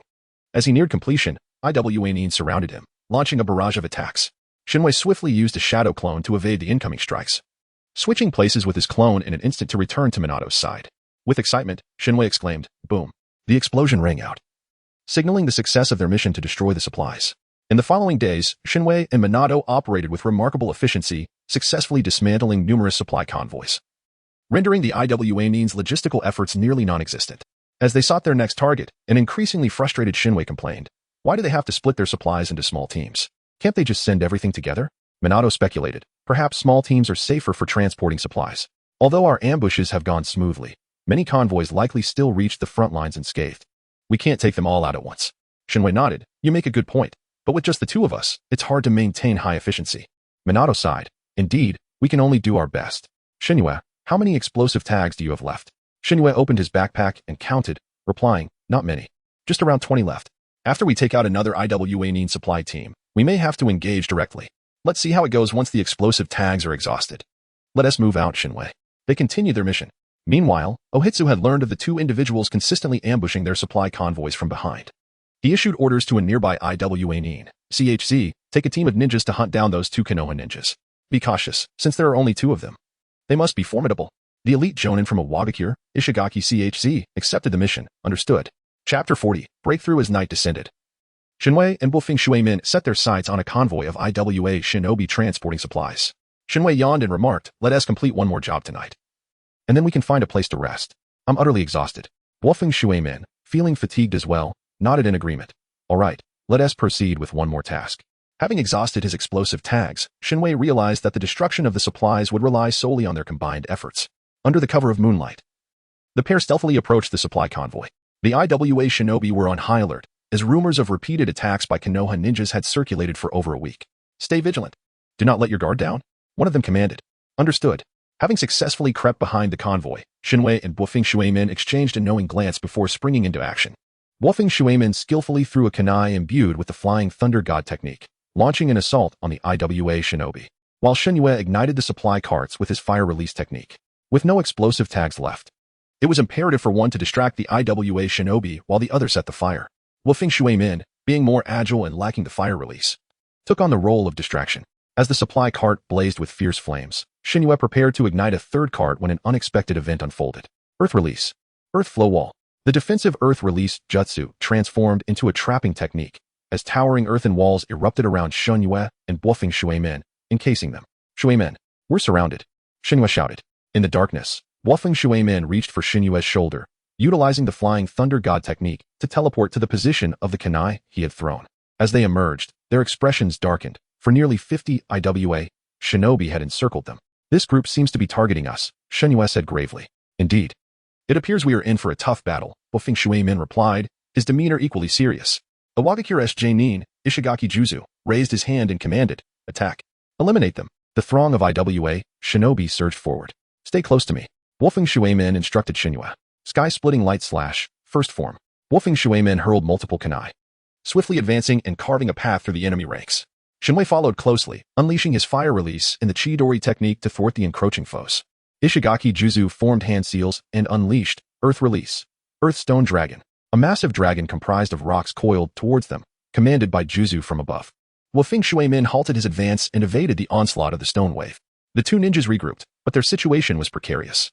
The open plains offered no cover, rendering Shen-Yue's grappling hook ineffective, while Wolfing Shuimin's reliance on kunai for his teleportation made their predicament dire. The IWA shinobi charged again, and Shen-Yue and Wolfing Shuimin fought back. While Wolfing Shuimin managed to hold his ground with the Flying Thunder God technique, Shen-Yue struggled. Without his grappling hook, his mobility was severely impaired. After throwing a ball of fire, several IWA shinobi approached him, armed and ready, supported by jutsu. In a moment of desperation, Shen-Yue exchanged positions with a shadow clone to dodge the incoming assault, but the next wave was imminent. A kunai struck his shoulder. Shen-Yue, seeing his companion wounded, Wolfing Shuimin broke free from his skirmish to aid him. Shen-Yue extracted the kunai from his shoulder and unleashed the impact tide technique, forcing back several IWA shinobi while partially healing his wound. We must find a way to escape this place, at least to the woods, Shen-Yue urged. In the open plains, without any cover, both ninjas found their abilities hampered. Shen-Yue glanced at his essence reserves 4590. He needed 210 more essence to synthesize a skill fragment, attainable by defeating 4 Nin and 1 Genin. I have a plan, Shuimin. Assist me in battle, Shen-Yue declared. With unwavering trust, Wolfing Shuimin responded, understood. Continuously utilizing the Flying Thunder God technique to fend off attacks, Wolfing Shuimin bought Shen-Yue precious time. Shen-Yue locked his gaze on 5 IWA shinobi and dispatched an illusionary clone towards them. The clone quickly detonated under assault, instilling fear among the surrounding foes. Seizing the opportunity, Shen-Yue charged forth, his kunai crackling with lightning, and felled 3 IWA shinobi. With 110 essence gained, he was now just 100 essence short. As Shen-Yue prepared to eliminate the remaining 2 IWA shinobi, Ishigaki Juzu unleashed another jutsu. Earth Release. Earthstone Dragon. A formidable dragon of earth and stone lunged toward Shen-Yue. Ignoring the looming threat, he continued his assault, confident in Wolfing Shuimin's ability to deflect the attack. Sky-splitting light slash, second form. Wolfing Shuimin hurled kunai at the stone dragon, continuously striking it to prevent it from disrupting Shen-Yue. With Wolfing Shuimin's cover, Shen-Yue swiftly dispatched the last 2 IWA shinobi, acquiring the necessary essence. With 4,800 essence at hand, he proceeded to synthesize the Mummy Curse skill. 4,800 essence spent to unlock the Mummy Curse, a Muma skill. Upon completion, Shen-Yue pressed his hands to the ground. Mummy Curse. A golden array emerged around Shen-Yue, binding all IWA shinobi within its range with mystical bandages. The jutsu drained his chakra significantly. Shuimin, let us retreat, he called out, on the brink of collapse. Just as he was about to falter, Wolfing Shuimin appeared at his side, supporting him as they utilized the Flying Thunder God technique to escape. With the IWA shinobi immobilized, Wolfing Shuimin successfully led Shen-Yue to safety. Chapter 41. Guerrilla Warfare. Shen-Yue invoked the Mummy Jutsu, ensnaring all the rock ninjas in the vicinity, and then, accompanied by Minato Namikaze, they made their escape. As a distinguished Jounin, Ishikage CHZ managed to break free from the bindings of the Mummy Jutsu within mere seconds. With a fierce glare directed at the fleeing Shen-Yue and Minato, he promptly commanded, pursue. Minato, carrying Shen-Yue, plunged into the forest and sought refuge in a hollowed tree. Concerned, he inquired, Shen-Yue, are you alright?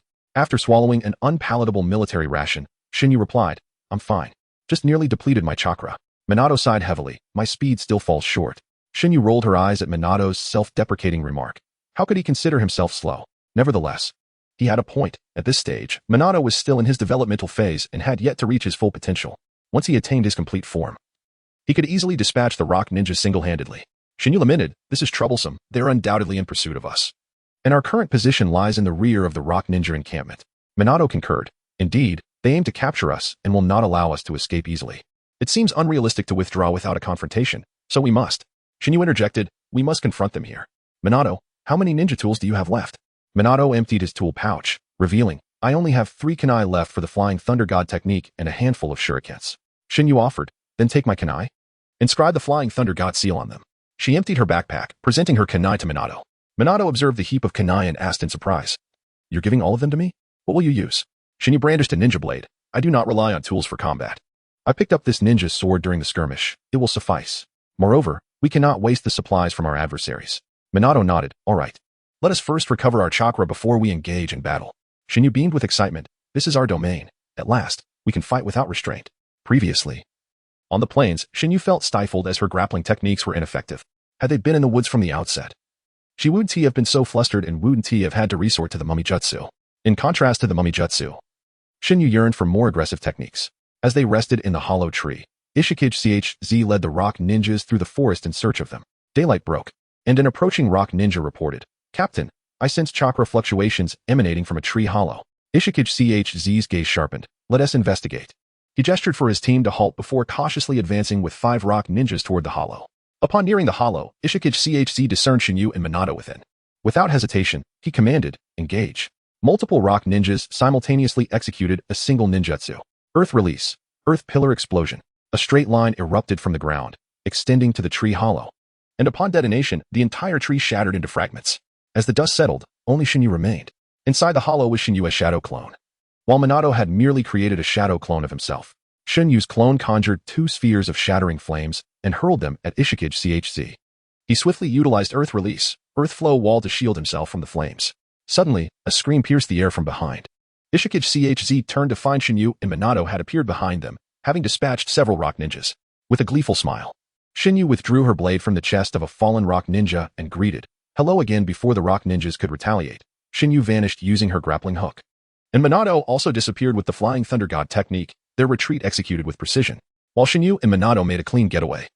The rock ninjas were left in disarray. Ishikage CHZ barked, "Hurry, pursue them." Yet, if it were that easy to catch them, Shinyu and Minato would not have dared to strike in plain sight. Soon, the rock ninjas found themselves unable to track their quarry, perched atop the highest tree. Shinyu and Minato awaited their next opportunity to strike. Shinyu remarked, "The roles of hunter and prey have now reversed, don't you think, Minato?" He, attuned to their surroundings, replied, "Indeed." With approximately 40 rock ninjas remaining, Ishikage CHZ divided them into 4 teams for a widespread search. However, this division inadvertently granted Shinyu and Minato an advantage. One team stumbled upon Shinyu, but it was merely an illusion. After attacking the illusion, which burst forth as a fright box, the rock ninjas were engulfed in terror, allowing Shinyu to descend from above using her grappling hook, skimming past them and vanishing instantly. In her swift passage, 2 rock ninjas met their demise as her ninja blade grazed their throats. Meanwhile, a trap set by Minato was triggered, revealing not only sharp wooden spikes, but also a Flying Thunder God kunai. In an instant, Minato appeared before the rock ninjas, wielding his kunai to slay several of them, vanishing before they could retaliate. The stunned rock ninjas stared at their fallen comrades, bewildered, uncertain how to continue the fight.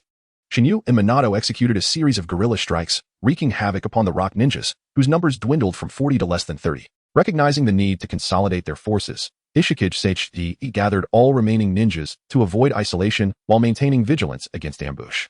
Minato solemnly remarked, "They have regrouped and are on guard. We cannot strike as we did before." Counting the ninja tools and resources gleaned from their foes, Shinyu concluded, "We are ready. Let us decisively eliminate them and make our escape." She shared her strategy with Minato, who agreed wholeheartedly, vowing to support her with all his strength. Chapter 42. The Moonlit Goddess. On a dark, windy night, Namikaze Minato advanced alone towards the encampment of Awagakure, where Ishigaki JZ and his men were stationed. Ishigaki was exceedingly cautious. A portion of his men rested while others remained vigilant, alternating their duties to ensure security. Suddenly, a kunai imbued with the Flying Thunder God technique appeared in the sight of the IWA ninjas, and Minato boldly stepped into their midst. Ishigaki promptly roused the sleeping IWA ninjas and encircled Minato. Surprisingly, Minato made no attempt to evade, allowing himself to be surrounded. Ishigaki found this peculiar, particularly since Minato's companion, the blonde-haired youth, was absent. It struck him as odd that Minato would permit such a situation to unfold. Nevertheless, Ishigaki decided to focus on eliminating one before addressing the other. Initially, he had perceived the mission as a simple task, considering there were only 2 targets. Despite the warnings from his comrade, he had dismissed the notion that these 2 Konoha ninjas were formidable. However, reality delivered a harsh blow. The 2 adversaries proved to be exceedingly troublesome, elusive as fleas. Just as Ishigaki prepared to order Minato's execution, Minato produced a multitude of small spheres, smoke bombs scavenged from the slain IWA ninja. He cast the smoke bombs to the ground, instantly enveloping the area in a thick fog. Within the obscured atmosphere, Minato engaged the IWA ninjas in combat. Rather than fleeing, he fought valiantly amidst the smoke, compelling the IWA ninjas to remain engaged. Simultaneously, Ishigaki issued a foolish command for everyone to converge, to prevent ambush. In the midst of the smoke, a crimson line emerged. At a distance, Kamizuki gathered a resplendent radiance in his hand, and the red line emanated from this brilliant orb. Minato's objective was to keep the IWA ninjas occupied. Otherwise, Kamizuki's technique would be challenging to execute. Ultimate flash, Kamizuki shouted, as the red line erupted into a dazzling beam of light. In that instant, Minato utilized the Flying Thunder God technique to teleport beside Kamizuki, steadying the exhausted warrior. That should do it. We can make our escape now, Kamizuki gasped. The enemy has undoubtedly suffered significant losses and lacks the strength to pursue us. Let us go home. Minato hoisted Kamizuki onto his back and retreated through the woods towards their encampment. When the smoke dissipated, the IWA ninjas lay in disarray, casualties rampant. Ishigaki, the leader of this ninja squad, appeared gravely wounded, his body nearly obliterated by the explosion, breathing shallowly as life ebbed away. In his final moments, Ishigaki's mind raced, grappling with the absurdity of his defeat. As an elite Jounin commanding a squad of 50 against what he perceived as 2 inexperienced youths, his failure was unfathomable. It was infuriating that he would perish not on the battlefield but in this manner. Yet, despite his indignation, death was inescapable. With a heavy heart, he closed his eyes, surrendering to the void.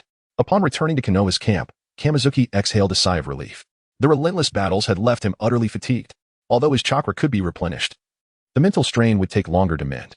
Minato shared a similar exhaustion, both having reached their limits. Jiraiya, upon learning of their return, rushed to greet them. You finally returned. I was about to send someone to find you. What happened? Why are you so late? Kamizuki recounted. A lot transpired. Minato and I initially ambushed an IWA supply convoy with relative ease, but it angered them, prompting a 50-man squad to hunt us down. Had it not been for our wits, we might have met our end. Jiraiya felt a chill at Kamizuki's words. The thought of losing him was unbearable, especially considering his fondness for Minato. I'm just glad you both returned safely. Minato inquired, Jiraiya-sensei, what is the situation in the land of grass? Jiraiya replied seriously. We are engaged in combat with IWA ninja. For now, we hold the upper hand, but how long that advantage lasts is uncertain. It depends on the priority a Wagakure places on the land of grass. If they continue to reinforce their forces, our edge may diminish. The coming days will be challenging. We must establish a significant advantage in the land of grass to mitigate concerns about reinforcements. Rest for the next few days. You can rejoin the fight afterward, Jiraiya instructed. Absolutely, Kamizuki replied, yearning for a respite that would allow him to lie in bed for 2 days and nights.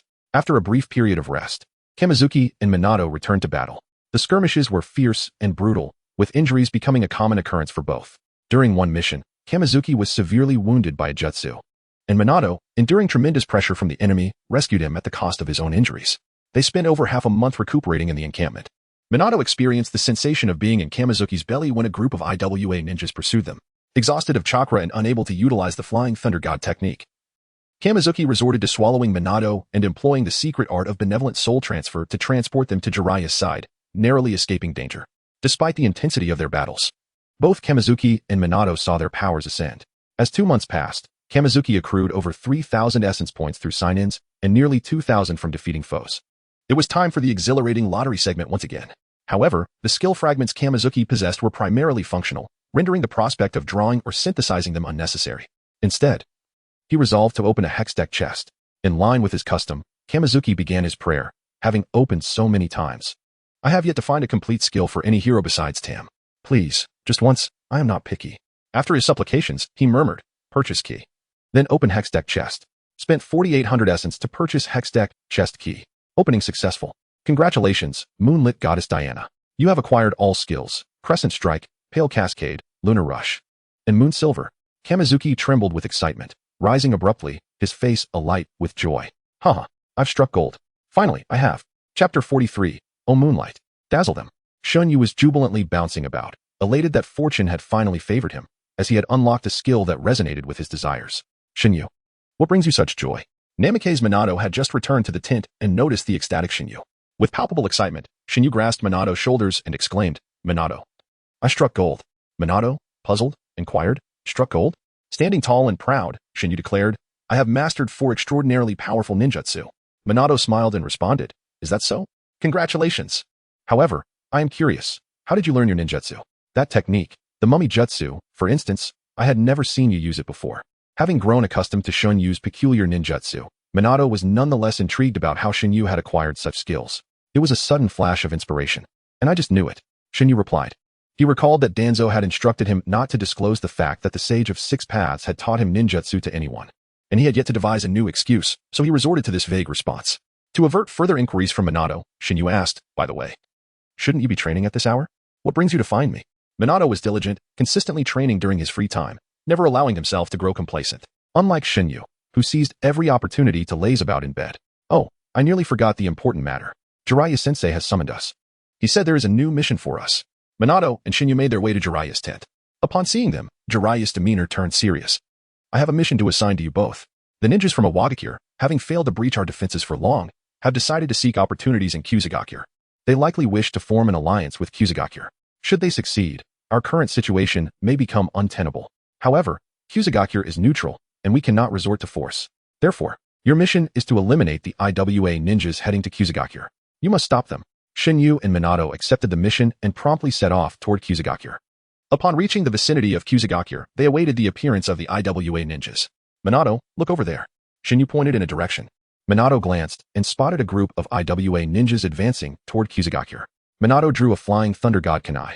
The target has appeared. Shinyu, let's take action. Understood. I'll go first.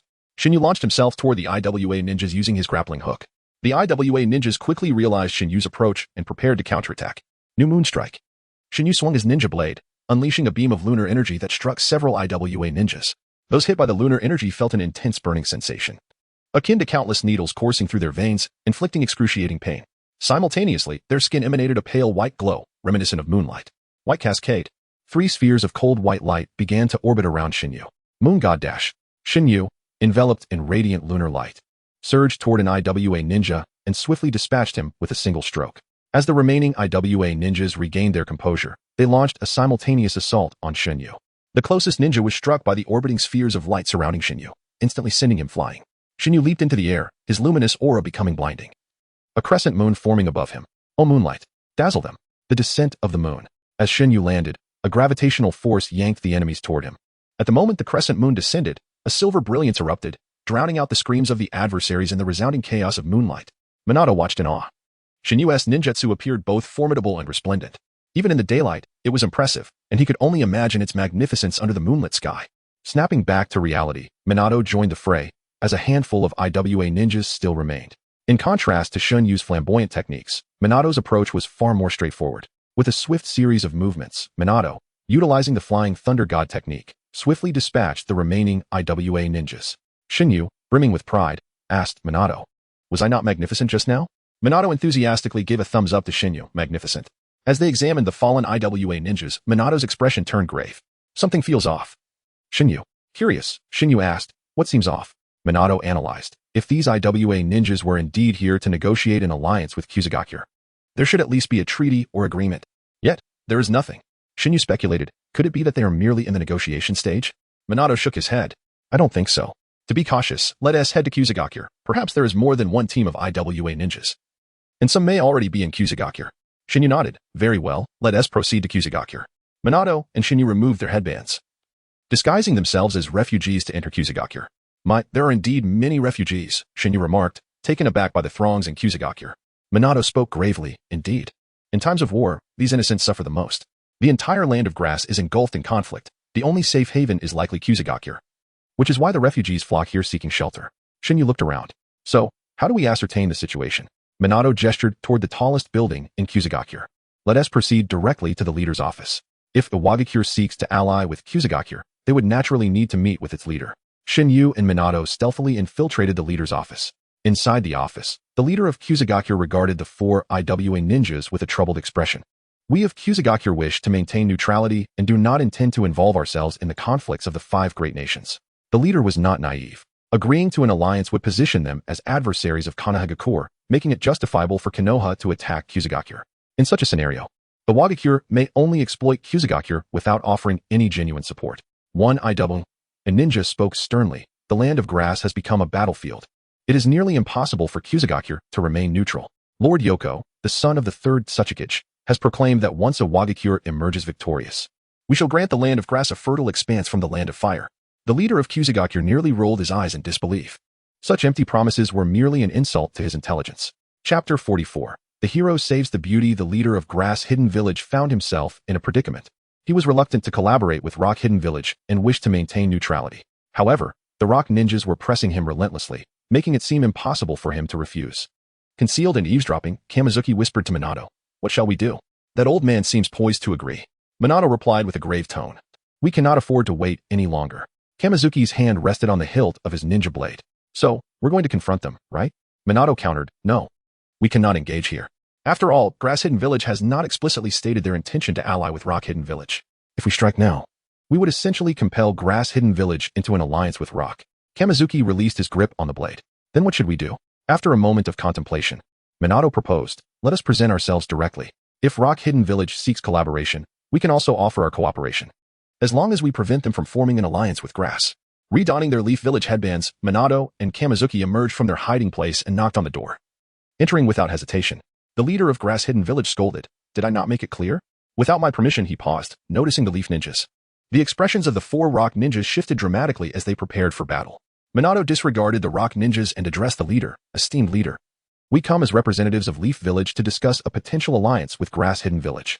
The arrival of Leaf Village further complicated matters for the leader of Grass Hidden Village. As the Rock Ninjas considered engaging, Kamizuki taunted, "If you dare, come at me. Let's see what you've got." The Rock Ninjas began to rise, but the leader quickly intervened. "Stop. This is Grass Hidden Village, a neutral territory." The Rock Ninjas regained their composure. If they attacked the Leaf Ninjas here, it could force Grass Hidden Village into an alliance with them. The leader stated firmly, "Rock Hidden Village desires collaboration, as does Leaf Village. We, Grass Hidden Village, cannot afford to offend either side. Please return and inform both parties that we will not engage in any alliance and will maintain our neutrality. Should anyone attempt to draw us into conflict, Grass Hidden Village will align with the opposing side." The Rock Ninjas seethed with anger, their plans thwarted by the arrival of these two Leaf Ninjas. Minato expressed regret. "What a pity. I shall convey your words accurately, esteemed leader." Seeing the Rock Ninjas remain immobile, Kamizuki scoffed, "What is the matter? Are your feet petrified?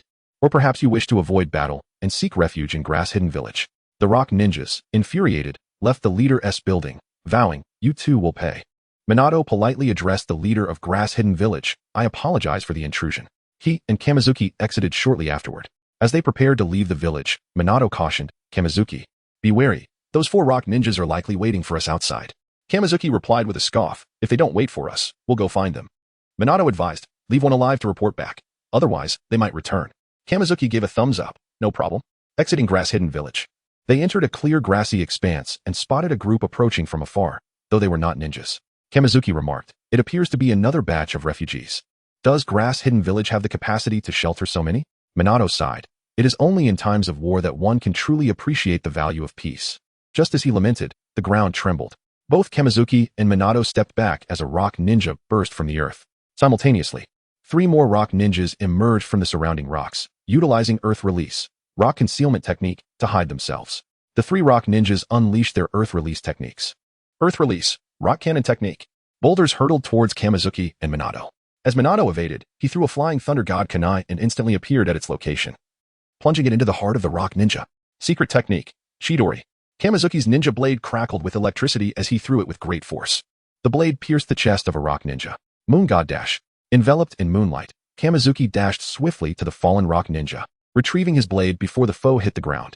In the blink of an eye, they had slain 2 Rock Ninjas. The remaining 2 Rock Ninjas stared in terror at Kamizuki and Minato, astonished by their strength, and promptly initiated the Earth Release, Earth Dragon Concealment Technique, to burrow underground and escape. "There are still 2 left. Let us finish one off," Kamizuki declared, diving underground to pursue. Suddenly, Kamizuki erupted from the ground, launching the 2 Rock Ninjas into the air. Crushing flames. A fireball ignited in Kamizuki's hand, incinerating 1 Rock Ninja completely. Now only 1 remained, and Kamizuki had no intention of attacking. The remaining Rock Ninja, realizing escape was futile, formed hand seals and pressed his hands to the ground. Earth Release, Ant Hell. The ground softened and began to swirl. Kamizuki quickly retreated, evading the area. While the rock ninja seized the opportunity to flee, Minato approached Kamizuki, inquiring, "What happened?" Kamizuki dusted off his hands and replied, "All taken care of. That rock ninja has escaped." Minato nodded. "Mission accomplished. Let us return." Just as they prepared to leave, a sudden scream pierced the air. Both Kamizuki and Minato turned to see someone trapped in the ant-hell. Without hesitation, Minato hurled a flying thunder god kunai towards the individual and swiftly teleported to their side, grasping them tightly. He then used the flying thunder god technique once more to return to Kamizuki's side, cradling the individual in his arms. With a gentle tone, Minato asked, "Are you all right?" A melodious female voice responded, "I'm fine, really." Though her hair was muddied, Kamizuki discerned that it was red, reminiscent of Kushina's hair color. Chapter 45, Vortex. Natsukasa Shinyu realized that the girl being held by Wave Wind Minato shared the same crimson hair as Kushina. This revelation sparked a contemplative thought within him. Crimson hair, the land of grass, Sasuke, infatuated Karen. Shinyu's eyes widened slightly. Could this girl possibly be the future mother of Karen? At that moment, Wave Wind Minato gently set the girl down. She appeared shy, casting furtive glances at him, clearly harboring feelings for the hero who had rescued her. Shinyu understood this sentiment well. In times of peril, a gallant savior arises. And with Minato's warm demeanor and gentle inquiry of "Are you all right?" who wouldn't be captivated? Wave Wind Minato addressed the girl. "The hidden grass village is not far from here. Please be cautious on the way." The girl lowered her head and softly replied, "Okay." Minato then called out to the pensive Shinyu. "Shinyu, we should be on our way." "Wait," Shinyu interjected, stepping in front of the girl. "May I ask your name?" The girl responded, "I am Natsukasa." Shinyu raised an eyebrow and inquired, "Natsukasa? What about your surname?" Instantly, Natsukasa became guarded. "I have no surname. I am simply Natsukasa." Her defensive posture made Shinyu feel quite assured. Following the destruction of the land of Vortex, the unique traits and powerful sealing techniques of the Uzumaki clan had made them targets, leading to the survivors concealing their identities and scattering throughout the ninja world. Shinyu directly confirmed with Natsukasa, "Your surname must be Uzumaki, correct?" Natsukasa tensed up immediately, adopting a defensive stance. Wave Wind Minato, puzzled, asked Shinyu, "Did you say Uzumaki?" Shinyu reassured the apprehensive Natsukasa, "You need not harbor hostility towards us. I merely deduced your lineage from the resemblance of your hair color to that of my beloved." Natsukasa, astonished, asked, "You mean my hair color is the same as your beloved's?" Shinyu nodded affirmatively. "Indeed, my beloved is named Uzumaki Kushina." Natsukasa's face lit up with recognition. "Kushina? I knew her before the fall of the land of Vortex." Shinyu extended an invitation. "Kushina is currently in Konoha. You appear to be seeking refuge in the hidden grass village, and since you are unfamiliar with the area, why not return with us to Konoha? You need not continue to wander, and besides..." He cast a playful glance at Wave Wind Minato. Minato, bemused, wondered about Shinyu's cryptic expression, though he had grown accustomed to Shinyu's whimsical antics. As a displaced member of the Uzumaki clan and a refugee from the land of grass, Natsukasa had no reason to refuse Shinyu's invitation. She was weary of a life spent in hiding, especially with a fellow clansman in Konoha. Natsukasa bowed to Shinyu and Minato, saying, "Thank you for your kindness." Shinyu smiled broadly, "Not at all, as a relative of Kushina. I am more than willing to assist you." Minato had no objections. The Uzumaki clan and Konoha shared a deep bond and friendship, evident from the Uzumaki emblem adorning the attire of Konoha shinobi. Shinyu urged Minato, "Minato, why are you still waiting?" Minato, confused, asked, "Waiting for what?" Shinyu, exasperated, exclaimed, "Can't you see Natsukasa is exhausted? Hurry and carry her. Where is your chivalry?" Minato felt a twinge of awkwardness. Why was Shinyu not the one carrying her? Natsukasa's cheeks flushed as she protested, "No, it's all right. I can still walk." Shinyu insisted, "We must return to Konoha promptly. We cannot afford to dawdle." Minato knelt before Natsukasa, saying, "I will carry you. Hop on." "All right, thank you." Natsukasa conceded, her cheeks now a rosy hue as she settled onto Minato's back. Shinyu waved his hand, declaring, "Let us depart." On the journey, Shinyu prompted Minato, "Minato, why not introduce yourself to Natsukasa?" "Sure," Minato replied. "I am Wave Wind Minato, AJ Nin of Konoha." Shinyu pressed, "Is that all? Go deeper. Share your likes, dislikes, dreams. Let Natsukasa truly get to know you." Minato felt perplexed. Why was there a need for such intimacy? "Nevertheless," he continued, "as for my likes, I enjoy sweets, and I don't have any particular dislikes. My dream is to become Hokage."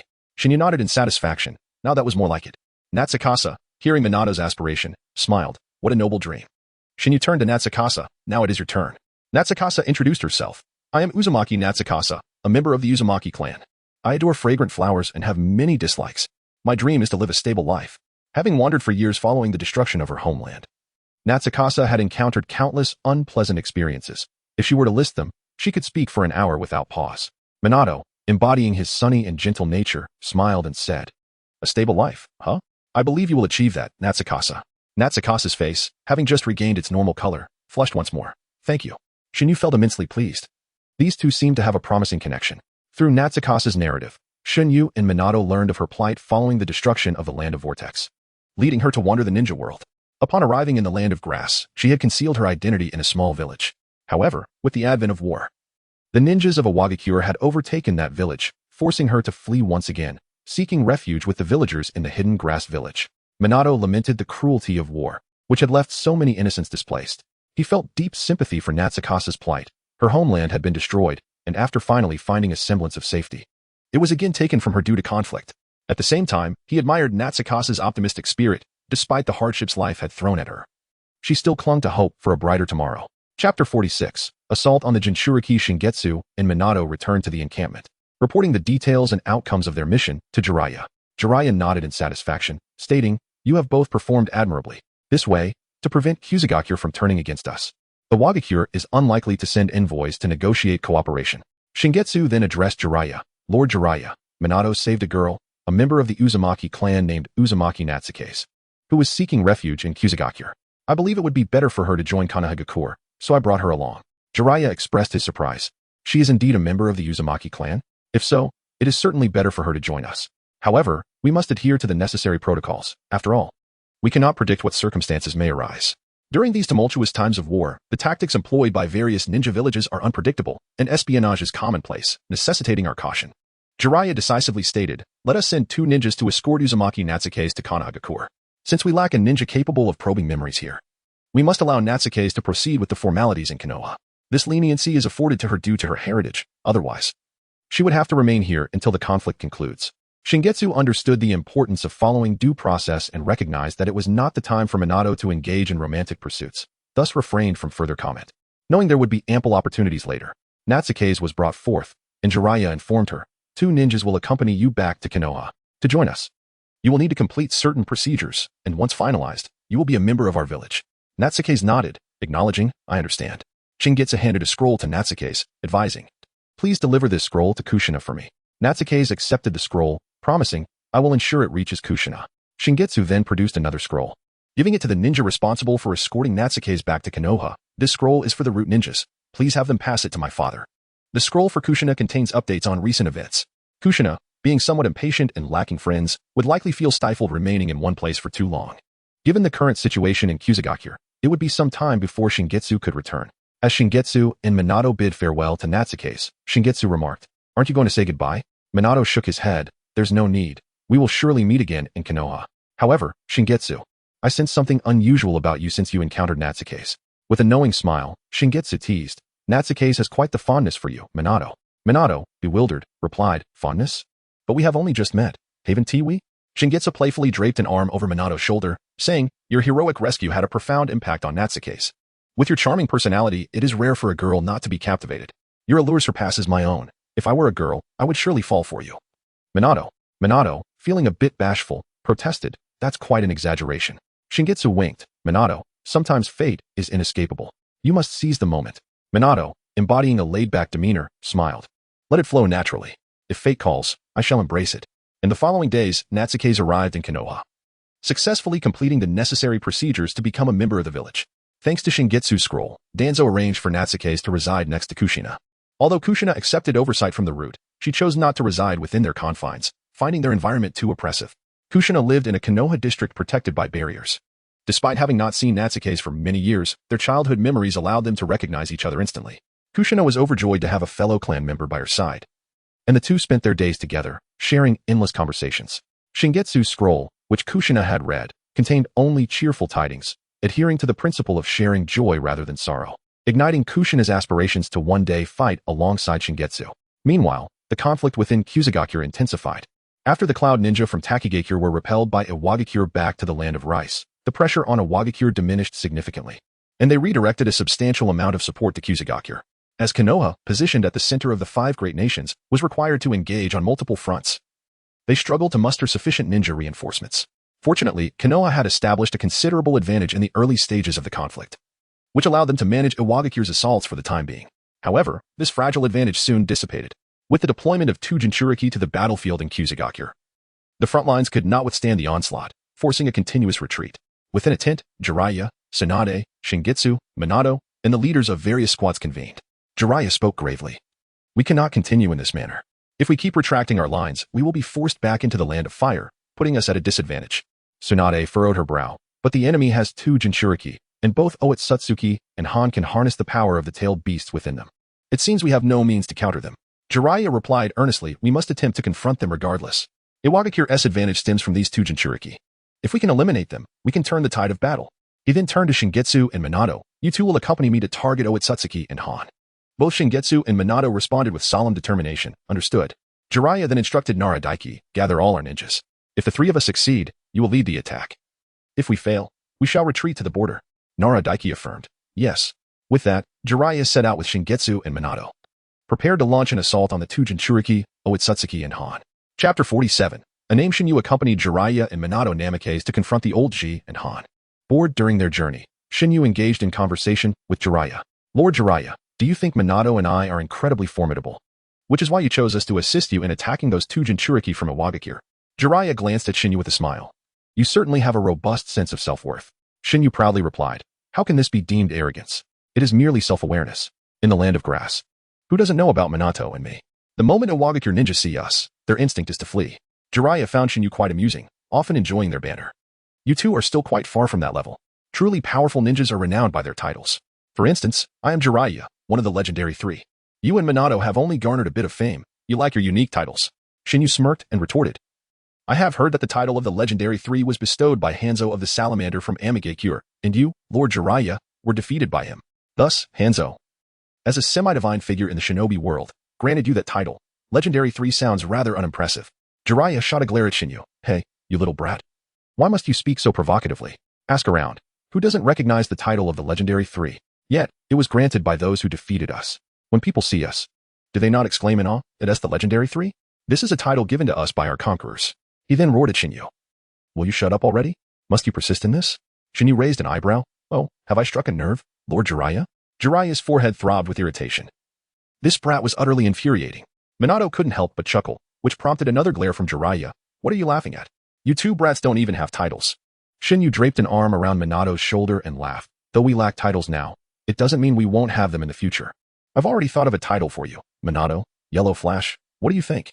Minato pondered for a moment. Not bad. What about your title, Shinyu? Shinyu had been eagerly awaiting this question and exclaimed, my title shall be the Sage of the Present. Isn't it magnificent? Minato hesitated. Magnificent? It struck him as somewhat perplexing, but if Shinyu said so, he might as well go along with it. Jiraiya burst into laughter. You little rascal. You have quite the audacity. You, a Sage of the Present? Shinyu replied indignantly, I am the reincarnation of the Sage of 6 Paths. Cough. Never mind. He nearly forgot that Danzo had strictly instructed him to keep that matter under wraps. Jiraiya teased, why not continue? You just mentioned the Sage of 6 Paths. Are you implying that you are his reincarnation, hence the Sage of the Present? I wouldn't dare boast like that. I only claim to be the Toad Sage of Myaboka Mountain. Shinyu scoffed. Toad Sage? That sounds quite abstract. Jiraiya retorted, it's Toad Sage, not some abstract title. And remember, titles are bestowed by others in recognition of your achievements, not self-assigned. If you desire a title, you still have much to strive for. Shinyu turned to Minato. Minato, do you acknowledge me? Without hesitation, Minato responded, of course I do. Shinyu declared, then it's settled. From now on, you shall be Yellow Flash, and I shall be Sage of the Present. We shall make our names known. Minato looked at Shinyu in astonishment. Is it really possible to do that? Shinyu replied matter-of-factly, absolutely, Yellow Flash. Now call me that. Minato opened his mouth to address Shinyu as Sage of the Present, but as he uttered the words, he found himself unable to continue, feeling utterly embarrassed. Shinyu watched expectantly, encouraging. Come on, what comes after Sage? Minato's tongue felt tied, and he couldn't utter the following words. Jiraiya laughed. Don't put Minato in a bind. Only those devoid of shame can utter such a title without hesitation.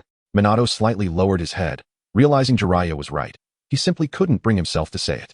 Shinyu sighed. Minato, you truly lack awareness. Jiraiya mocked. Oh, you're talking about awareness now?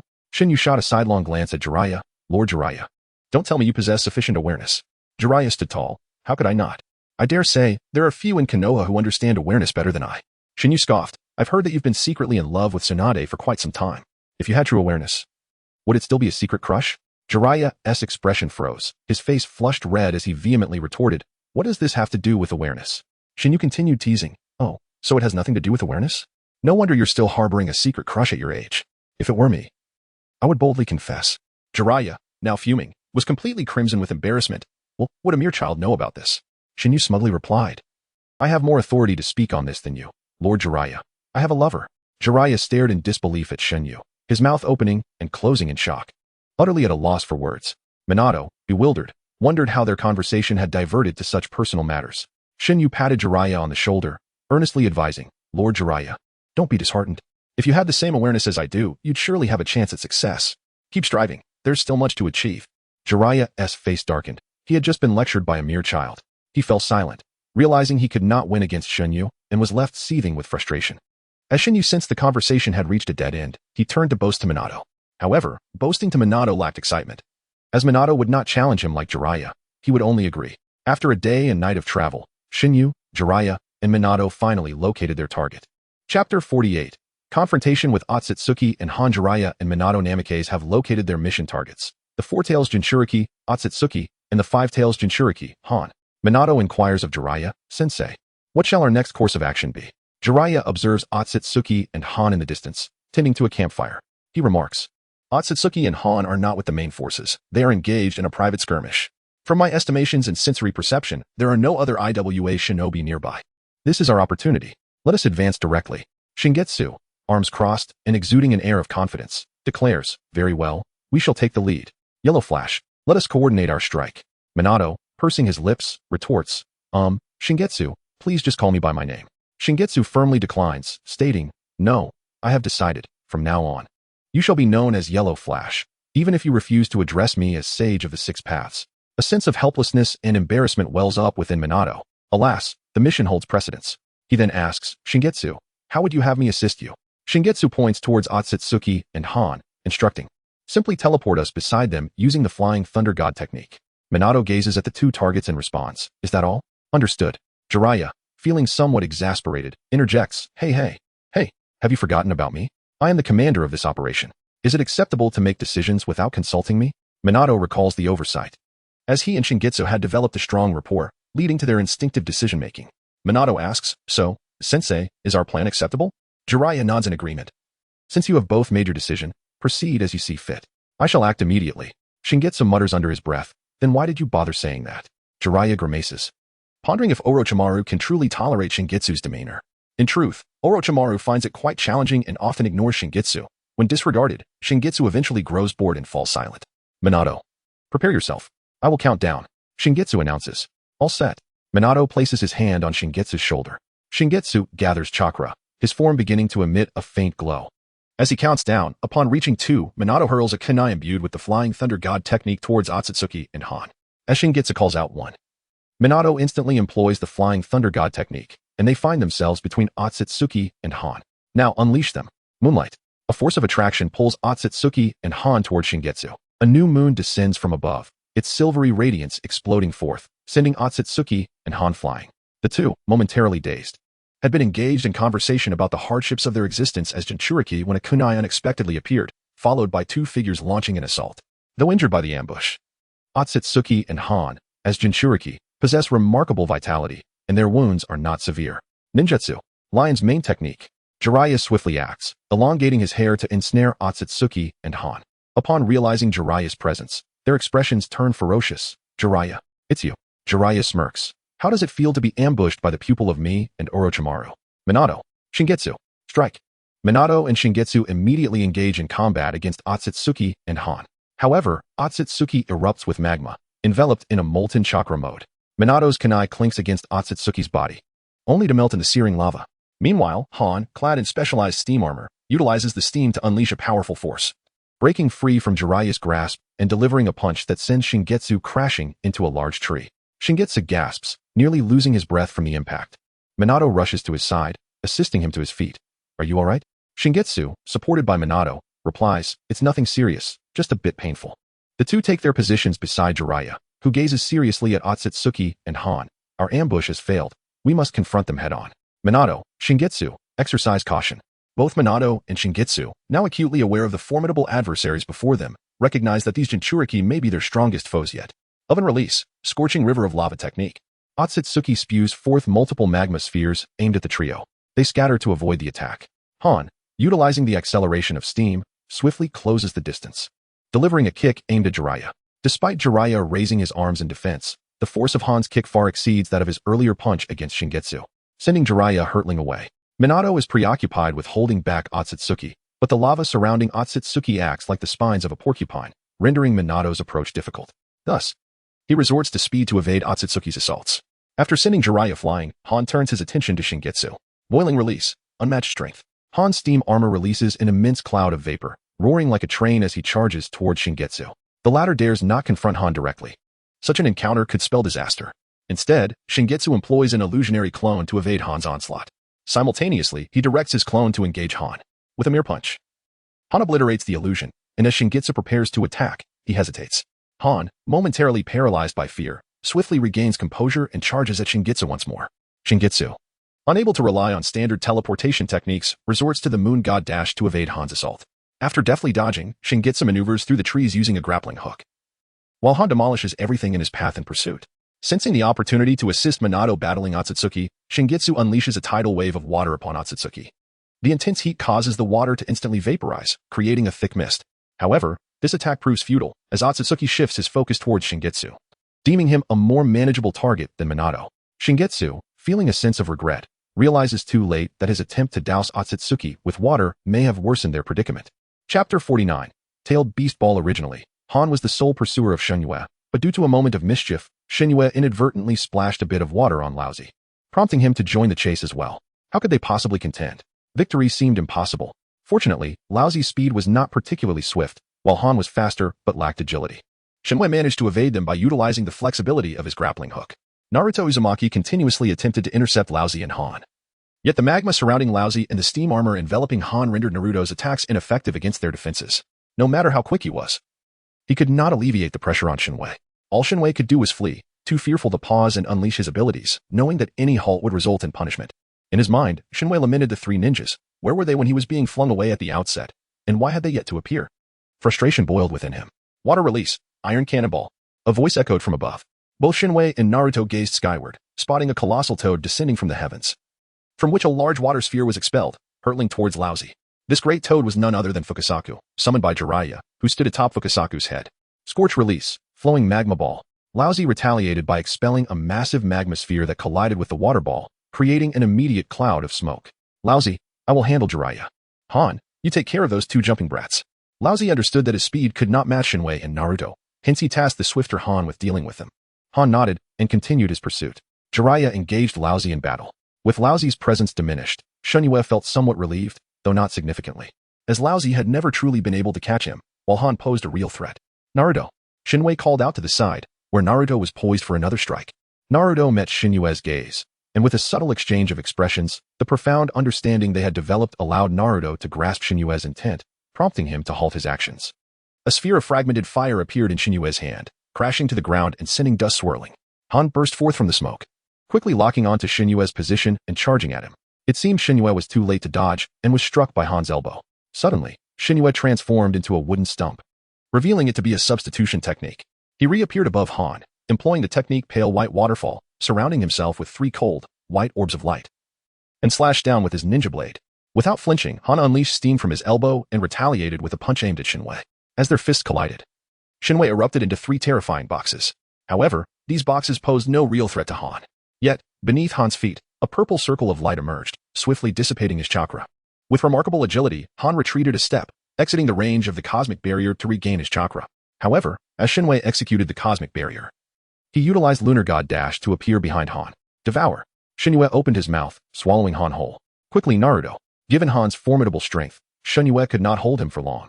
An intense wave of nausea surged through him, compelling him to expel Han. With a swift motion, Naruto materialized beside Shenhue, placing a hand on him before vanishing to a grove of 4 large trees. Unable to contain himself, Shenhue expelled Han. Han, now freed, surveyed his surroundings, his pupils dilating in shock. The 4 trees were plastered with explosive tags. With a thunderous explosion, the tags detonated simultaneously, shaking the ground beneath Shenhue and Naruto. As the smoke cleared, Han's steam armor lay shattered, replaced by the attire of the tailed beast. Meanwhile, Jiraiya had successfully subdued Laozi, despite Laozi's considerable strength. His lava release was countered by Jiraiya's water release. Fukasaku's water doused Laozi's magma, significantly reducing his combat effectiveness. Jiraiya invoked the Wild Lion's main technique, binding Laozi. While Fukasaku swung a massive blade, striking Laozi. The extinguished magma encased Laozi in hardened rock, which shattered under Fukasaku's blow, blood gushing from Laozi's shoulder. Laozi was now clad in the tailed beast's attire, retaliating with a powerful punch that sent Fukasaku flying, transforming him into a cloud of smoke as he returned to Mount Mayaboku. Shinue, Naruto, and Jiraiya regrouped, gravely observing the fully tailed beast-formed Laozi and Han.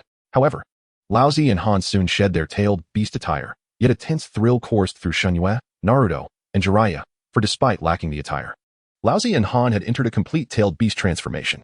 If you wish to engage us, bring the Nine Tails Jinchuriki swiftly. Complete tailed beast transformations of Laozi and Han began to coalesce tailed beast balls in their mouths. Jiraiya exclaimed in shock, "It's the tailed beast ball. We must retreat for now." Naruto, wait a moment, allow me to test something. Shinue's hand burst forth with a radiant purple light as he invoked the cosmic barrier beneath Han's feet. Han's complete tailed beast transformation immediately wavered, and the tailed beast ball began to exhibit signs of instability. Han swiftly repositioned himself, escaping the barrier's influence to stabilize both his transformation and the tailed beast ball. Naruto and Jiraiya gazed at Shinue in astonishment. His technique could counter the Jinchuriki? Shinue felt exhilarated, for this signified that it could indeed be applicable to Kushina. Two tailed beast balls hurtled toward Shinue, Naruto, and Jiraiya. In an instant, they placed their hands on Naruto, who activated the Flying Thunder God technique to escape the area. In the distance, the tailed beast balls detonated, initially enveloped in silence, absolute silence. Then, a blinding white light erupted from the center of the black sphere. As the light surged forth, sands, trees, and all else disintegrated in its path, the shockwave radiating outward, upheaving the ground into towering mounds of earth. As a mushroom cloud ascended from the epicenter. Witnessing this apocalyptic scene, Jiraiya wiped the cold sweat from his brow, exclaiming, "That was a close call." Shinue was filled with excitement. If Kushina could master such power, he would no longer be the one leading her into battle, but rather, she would be the one leading him. Naruto, meanwhile, pondered deeply, murmuring, "The tailed beast ball, indeed." Chapter 50. Return to Konoha. In Konoha, Kushina remained fast asleep. Within her dreams, a dark figure with 9 tails whispered seductively, "A new vessel. I sense your fear and your turmoil. Do you not realize that it is not I who binds you, but rather yourself? Allow me to liberate you. Come forth." With a startled gasp, Kushina abruptly awoke. Sitting upright in bed, breathing heavily, she pressed her right hand against her forehead, reflecting on yet another recurring dream. She reached for the glass of water on her nightstand and took a sip. As she returned the glass, her gaze fell upon the photographs displayed on the cabinet. Lost in thought, 3 pictures adorned the surface, one of Minato Namikaze, and the other 2 captured moments of her and Shingitsu during their graduation from the Ninja Academy, as well as a group photo taken after they both became Jounin. The radiant smiles on their faces spoke volumes. Kushina sighed. It has been nearly a year. Why hasn't Shingitsu returned yet? Ding dong. The doorbell rang, rousing Kushina from her reverie. She rose from her bed and opened the door to find Natsukawa standing outside. With a warm smile, Natsukawa greeted her. "Kushina, I made breakfast. Let us eat together." Kushina responded with a smile. "Sure, come in quickly, Natsukawa." In the land of grass. Due to Jiraiya's efforts, Shingitsu and Minato's mission had not succeeded, leading the main forces to retreat to the borders for defense. If the ninjas from Awagakure sought to invade the border of the Land of Fire, they would have to hold their ground firmly, ensuring that the IWA ninjas could not breach the boundary. For the following month, the ninjas of Konoha remained vigilant at the border, prepared to repel any potential assault from IWA ninjas. However, the IWA forces did not advance. Instead, the Cloud Village had assembled a contingent of ninjas in the Land of Rice, preparing to invade the Land of Waterfall once more. Consequently, Aji and Han were dispatched to the Land of Waterfall to oversee operations. Jiraiya relayed the current situation back to Konoha via Ninja Beast, inquiring with Hiruzen Sarutobi about the next course of action. If they wished to continue the fight and reclaim the lost territory in the Land of Grass, while Aji and Han were absent, reinforcements would be necessary. However, Jiraiya received a reply instructing the ninjas at the border to maintain their positions and not to attempt to reclaim the territory in the Land of Grass. Hiruzen reasoned that since Awagakure had dispatched 2 Jinchuriki, there was no longer a need to vie for control over the Land of Grass. Although they possessed a Jinchuriki of the 9 tails, Kushina was currently unable to participate in combat. Even if they recovered the territory in the Land of Grass while Aji and Han were away, they would likely be unable to hold it upon their return. Hiruzen also received intelligence indicating that the Cloud and IWA villages were currently at odds, and the borders between the Land of Grass and the Land of Fire were temporarily secure, eliminating the necessity for their continued presence at the border. Thus, he ordered Jiraiya, Tsunade, Shingitsu, and Minato to return to Konoha. Jiraiya gathered Tsunade, Shingitsu, and Minato, announcing, "We received word that we do not need to remain here. We depart today." Upon hearing that they would return to Konoha, Shingitsu cheered. It had been quite some time since he had last been home, and he could hardly wait to see Kushina again. After a brief moment of preparation, the four departed, leaving the command of the area to Nara Daiki. As they traveled, Tsunade and Jiraiya walked ahead while Shingitsu and Minato trailed behind. Jiraiya conversed with Tsunade, and Shingitsu perked up his ears to listen intently. Jiraiya mentioned going back to Konoha for a drink. Shingitsu nudged Minato playfully. Minato, your teacher seems to be struggling. Minato, perplexed, asked, what do you mean? Shingitsu gestured towards Jiraiya. Look, doesn't he resemble a lovesick fool? Minato was baffled. Lovesick fool? Shingitsu elaborated. It means someone who flatters and tries to please the other person. Jiraiya-sensei probably wants to ask Tsunade-sensei out, but only dares to suggest a drink. If it were me, I would directly ask, how about a date when we return to Konoha? The worst that could happen is a rejection. Has Jiraiya-sensei not faced enough of those from Tsunade-sensei? Minato pondered, momentarily at a loss for words.